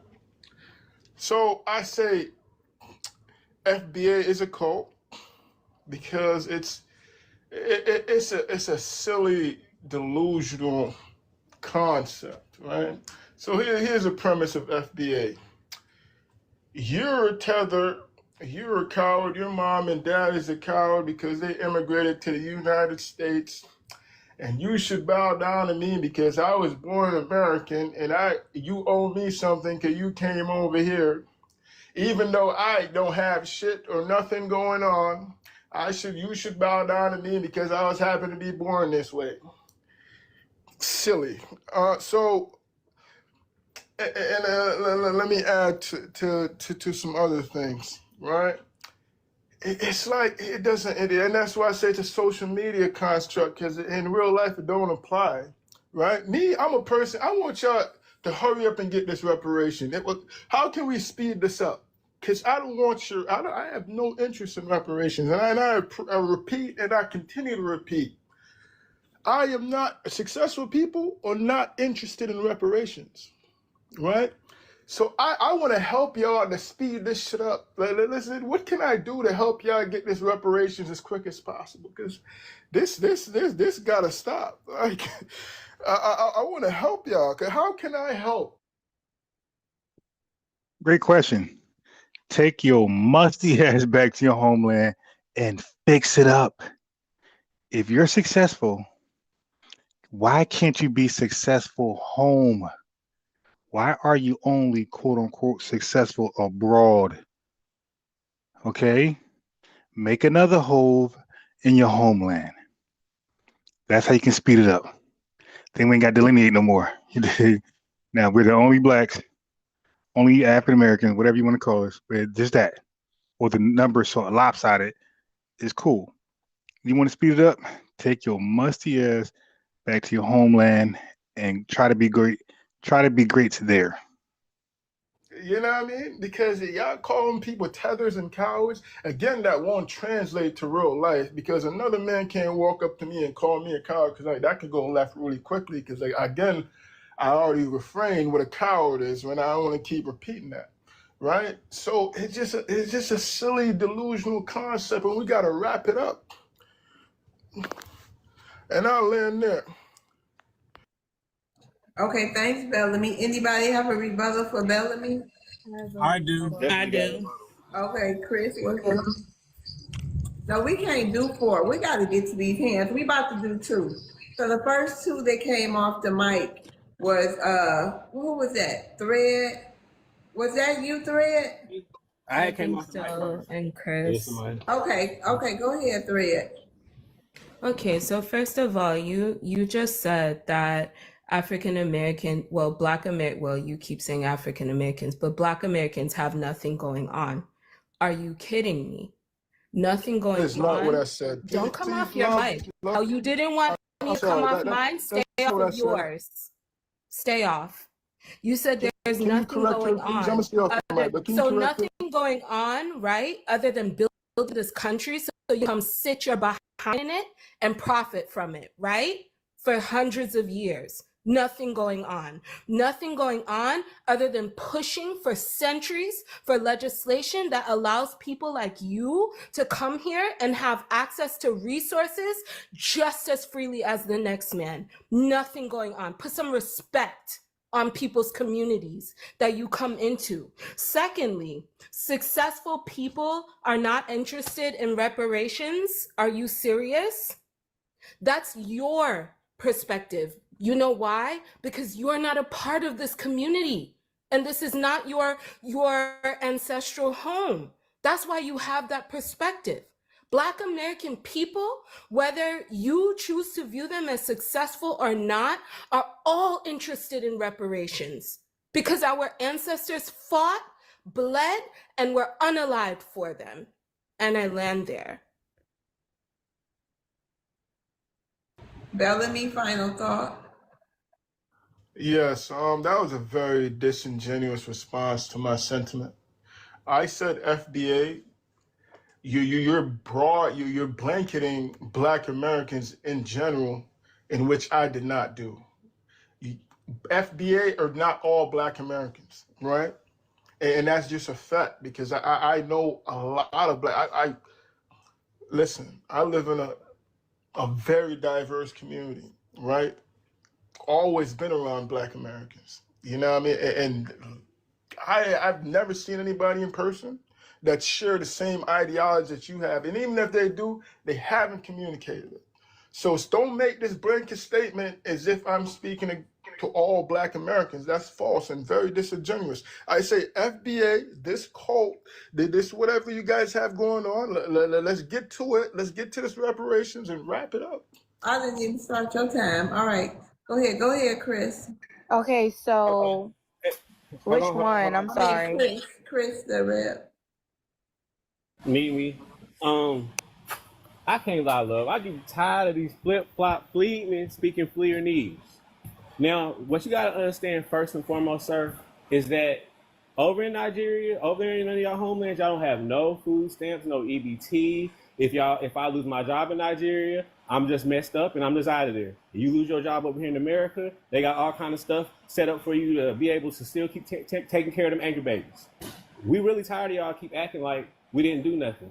We did way more for y'all than y'all have done for us. We are delineating not for reparations, but to get these numbers right, because you keep saying that we're the EBT babies. You keep saying that we are the ones that's pew-pewing in the streets. So we need to get these numbers right, because y'all don't say we when we talk about that stuff. See, y'all always say it's us when it's all the bad stuff, but it's we now that we start wanting y'all to be accountable for your numbers. See, you haven't yet, none of y'all yet that's all talking all this cult stuff. None of y'all yet have been able to prove wrong about these numbers. Prove wrong about these numbers. Alan. All right, thank you, Chris. Bellamy, final say. Thank you, baby. Yeah, I'm not even quite sure what he was speaking to, and I don't know if you think he made a direct response to what I said, right? He spoke a bunch of whatever he said, but I'm saying I'm for your reparations, brother. I'm not against black American African ancestry. I highlight that 100%. I understand what your ancestors have done, but you personally, what have you done, right? You're telling me to go back home and go start a war while you sit here and do nothing. You another man can't tell me what I need to go do. What are you doing, brother? And I land there. Okay. Yeah. I don't know how they think this hate from this powerless, coward lineage of people. I don't know how you guys expressing your hatred towards us. You think that's going to benefit you guys in the long run? I'm just like kind of confused. It's like, yeah. When I listen to these guys and their hatred towards us, their vitriol and disdain, I'd be like, damn, do y'all really know what y'all doing to yourselves? But they're gonna find out. It's just like everybody else. You'd be like, yo, we're all the black people. Okay. The Hispanic community found out really fast. So listen, man. He's crossing his fingers like hell, hoping that birthright thing don't go into our favor. To that who it was originally targeted. Man, oh man, it's gonna be a Garvey treatment. When Garvey was sailing away, when he got deported and they was waving at him, that's how we do. Oh yeah, we waving like throwing parties. Y'all hateful tethers, man. Especially the ones from the continent. Oh my God. Hey, thank you, Bellamy. You ready for your question? Yes, ma'am. Is calling FBA a way to discredit it or a reaction to feeling excluded? So in terms of a reaction to feel excluded, I would never want to be anywhere associated to anything FBA, right? So we just gonna get that out the water completely, right? So what's the second part?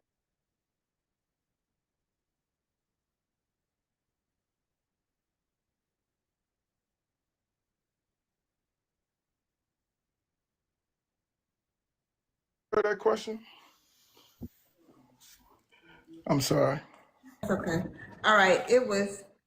Is calling FBA a way to? Hey, this platform is so dry.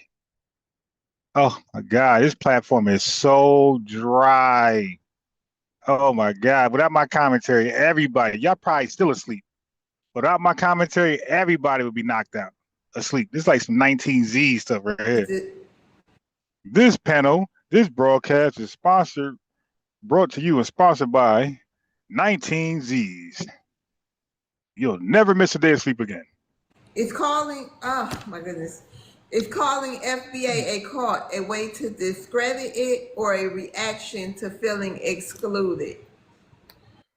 So in terms of discrediting it, right? I don't want to discredit the movement and the delineation. I'm all for the delineation. Highlight who you are, right? You know, the xenophobic type individuals, you know, mindset that you have. Highlight that, right? Identify yourself as that, because now you're the enemy. I look at you as you know what I mean, and I don't look at white people as enemies, because I have a lot of white friends. You know what I mean? So people who are against me and my lineage and my family and Mush mouth, brain fog, Tether. my community, which is a black community around the world. That's who I'm against, and FBA seem to be against me and against that, so I'm against them. Okay. Okay. Yeah. You good? Yeah. Yes, ma'am. Okay, thank you, Bellamy. The thread streaker. Yes. Hi. Hello. Hello. You want to address the prompt for me? Yes, I do. So FBA is a lineage. It's not a cult. And I think people referring to it as a cult that's in an attempt to gaslight Black American communities. I am half Black American and half Jamaican. And I can say emphatically that my father, who's Jamaican, always delineated himself. He always drew those lines himself. Like, I remember as a very young child hearing him speak disparagingly about Black American people, how they speak. He didn't like how they sounded, especially because my mother's family is Southern. He didn't feel that they were educated. He always lifted himself up as some like educated, elevated person because of his nationality being Jamaican. And so I don't understand why this conversation, like why this movement and this like movement to delineate is such a big issue at this point, because immigrant communities have been delineating themselves for decades. And I witnessed this growing up. This is not about disliking my father or disliking anyone. It is about telling the truth, right? And so this conversation around Pan-Africanism is so disingenuous. And it really pushes the YT supremacist narrative that... All right, don't go there with it though. But ain't no narrative, a white supremacist narrative. We're claiming something, and half your lineage is stepping in the way. That's all, and we're checking them. But yeah, man, we need to. I think we should do that, because Truth Teller was half Jamaican and half FBA, and he was exposing the same thing. So I think that'd be a good idea. We can get some FBAs who are half. If y'all want to win favor, because we question y'all as far as allegiance. A lot of y'all, yeah, I got the potential dual allegiance. This motherfucker comes and takes my spot. Yeah, I was one car behind this motherfucker, man. This fucking Tether come and take my goddamn spot. But anyway, yeah, I think that's a great duty of mixed FBAs that's out there. I'm talking about half and half. Half FBA, half something else. If y'all could come over here and tell your truth, where it debunks this whole notion that we're divisive and xenophobic, for pointing out the truth that we know the truth to be. So if some of y'all that have this lived experience who can click the link and corroborate the truth, I think that'd be a great service for the mixed people. It'll give y'all a lot more credibility, because a lot of y'all be off code. So it's almost like how we talk about Tethers calling out. No, I'm sorry. We talk about legit ride or die of African or Caribbean foreigners who call out their Tether class. Well, we're now asking the mixed FBAs to call out your other lineage. You did call it out. Tell the truth. That is your duty to the FBA. You dig? Click our links, all of our panels, and tell the truth. Tell, hey, whether it fits our narrative or it doesn't.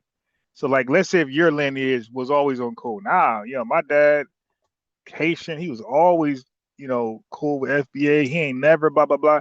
We want to hear that too. Right? But I think it's time. What the fuck? Oh my God. All right. I think it's time for us to hear from mixed FBAs, half and half. This is your time of the year. This is your turn to expose and disclose your experiences. I think so. All Black people are a monolith. All Black people are not the same. We have the same skin, but we're not the same, right? Oh my God. What does that even mean? We have the same skin. That's not what Black is, man, but whatever. Are we not allowed to evolve in our ideas? Sure, Malcolm X and whomever else had these ideals, but we can evolve, right? There are so many tribes in Africa. Zulu does not conflate themselves with Khoisan. Yoruba doesn't conflate themselves with Igbo. Hutsi does not conflate themselves with Tutsi, right? So how is it that Black Americans or even Caribbean people are going to step into that identity? That conversation makes no sense, and I'll land there. Hi, do anyone have any rebuttals? Yes, ma'am, I do. Tell the think tank, go ahead. Okay. So first off, you said your father's Jamaican. That means you and I are in the same boat. You're an anchor baby in a tether, and so am I. You cannot pass the tether test. So you're out here capping for people who will call you a tether. Okay, so now we know he's not FBA. We know he's lying. Okay, whatever he's mixed with is definitely foreign. You dig? We know it's an FBA. So he's trying to gaslight her to believe all immigrants we call tethers. All right. So yeah, from that comment alone, I know he's not FBA. He's mixed with foreign. In a second, which is kind of crazy. And you mentioned something about, stealing people's identity, something. Okay, African Americans are their own ethnic group, I would say. So they've already delineated. The issue here is that FBAs, when they speak, they claim to speak on behalf of 45 million African Americans. FBAs are like less than 10,000 in number. There's not a lot of FBAs. It's just a very loud. Less than 10,000 numbers, sir. Where did you get that poll from? Where did that poll from? Okay, so now watch this.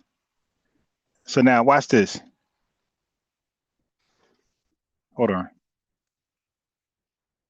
Okay, so he just said the FBAs are less than 10,000 in number. That's interesting because when I close my live out, I get 3K, 4K.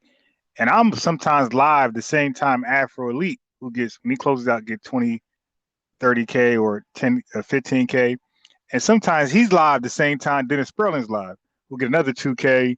I mean, you just add all the stuff. And sometimes he's live the same time as Jason Black, who got about 5K live when he closes out 30, 40,000, right? So how are people able to just join each other platforms and we all maintain a certain number? And then you have Alpha Network, that's in the high numbers. So we know that. I mean, you could just calculate just on that, and you could see at the very least, which we know ain't a true number either. But for those who acknowledge themselves as FBA, that's what he's trying to say. At the very least, it's 100,000. The very least, 100,000, and we know it's in the millions.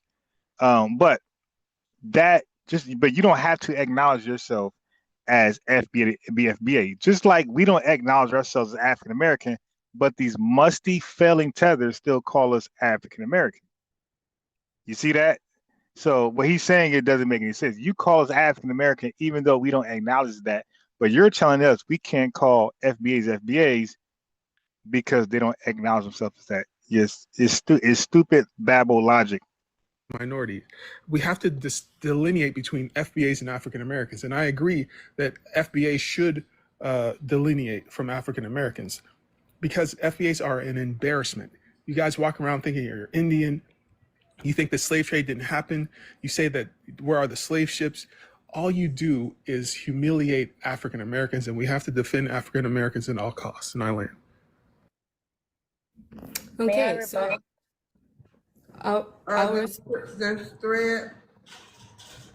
I'll respond to that by saying, first of all, I never said anyone stole anything. I don't know what you're talking about. You sound confused as usual. And second of all, you don't get to tell me what I am in my identity, the same as I don't get to tell you. I think you're a lot of things, but I haven't told you about them because that's your business, whatever you want to be, because you really sound like the ops is what you sound like, and someone who's just glad that they'll be able to get reparations, and that's fine too. However, I'm not a Tether and an anchor baby. I was born in the United States and raised with my Black American family, and I am Black American who has a Jamaican father. And I will say it again, he himself delineated. He delineated himself. Yeah, he is mad as hell. She's roasting him with pure truth and lived experiences. Damn, that gotta hurt him. My entire Jamaican family delineated themselves. All of his friends delineated themselves, okay? I don't know what else you want to talk about here if people are delineating themselves.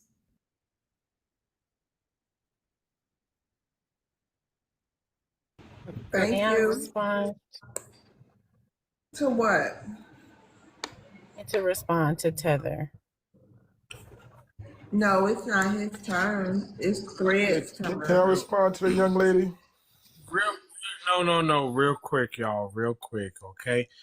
If you didn't already say you wanted a rebuttal, you don't get to just jump in a rebuttal, okay? But real quick, y'all. We almost at 100K, y'all.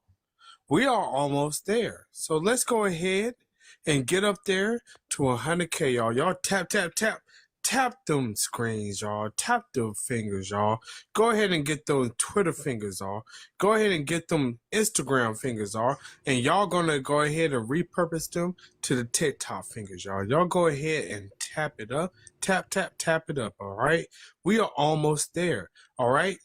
Number one, the chat is MVP, y'all. Thank y'all for coming through.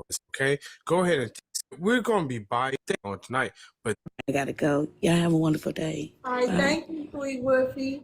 Thank you. And also Bellamy, I'm going to rotate you down to the comments. Also, we got to get to Q. I apologize. Yes, ma'am. Thanks for having me. Yeah, have a good night. All right, thank you, Bellamy. Yeah, Q. I apologize. So we're gonna be rotating the stage so people can come up. But you ready for your question, Thread? Yes, I'm ready. That was all your rebuttals, right? I'm not sure. Okay.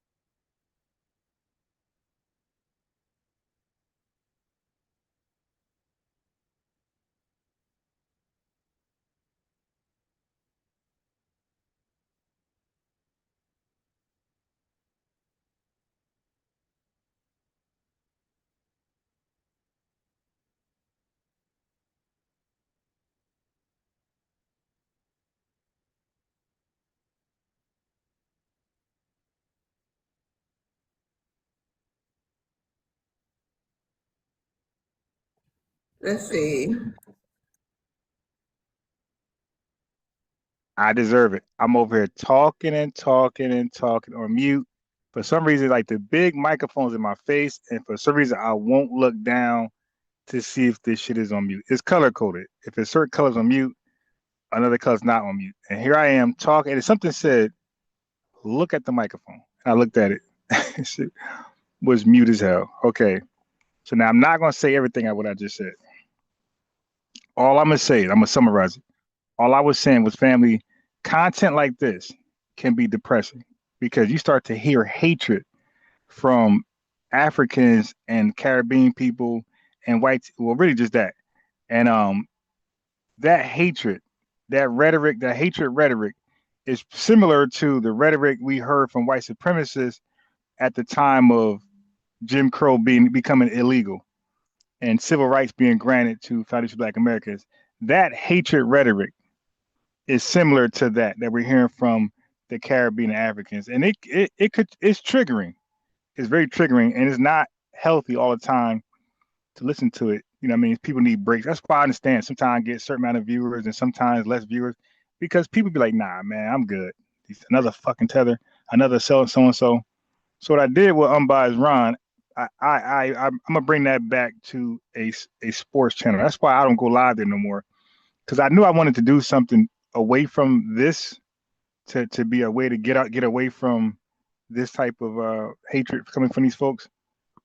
So over there, the CRU reality, anybody who likes sports, we could talk boxing, we could talk track and field, we could talk tennis.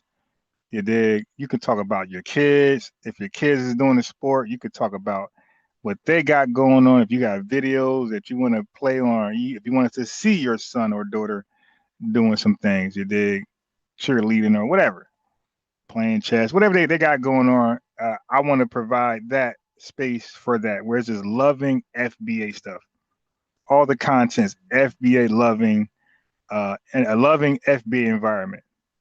Okay, so it's Unbiased Ron. Some of y'all already subscribed to it.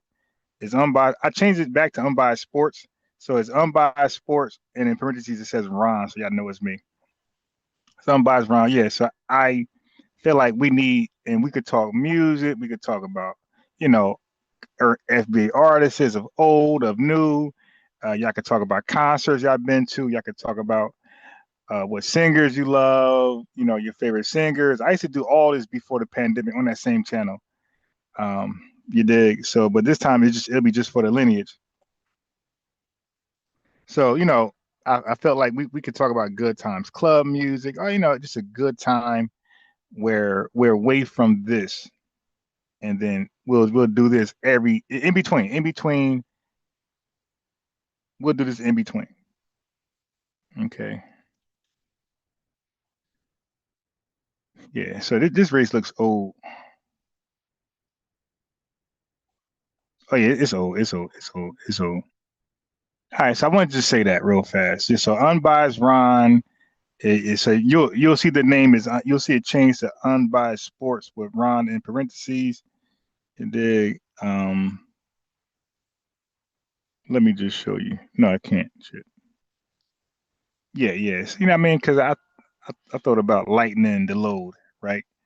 Where we can go live and have a fun, maybe an hour or two, and then get back to lineage business. Because we got to continue to signal boost our message, right? We want to keep pushing. We can't afford to take off and vacation. We got a 24-hour signal boost the lineage, because these people out here are 24-houring trying to drown us out, and they're supporting erasure 24/7. So we don't really have luxury like that, but I do want to provide a way out. We just chill. The playoffs is coming, football season coming. Y'all got your teams, whatever, and just have fun and WNBA, whatever y'all want to talk about. Anything in the new Angela Reese and whatever. But I love boxing. We could talk about boxing. Like I said, 30 minutes, an hour. We'll see where everybody's at. We'll see. If people's interested, we'll keep it going. If there's no interest, then we'll just shut it down. And stand on lineage business. No big deal. Sorry, bear with me. Also, like, there's a big one-on-one basketball community that I'm heavily involved in. I used to be big in battle rap, but I don't do that no more. But I'm not interested in that no more. But that would have been something we would have talked about too, the battle raps. But that's too toxic. I'm good with that. It's too toxic. But yeah, so the one-on-one YouTube basketball community scene, I'm gonna talk about some of that stuff. So just don't be alarmed if y'all see one of my channels. If you get a notification on one of my channels and it's talking about sports, just know that's Ron just being Ron. You dig? Y'all can come in, say hi, and then go about your business if you're not interested. But if you're interested, stick around. Same protocol. The link would be there, and it's whatever. Oh, so before y'all go, let me put the poll in there because there got to be two polls. The first poll is going to be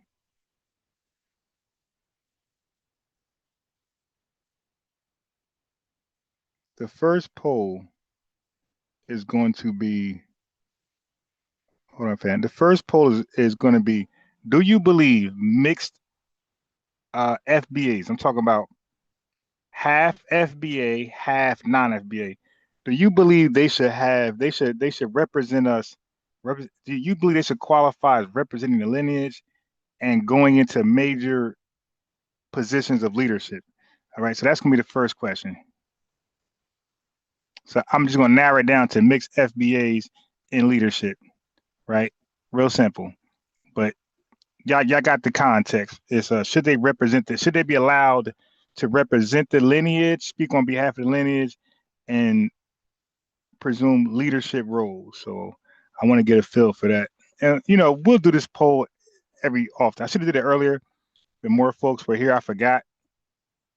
But I'll do it right now, and then we'll do it later. You dig? Again, another time when the chat is lit, we'll do it again just to get a feel. And then the second poll is going to be same question, but it'll be about FBAs that are involved with non-FBAs.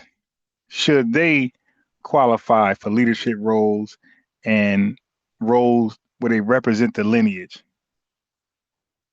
Okay.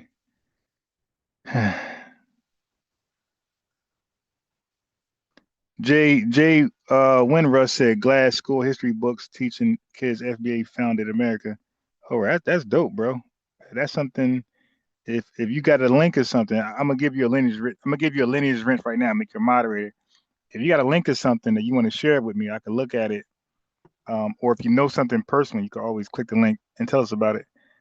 Right. So if you watched it somewhere or read it, you have a lineage rent right now. So just go ahead and put that in the chat. Or if you have a story, you're welcome to tell that story.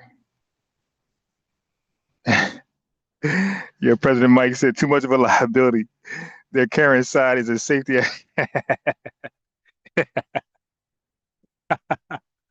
Oh, yo, the comments be hilarious, yo. Yo, folks be brutally honest. I like that. I like my honesty brutal. I don't want no sugarcoating. You dig? I was always one of those that if I was around you and I smelled off, whether body odor or breath, something like that, tell me, no matter how you say it, is not going to offend me. You can say, yo, goddamn, you stink, man. Take a bath. Man, your breath is hot. I wouldn't give a damn how you deliver it. This is a facts, family, because I'd rather you say that than 30 people feeling the same way that wouldn't tell me. And now I'm known as that person from now on. No, save me. The public, look, condemn me in public. Look, condemn me in private. Save me from the public. That's my phrase. Condemn me in private. Save me from the public. And family, that goes, the same is with my information. If I'm saying something and one of you guys know it is factually incorrect, save me, condemn me privately. And what I mean is click that link. Yo, Ron, you off. Over here says this, that's wrong, blah, blah, blah. because you're condemning me privately, but you're saving me publicly. Because if I keep saying that, then an op's gonna click the link and cook me publicly and plaster that all over the net. So I'm one of those guys. I'd rather let the family do whatever they got to do to set me straight. If I got a boogie in my nose, please do not be ashamed. I ain't gonna tell them, and that everybody seen the boogie, not just you. No, you say, yo, you got a boogie, yo, go handle it. Please, you're not gonna embarrass me. You're saving my image. You did. You're saving my name. I'm gonna respect you and thank the hell out you. You feel me? If you could tell me, yo, dude, get in the shower, man. I'll holler at you later. You woofing. Or man, your breath, bro. You might want to take care of that, man. I'll holler at you later. Something like that. I appreciate you guys. That's called iron sharpening iron. You're helping me save myself. You feel me? So please do not let your brother go out there on that L, on that loss. Don't make me become an elder, capital L, loser, der.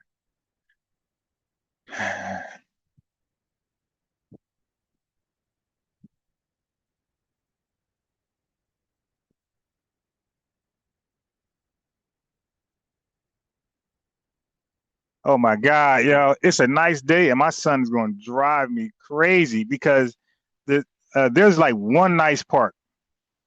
Really, there's like all the parks are like kind of like falling apart. They didn't keep them up, keep them maintenance, right? So and then nobody goes there anyway. So there's like one good park in my city, and it's time restricted. Like you can't go there until like later. So he gets out at 3. We gotta wait some hours. It's kind of nice outside. Oh my God, he's gonna drive me crazy now. And it's like there's nowhere really to take him. They got the indoor park. It's like $21. Yeah. I can't afford that right now. So I'm thinking like parents, because we were at the park yesterday when I was live. Ain't nobody came ever. We was sitting right there. Nobody. He rode his bike a few times. We left. Like nobody came. So like these parents, I believe they're going to these indoor parks. Now South Carolina, oh my, I got pictures of that thing. When I was in South Carolina, North Charleston, oh my God, man, that indoor park. No, I'm sorry. It was an outside park that felt like indoor because it had a head covering. If it rained, nobody's getting wet. If it snowed, you did not get snowed on. So it had a covering, but it was huge. Like your kid could get lost there. Really. You turn your head, your kid like to run around, he'll get lost and kidnapped. That's how big the outdoor park that's kind of like indoor because of the head covering and certain things you dig that's like barricaded from you. You can't just leave. It's not like open like that. There's a gate.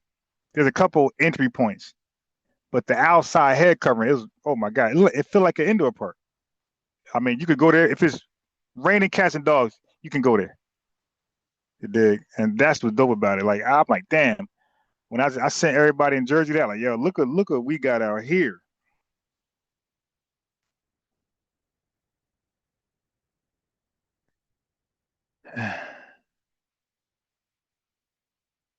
He said, FBA Combo said, facts. I'm over there. She let the tethers speak on her page. Yeah, like she let the tethers go too crazy. Fine High says the show is fire. And yo, thank you. But this is a light show. Like this show right here wasn't my best representation of a show. This was just some old chill, talk to the family, you dig, buy some time while I'm running errands, had to go to storage. You guys probably at work or you guys doing something. So you guys watching the show as you buy time. So it's a quid pro quo. You dig? But again, I'm going to check the poll, but I'm going to do another poll when I go live again. But I'm going to wait when the live is like a little more numerous, a little more lit. I'm going to throw the poll in there again and see how the family feeling. Then I'm going to ask about should an FBA with a significant other who's non-FBA be allowed to presume a role in leadership or be a spokesman for the lineage? That's the other one. Yeah, thank you. I realized I was muted, and I wasn't reading the chat, by the way, so I'm like super mad. So there's not. So when I do that, nobody can help me. I'm just a goofball. I'm just a goofy, and I do that a lot. I talk where I don't look at the chat. Like who does that? Who talk and don't look at nothing? Like look in the air, close your eyes. I do weird stuff like that.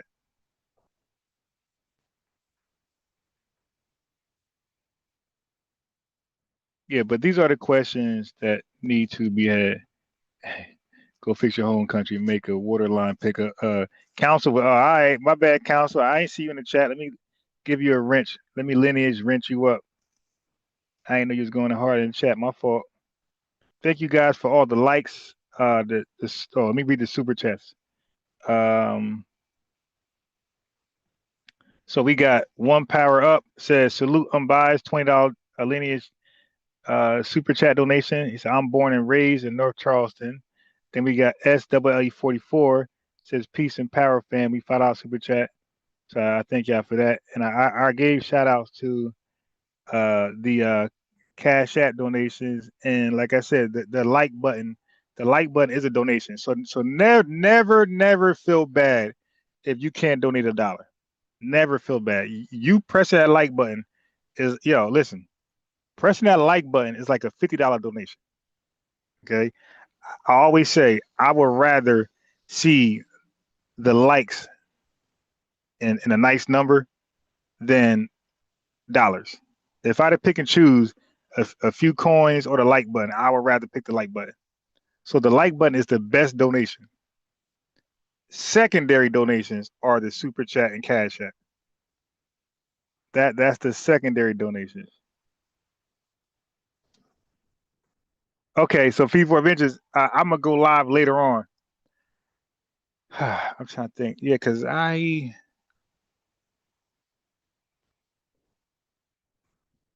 FBA Forever, real talk from a real bro named Ron. Thank you, bro. I appreciate that.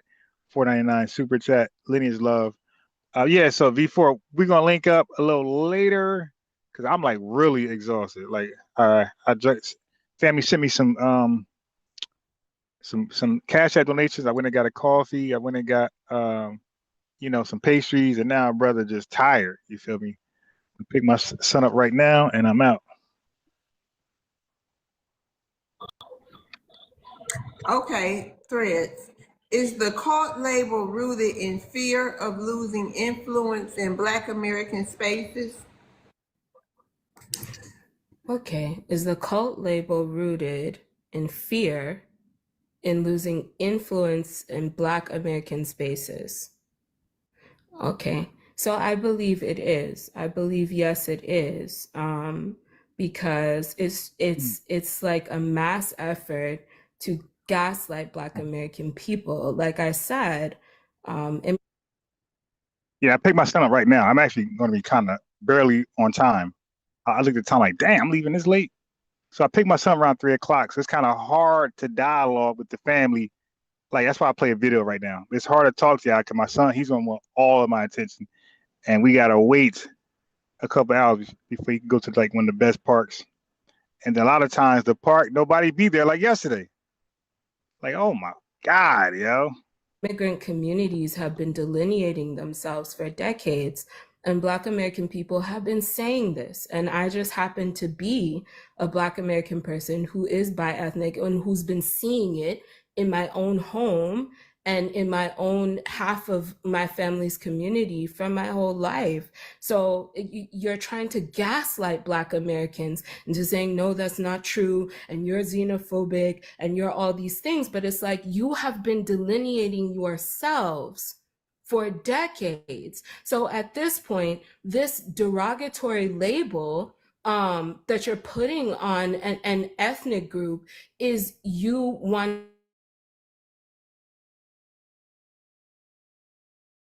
You never thought you would have been displaced before because America has been so open to you for so long. And not just America, but the Black American community has been so open to you for so long. I remember my father telling me about a man that he worked with, a Black American Southern man. He was in the South working with this man. My father and his brother were calling that man a jonquil. And for any Caribbean people on the panel today and in the chat, you all know that is a highly derogatory term to call someone. It's like a vulture. the birds that eat unalived things.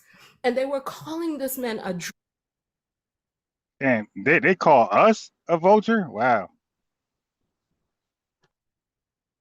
drunk crow, and the man thought that they were his friend and laughing about it with him, and him not knowing that this man a drunk crow, that it is a highly derogatory term to call someone. It's like a vulture, the birds that eat unalived things. And they were calling this man a drunk crow, and the man thought that they were his friend and laughter to gaslight them. And it's out of fear of you being displaced, because you never thought you would have been displaced before, because America has been so open to you for so long. And not just America, but the Black American community has been so open to you for so long. I remember my father telling me about a man that he worked with, a Black American Southern man. He was in the South working with this man. My father and his brother were calling that man a junk crow. And for any Caribbean people on the panel today and in the chat, you all know that it is a highly derogatory term to call someone. It's like a vulture, the birds that eat unalived things. And they were calling this man a drunk crow, and the man thought that they were his friend and laughing about it with him, and him not knowing that they were talking about him in this way. So it's like they never thought that they would become unwelcomed in our community. They viewed us as so nice. In fact, it's a running joke, at least in West Indian conversations and community. Black Americans are too nice. They're so nice that it's funny. So now that Black Americans, and I'm going to land here, now that Black American people are noticing the harm that they've been facing and have decided to do something about it, then immigrants are angry. And so they're gaslighting and calling them all of these derogatory terms. So yes, they are using that term because they feel that they're losing their space. Yeah. Thank you, Threads. Chris, how you doing? Hey, how are you? I'm doing good. You want to address the prompt? Yeah, so I think FBA, and I just go by Black American, no immigrant background, is not a cult, it's a lineage. Why? Because we have paperwork to prove that. I've heard a lot of things up here today, and the simple fact of people trying to call our ancestors only enslaved Africans, I think that's very disrespectful, because everybody's not from Africa. There were people that were already here, and there were indigenous people that were reclassified that were also enslaved. So you can't call them Africans. So that's what I would say. But as far as it comes to mindset or history, I think that Black Americans with no immigrant background are people that have been here, that fought here, that alive here, that bled here, that went through a lot of things. And I think it's very disrespectful for certain peoples of different melanin hue coming to America and then claiming that they're African American, or what I call AA, and we don't have the same lineage. Our people died, our people unalived here, our people fought here, our people put rules, regulations, and laws down here, and it's very different from what other people have done in their countries. And one thing about Black Americans is that they were the minority and they put laws in place. That is totally different from anybody else and wherever they came from, is the fact that we were actually to get laws in place for us. So at the end of the day, Black Americans are FBA, and FBA are Black Americans, and they are a lineage, and they're not a cult. Thank you, Chris. Anybody have any rebuttals for Chris? I do. All right, go ahead. Okay, so you did not call yourself Black. You went from color to black to Negro to African American. Oh, Negro to color to black to African American. However the order was. Nobody asked you what you wanted to be called, right? So you want to gatekeep a category that was assigned to you. That's number one. And number two is when immigrants come to this country, there's limited boxes on the census that we can check. I am not white. I am not Native American or Alaska Native. I am not Hispanic. And the only category left for me to check is Black/African American. So if you have a problem with me selecting Black/African American, then that's between you and the white T-man. Again, we are both equally American. I am an American citizen. I'm undeportable. I have all the rights and privileges that you have. And Americans can petition their government for changes if they see fit. So what I recommend is that FBA's petition. Look, my screen froze again. Portable. I have all the rights and privileges. God damn. Okay, so family. Oh my God. That's why we know he's a Tether. He's not FBA. He's not mixed FBA. He's mixed Tether and another Tether. Okay. So he thinks that he's disrespecting us. It's like, dude, we don't care how you feel. You dig? We don't care that you got hate buzz. Powerless Tether.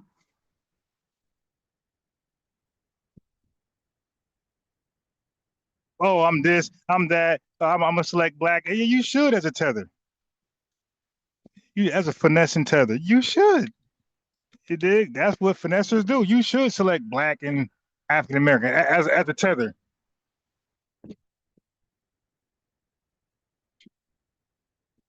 Yo, he thinks, and this is the gaslighting. Like these Tethers are grown, zesty men, and he sounds zesty as hell, by the way. Like these are grown, zesty men who thinks that we're saying don't check black African American. We're saying check what you want. We are, he said, check it up with your government. Dude, we are, you dumb fool.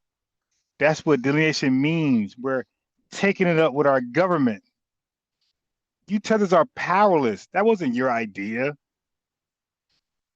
You dig?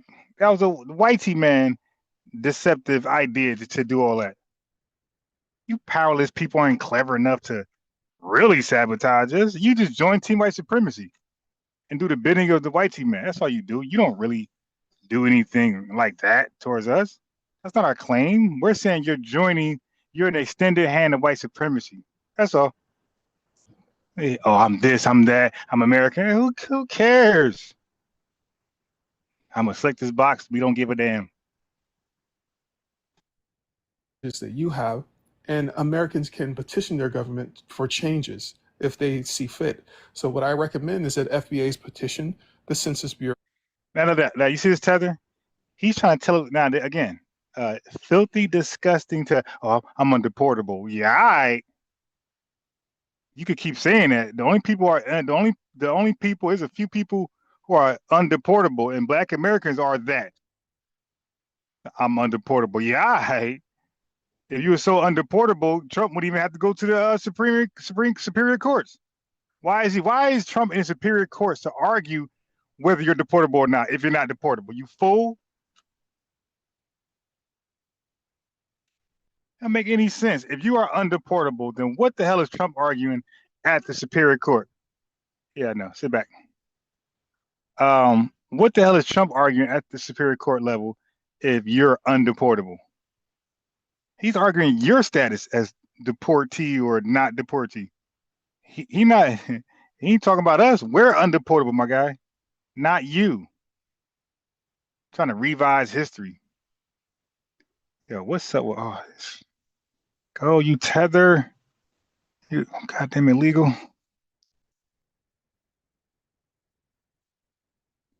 And yeah, if y'all, this city is gentrified. Yeah, it was never as much traffic ever, no matter the day, before we got an influx of illegals over here.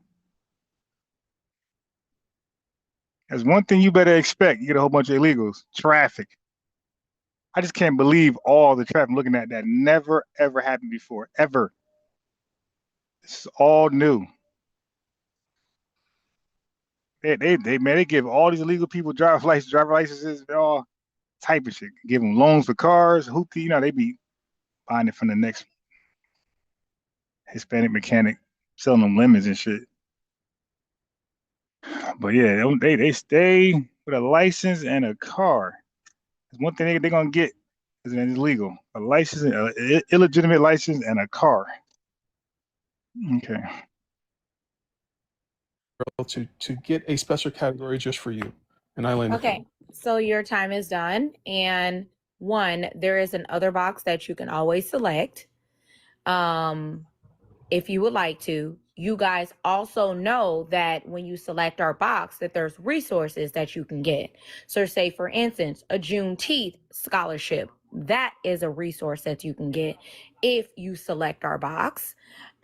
If we would go to the resources, if we're going into the community, when it comes to small business loans, if you select Black, right, / African American, that is our ethnic group.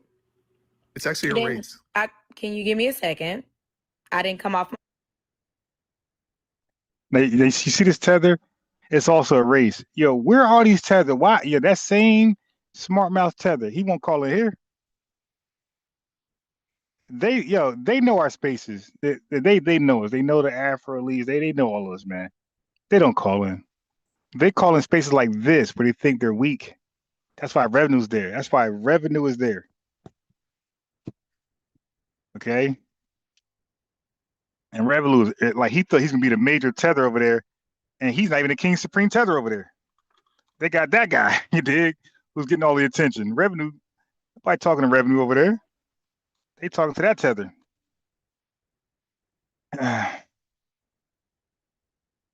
But no, she was right. It's an ethnicity, stupid. It's both. Mike, so please don't come off yours. Don't be too emotional tonight. So you select our boxes for those resources as well.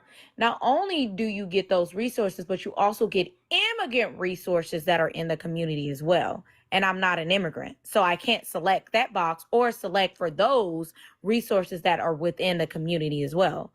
So at the end of the day, you guys are double dipping when it comes to resources. And that's what we're saying. At the end of the day, we actually unalive here. We actually fought here. We actually did things here to put laws into place.